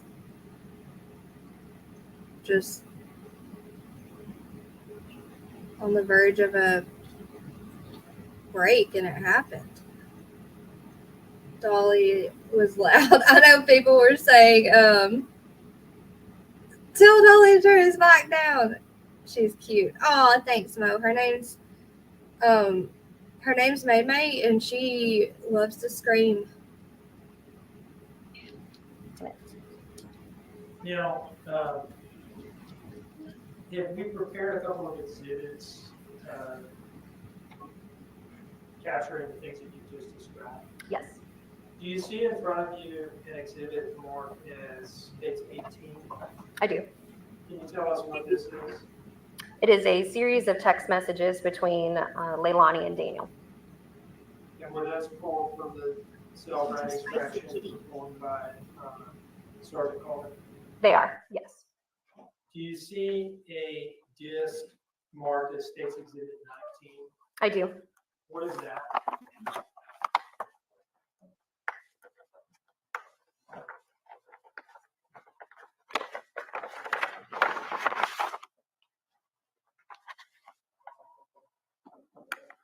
I believe it is the suicide video. The video that you just described? Yes. And do you see in front of you a document marked as States Exhibit 20? I do. And what is that? It is a web search that was found on her cell phone. You are introduce these items in this table. I really, really thought postpartum was going to be her defense. I really did. Yeah, Maymay's spicy too. She's mean. She bites me. She just said that she never leaves her phone, but Danny says Danny had. I know. I'm not covering for Danny anymore. I'm innocent in all of this. Dates 18, 19, and 20. Okay, I just wanted to see what she states. Exhibits 18, 19, and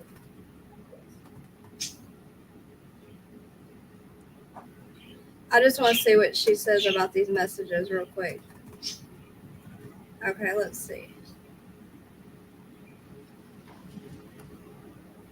We have on the screen here slide 1 of States Exhibit 18. And what I'd like to do with this exhibit is just have you tell us the date of the message and read the message. Dang it. This is why I can't be serious if I read his chat. I'll be laughing the whole time. So this was sent on 7/12/22. It says, I want to feel beautiful, not barely average. I want to feel loved, not just liked. I want to feel wanted, not just tolerated. I want to be able to look at you and know it's just me, not wondering how many others there are. I want to feel like my body is worth showing off, not like it's just been trashed from having 3 kids. I want to feel the way you made me feel in the beginning, like I'm treasured and safe, not like I'm just here because you really don't have a choice. And she was cheating with the drug dealer. Make that make sense. Sent on 7/15/22. Now, damn sure ain't the reason why you talk to other bitches in the first goddamn place, or you put your dick in. Oh, no. I thought that was the other one. I thought that was the one about, okay. I thought it was that one. I'm so sorry, guys. Ooh, I hate that word. Drawing pictures over there. Sorry. Walk us through one slide. What do these say? 18, yes.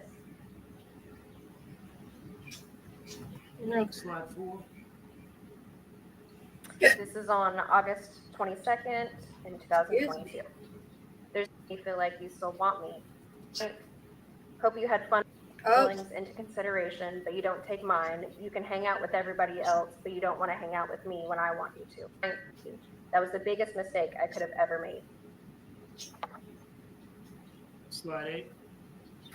September 9th. No matter how much I stress how I'm feeling. September 9th. This was almost exactly a month. 3 days shy of a month. You don't give a shit. No. Terry Sparks. Terry! Thank you so much for liking the video. Thank you so much. Member for 2 months. I appreciate you, love. Are you doing okay? I hope you're doing okay. I haven't heard from you in a while. You wouldn't. Surely. Okay, yeah, there's girls who would. But I know she's sweet but spicy. May. My cat, not. No matter how much I scream and cry, you don't change nothing. You say doing the same thing or being even more distant or hanging out with anybody but me. Slide 9. September 10th. You're the reason I'm angry every day. You're the reason I'm depressed, why I feel the way I do about myself. Slide 10. September 10th. When I was pregnant and moved down here from... If she's that sad with that dude, then she needs to just, don't you think she needs to find someone who she feels loved with? Why are you hanging on to him being so miserable?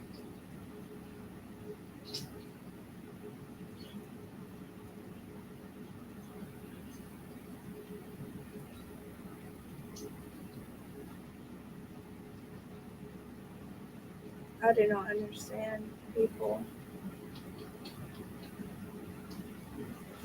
Ozzy, member for 2 months. Also, Thank you so much, Ozzy. I know it's so hard. I'm so sorry. It's so sad. It sucks. All of it sucks. I really dislike this girl. For my Leilani. kids, you chose other women or porn to satisfy you, not me. Wicked West. Instead of looking for a man to give yourself worth to, live for your babies. I understand everyone wants a partner. I understand completely how it feels to want someone to share your life with. But you also have 3 small, tiny babies who need you constantly. Still, you know.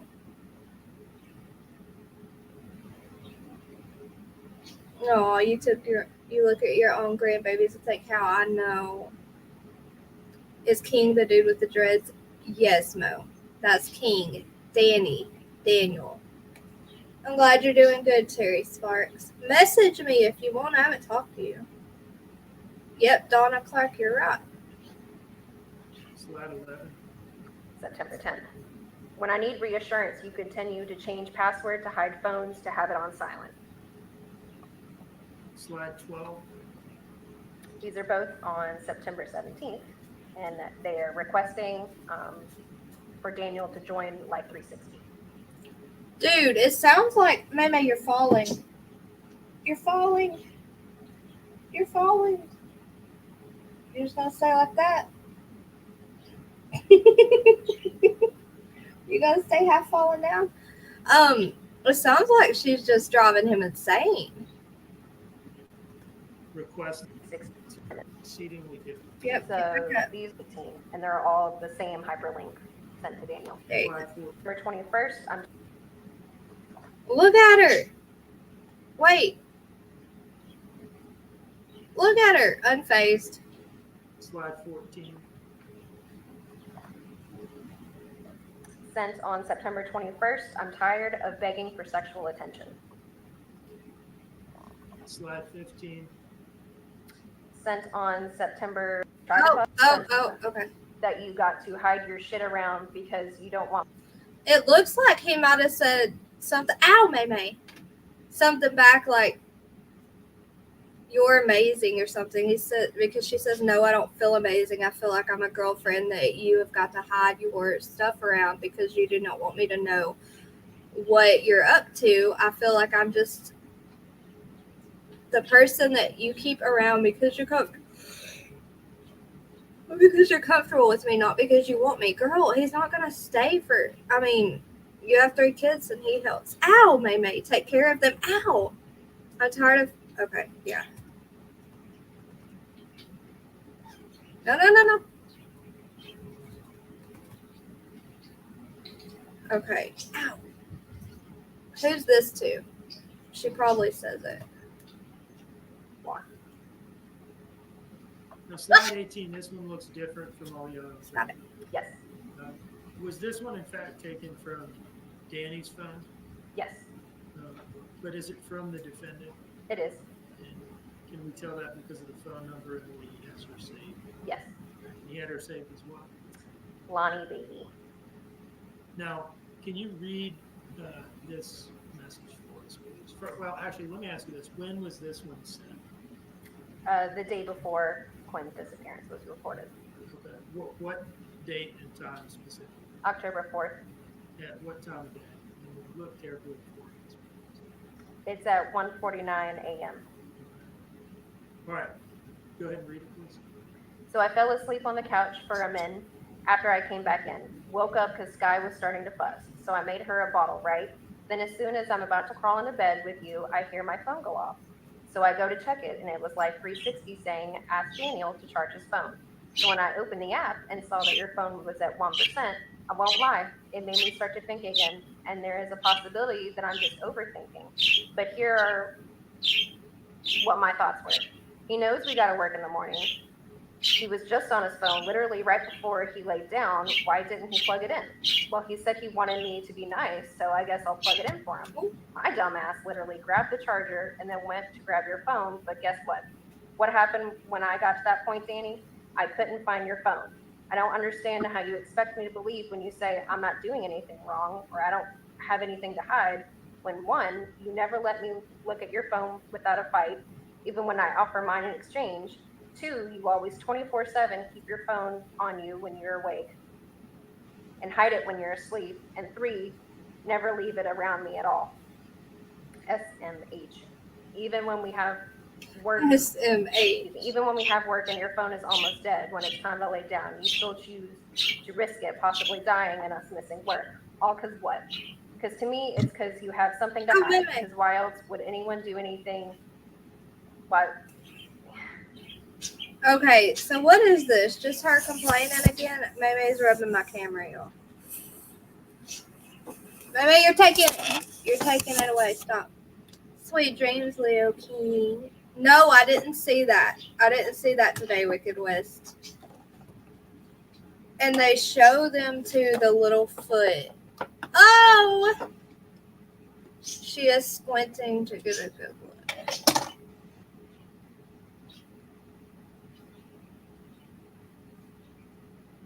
What did they show that today? Because I thought I had that in the sorry, my nose running.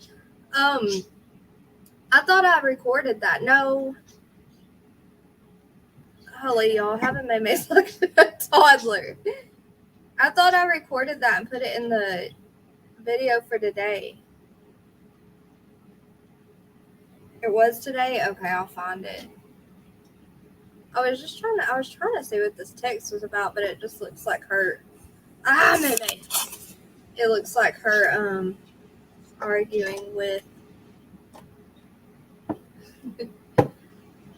Here's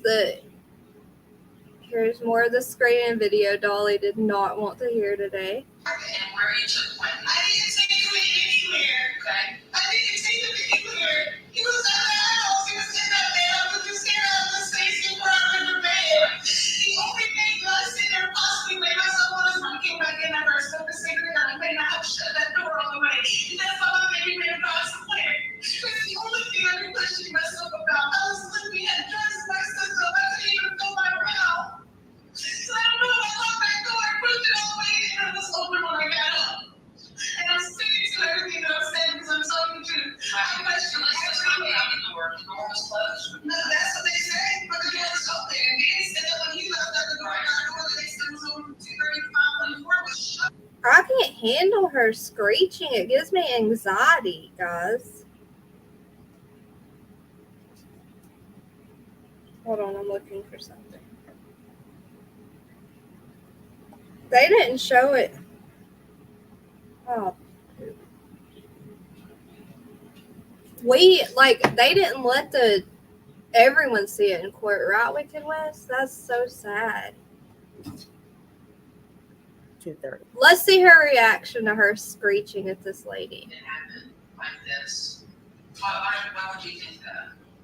Like sometimes in these situations, people blame themselves, right? That's not Officer. What was her name?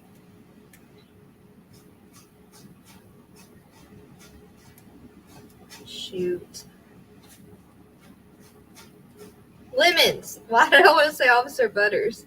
Officer Lemons. That's not Officer Lemons, is it? Look at her face right there. I blame myself because I didn't shut that door off. I didn't do anything. Come on. They don't make the things happen. Like I said, I wanted to confront. I'm sorry, guys. I can't listen through her. It's not, and that's what we got. Okay, let's see her reaction to herself. I bet there's nothing. Up here, we're going to break for lunch. I'm going to remind you once again, do not discuss the case. Do not do any research. Do not consume any media, watch any stories. Do not allow anyone to talk with you about the case. We're going to break now, and it's 1:20. I know y'all have a very short walk. We're going to be ready to go at 2:30. Right? You're excused. Look at her.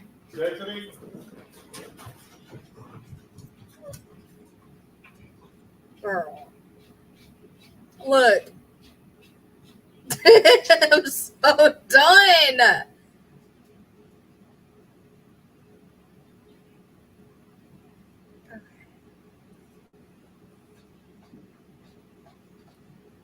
Saw the moisturizer in it.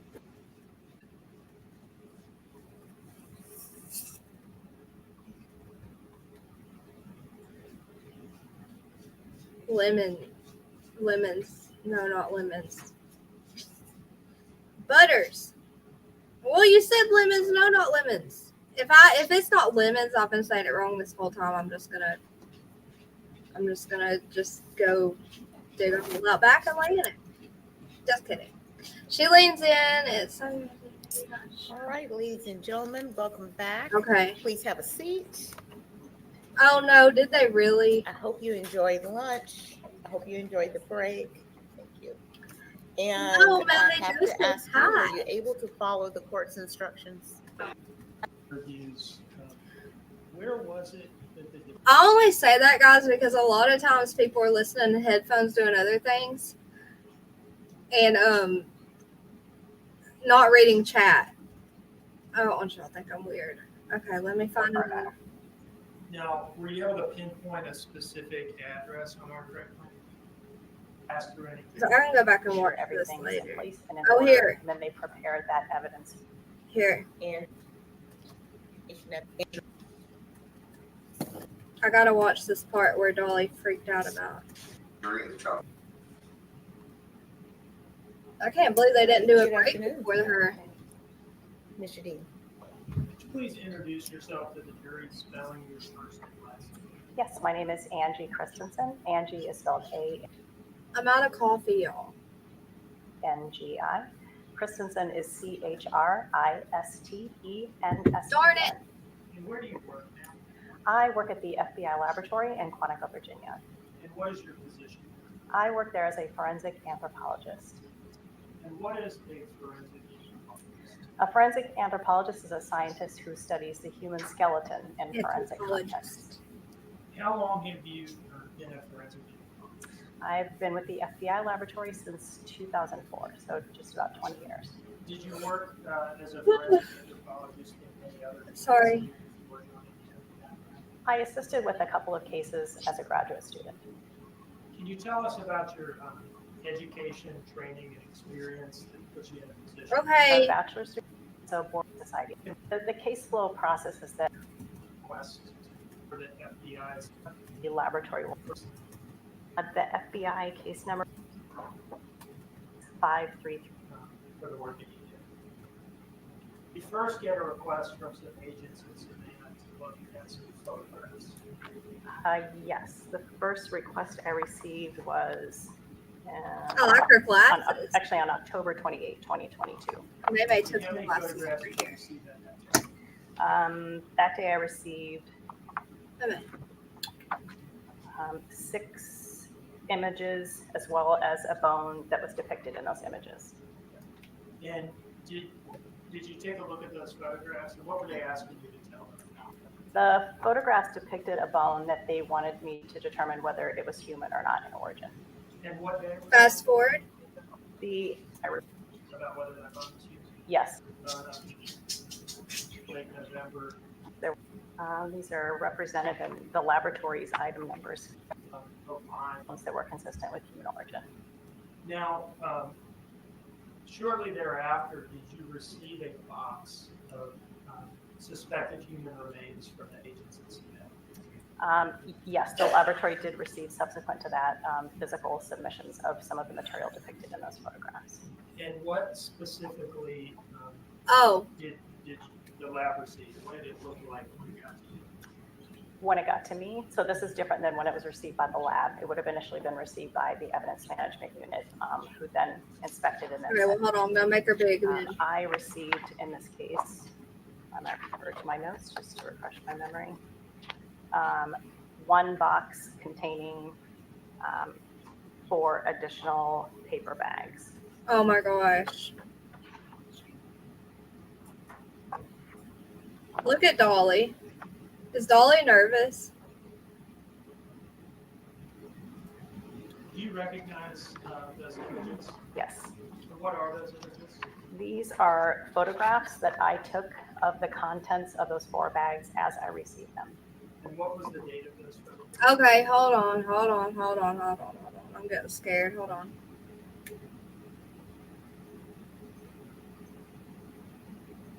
Hold on.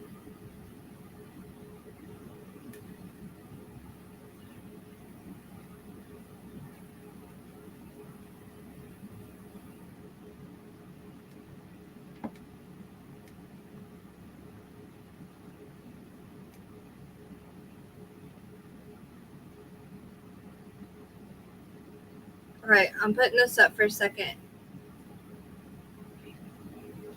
I'm going to look at what they show before I show it. Oh my gosh.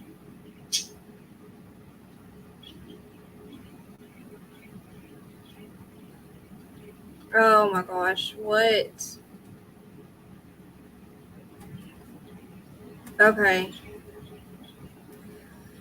Okay, it's not like really visual, but I know I'm trying to prepare myself, Donna. Okay. Trigger warning if you have not seen it. I don't even know what that is. Wicked West, can you put in chat what it is? I don't even want to say it if I don't think I know. I don't even want to guess right now. The contents of the bag, number item 27. Yes. And what are those numbers we see in the bottom right-hand corner? In the bottom right, you see the FBI laboratory number, which is 2022-02600. It then says item 27, dated 11/21/22, and to the side, my initials. It gets worse than this? We're looking at here. This is a photo I took documenting the material as I received it. Upon later examination, I determined this piece of tissue to not contain any skeletal material. Did you do any further examination of this particular item? No, because as a forensic anthropologist, I don't examine any of the soft tissues, only the skeleton. So because there was no skeletal material present, I did not conduct any further Shaking. What is that? Oh, the it's next slide, slide 2. This is item 28. Yes. So this is the contents of another one of the bags. Yes. You can see why ain't she crying? You can see his ribs and everything. We're looking at here. What was it? She's a monster. Again, this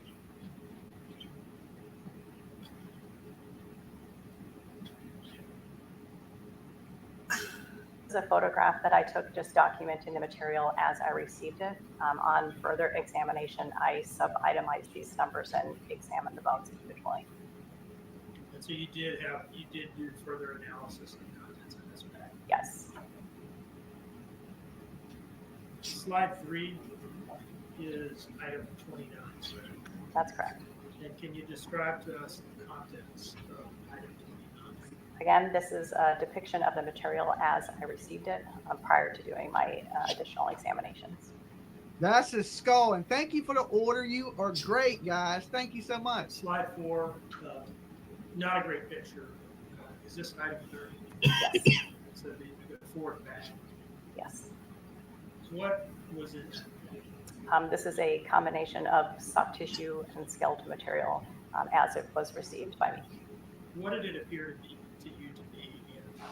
It appears to be a foot, including some of the soft tissue and the bones within. Once you had received these items and taken them out of the bag and photographed them, what did you? Oh my gosh, guys. With the items that you did further. I can't. What was the first step?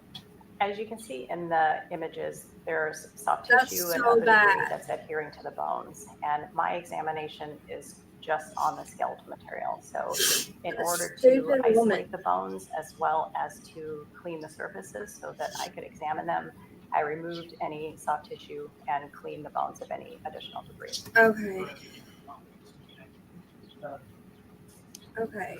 Were you able to look at a set of bones and determine whether they appear to be human or? Yes. And how do you do that? It's based on my education. What does she say that makes him think that she's going to get away with it? I want to make up some odds.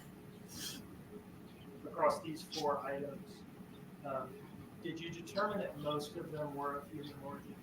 There were some bones that were of non-human origin and some bones for which I could not determine whether the origin was human or non-human in origin, but most of them were human bones. And were you able to identify anatomically which bone in the human body you were looking at? Yes. For the bones of human? Yes.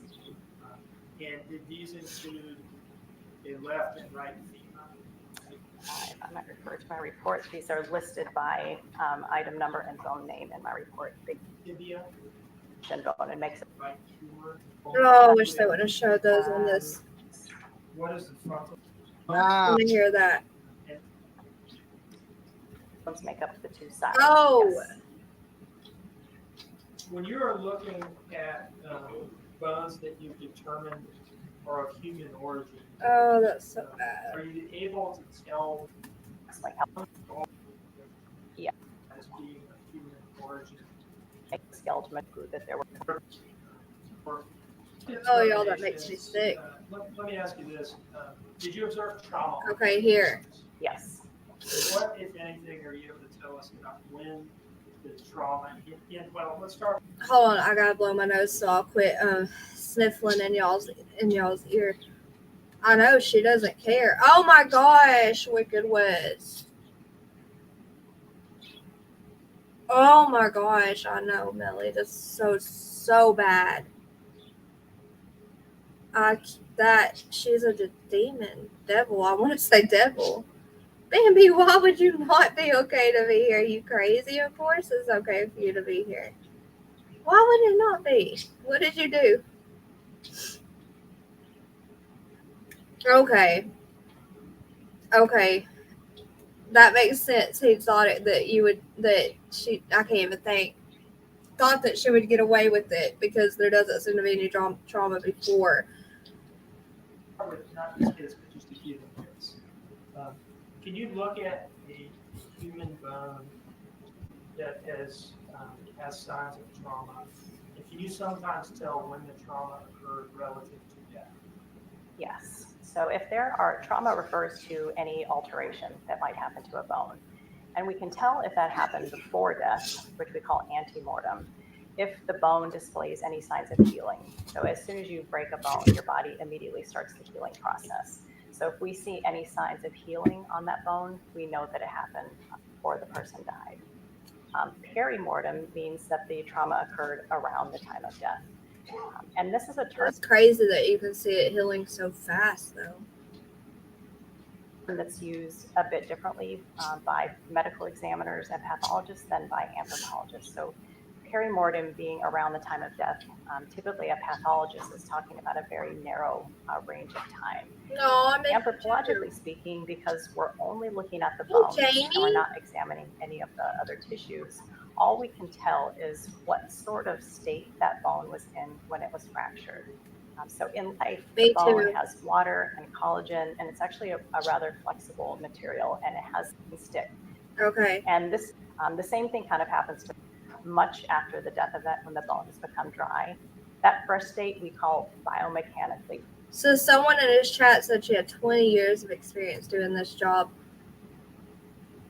That's crazy. You also just have to be so desensitized to this. When you use it, do you ever use it? I'm too big of a baby. Yes. What is that? That just refers to when that person died, the event of dying. Is it fair to say that in this case, I don't know how I would act, but if that were my child, I think I would be vomiting and having such a bad panic attack. They'd have to sedate me, or I would just be losing my ever-loving mind. I was sick to my stomach because I've seen that baby's sweet face. How is she just sitting there? How is that not enough for the jurors to find her guilty? You know what I mean? That right there, just I wonder how they're reacting. And if they are, getting sick from it, or their heart shattering, or, you know, and they look over at the mom not showing any emotion. I wonder if, you know, they're feeling that the same that we're feeling, because they're supposed to have not seen all the stuff we've seen, you know. And if they haven't, will that change their opinion on how she's not reacting to seeing that? Any of the trauma to the bones here receiving after that. That's correct. Me too. What? I agree. You essentially cannot It is know, very interesting. Whether any of the trauma to the bones was occurred before this child died versus after. I can tell that the fractures didn't occur before the time of death because there's no signs of that active healing. So the fractures either occurred around the time of death or after. Oh my God. They're trying to free this girl. They're trying to free her. What? What?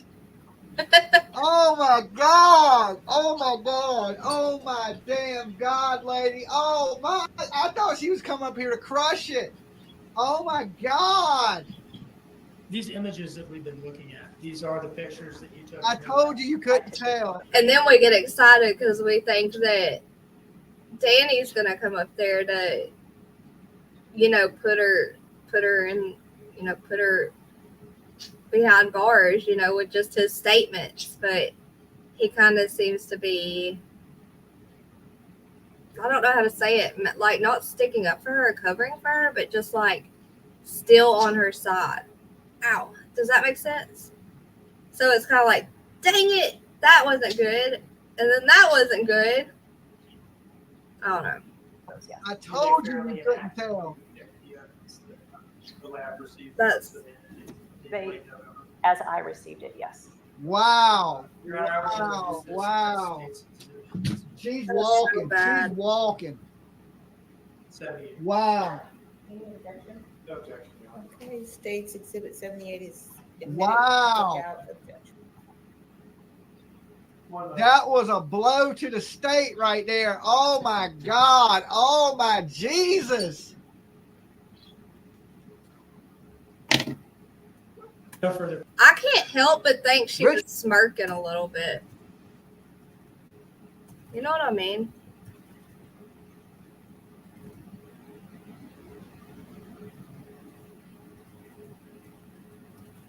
I really don't want to hear about all this on camera.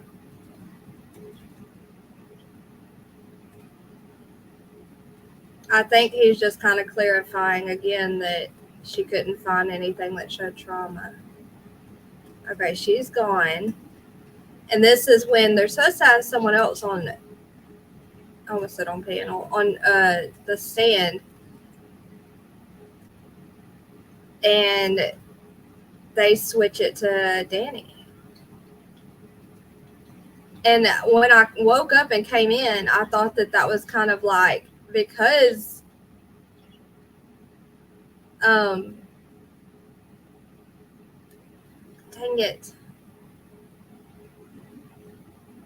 it. I thought it was because prosecution was kind of getting worried, you know, because that woman had just said that, you know, that she couldn't find any evidence of trauma before the unaliving. And I felt like they kind of switched them so that Danny could kind of put her in, you know, put her under. And then that didn't go as I just felt like he would have had a lot more to say against her, you know? Wait, what are you doing? What are you doing, Funky? I think I said, what's up? Dude, I swear she was smirking. She got that deep as a light like a dumpling. Dolly is like a kid who won't shut up during a movie. It is good for Quinton's sake. Oh, except for Simon's sake. Funky, I wasn't seeing chat. I couldn't see chat. I know. Why did her lawyers let her look at that? Or not warn her? I don't know. He's going to be first on list in the morning. Who was it supposed to be? cough. Funky said cough. You can get, yeah. What's up, Funky? I see now. Poker's over. Who won? You can, Donna. That's true. Who won, Funky? Hey, was Ben there? Dang it. Was Ben there? Is the state ready to proceed? Yes, Your Honor. Okay, and with that, the defense has indicated that it's ready as well. We're ready. Okay, thank you. Please bring in the jurors. Hold on. What is he doing? Yes. I've been waiting for this. I've been waiting for Danny. Oh my God, have I been waiting? Dang it, I can't stop it on this part. Come on. Look, he's picking his nose. What the hell? What is he doing? What are you doing? How's he doing picking his nose?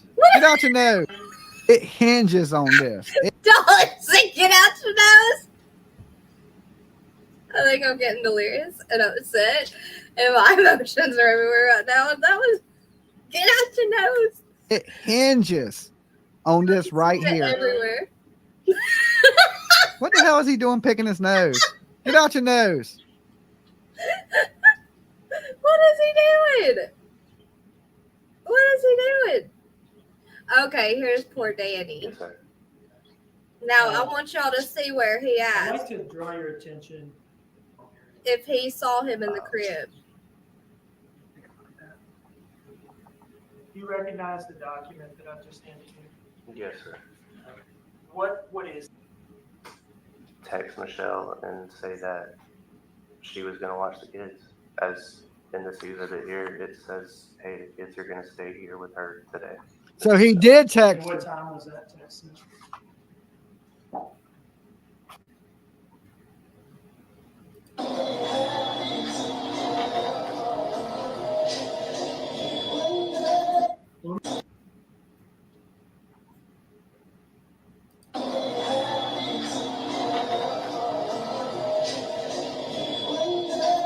Let me go back. So that's him running, y'all. He's scared. Nose picker. I hope he got some gold at least. Oh, Ben wasn't there. What the heck? So did you guys already see Danny? Yeah, did you see Danny? Not Bratty. Bambi. Have you been watching this at Dolly's, the trial? The Harmony case is also a nightmare. It was a tie between me and Bratty. Oh, I know. That's a really hard case. No, Funky, if I give you the link, you're never going to let me go to sleep. And I've got one more part to watch. Is the bright orange thing? I know you. Who remembers when I had to leave Funky on panel and leave him up here, but still sit here and put comments on screen?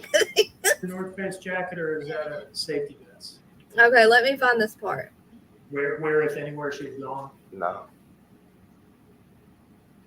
What's this? Oh, dang. Look how skinny he was, too. Oh, my gosh. The baby was so tiny. Oh, my goodness. That little baby in her lap. Have patience for sale. Did y'all go anywhere last night or yesterday with baby? Maybe he could apologize or something. Y'all didn't go anywhere? Oh my gosh, that little big girl. I didn't realize she was so little. Barb! I said I didn't want the link. See, Mo knows. Michelle. That's the babysitter, right? When the cops got there. That baby's so tiny. Funky, I'm going to cover day 4 tomorrow. Hopefully right when it ends. If you're not busy, you can come up with me because it'll be too early for y'all to be playing poker. I'd like to approach with what I've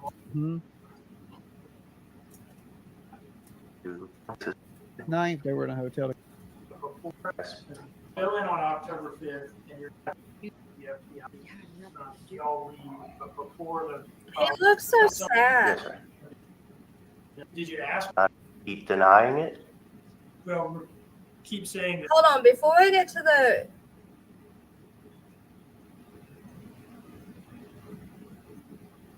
Look at her. Look at her sitting there. Look.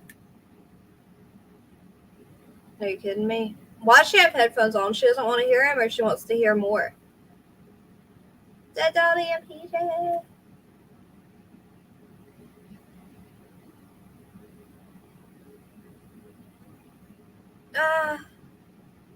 Right here.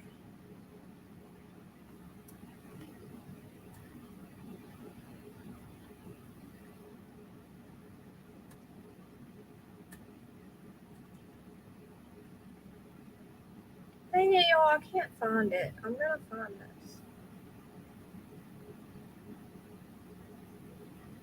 Hi. I would normally get the kids ready and drop them off. See, he'd get on. Okay, no, I don't understand that.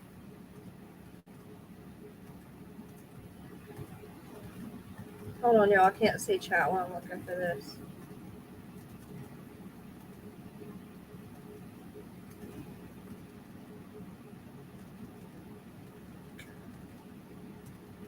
Keaton. Come here.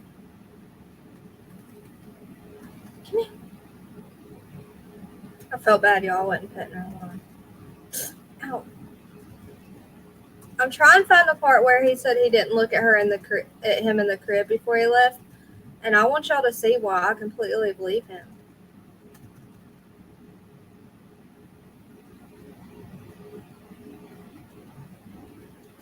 Ow, kitten. Okay, they're just talking about the night before.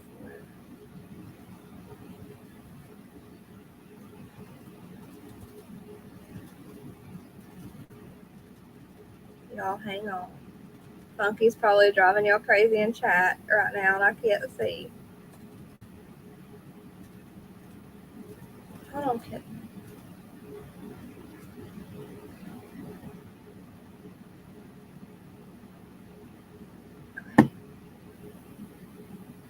Don't fall.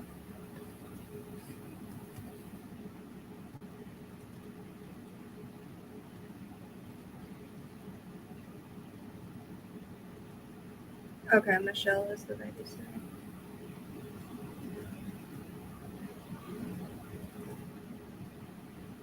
That baby was so tiny.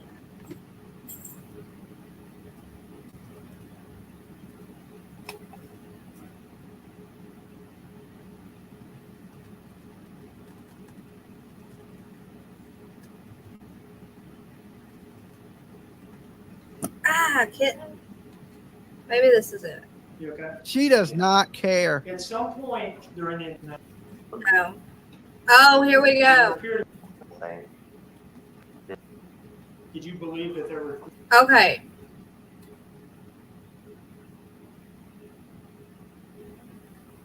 Okay, just watch his face. Do you remember about driving to work? Anything out of the ordinary? No, nothing out of the ordinary. Just Hey, trying to Brady. Getting out of the house there, when you left the house, you got in the car.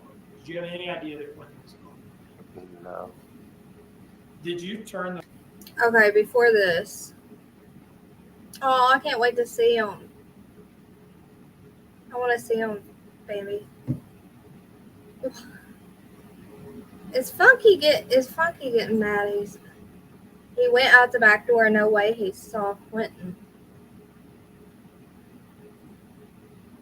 The front door is right by their bed. The back door is when he passes Quinton's little pack and play and goes into the bathroom and out the kitchen doors, right? No, there's no hint. I've just got to go to sleep right after I see this. Owie.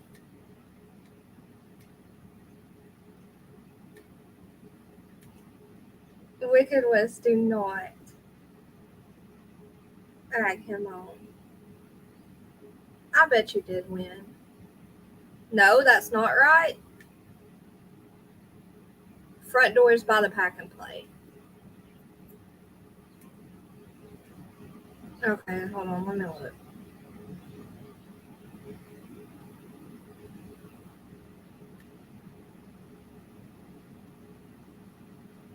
I've got it right here. Hang on. I just gotta visualize it to see how out of the way he had to go to not see him or to check on it.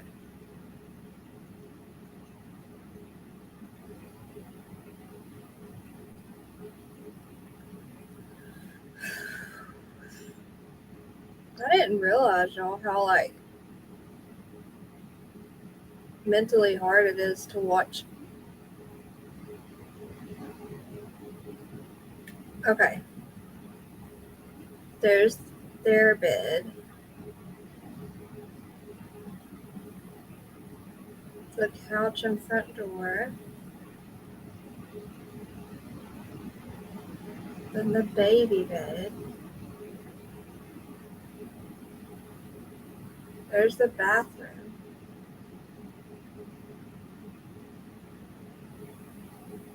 I can't get a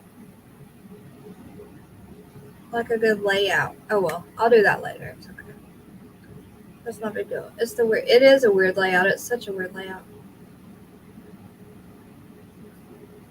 $2 is $2. The bathroom door is by their bed. Oh, I had it. Okay, so I had it like completely backwards. And the chat started saying his name. Okay, y'all watch his lip, guys. Watch how sad this is. The lights on in that room before you left? No, sir, I did not. Why not? I didn't want to wake any of them. Did you believe that there were 3 sleeping children in that room when you woke up? I did believe that. Is it fair to say that you were kind of trying to sneak out without disturbing them? Yeah, because if I wake them up. I feel like he's trying not to break down. Like as he's talking, I can just like feel the vibes. I don't know. Do any of you feel differently? I want to know what y'all think about Danny. Come here, kitten. I didn't mean to push you off. Come here. But then it's a whole thing. Did you look in Quinton's pack and play before you left? Oh. No, I didn't. Oh, his little lip. She does not care. At some point during the investigation, was there a period of time where you told the police that you had seen him that morning? Look at her. Were you sure about that at the time you said it? No.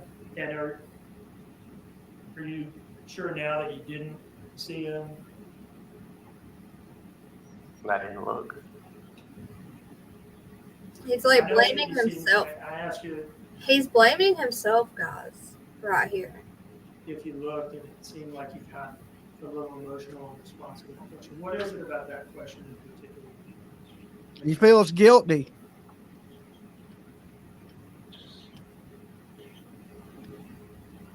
I wish I looked. He feels bad. No, I don't know if it would have made it. I don't. Just wish I looked. He's a drunk, but I have a different Anything out of vibe the about him ordinary, now. From your perspective, when you're leaving the house, No, sir. anything out of the ordinary in terms of the drive? Bless his heart, y'all. Seriously, I feel it. I feel the pain. I know, I do too. Y'all see? Do y'all feel the same way? I'm about to end it funky. No one's chanting your name. Wicked West. Oh my gosh, y'all. I can't watch the first day of the trial. They go into depth really fast. I did. That's what I recorded earlier. That's what I was looking back at. But I just can't concentrate. I'm too tired. So, yeah. Let me end this poll. So, guys, if you haven't hit the poll, please. I've almost wiped all my makeup off on this eye. This eye keeps watering because of sinuses. Like, just my right eye. But anyways, guys, I'm about to end that poll. So if y'all haven't hit it, please do so. And I'm going to end it right now.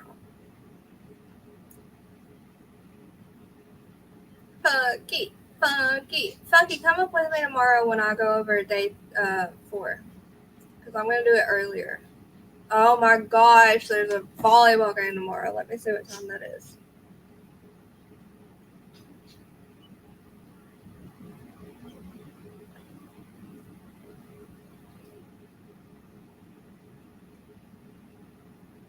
Okay, y'all ready for me to end the poll? 7 to 8. So I should have time to do it right after the trial ends tomorrow. Probably 4 or 5 my time. Okay, I'm ending it. I'll go up with you. Ooh, Wicked West. I hope you do. Funky Wicked West says she'll come up with you. I know, Donna. He loved them babies. He did. Okay, what's the poll? Why didn't it show me the results? Hello? Hello?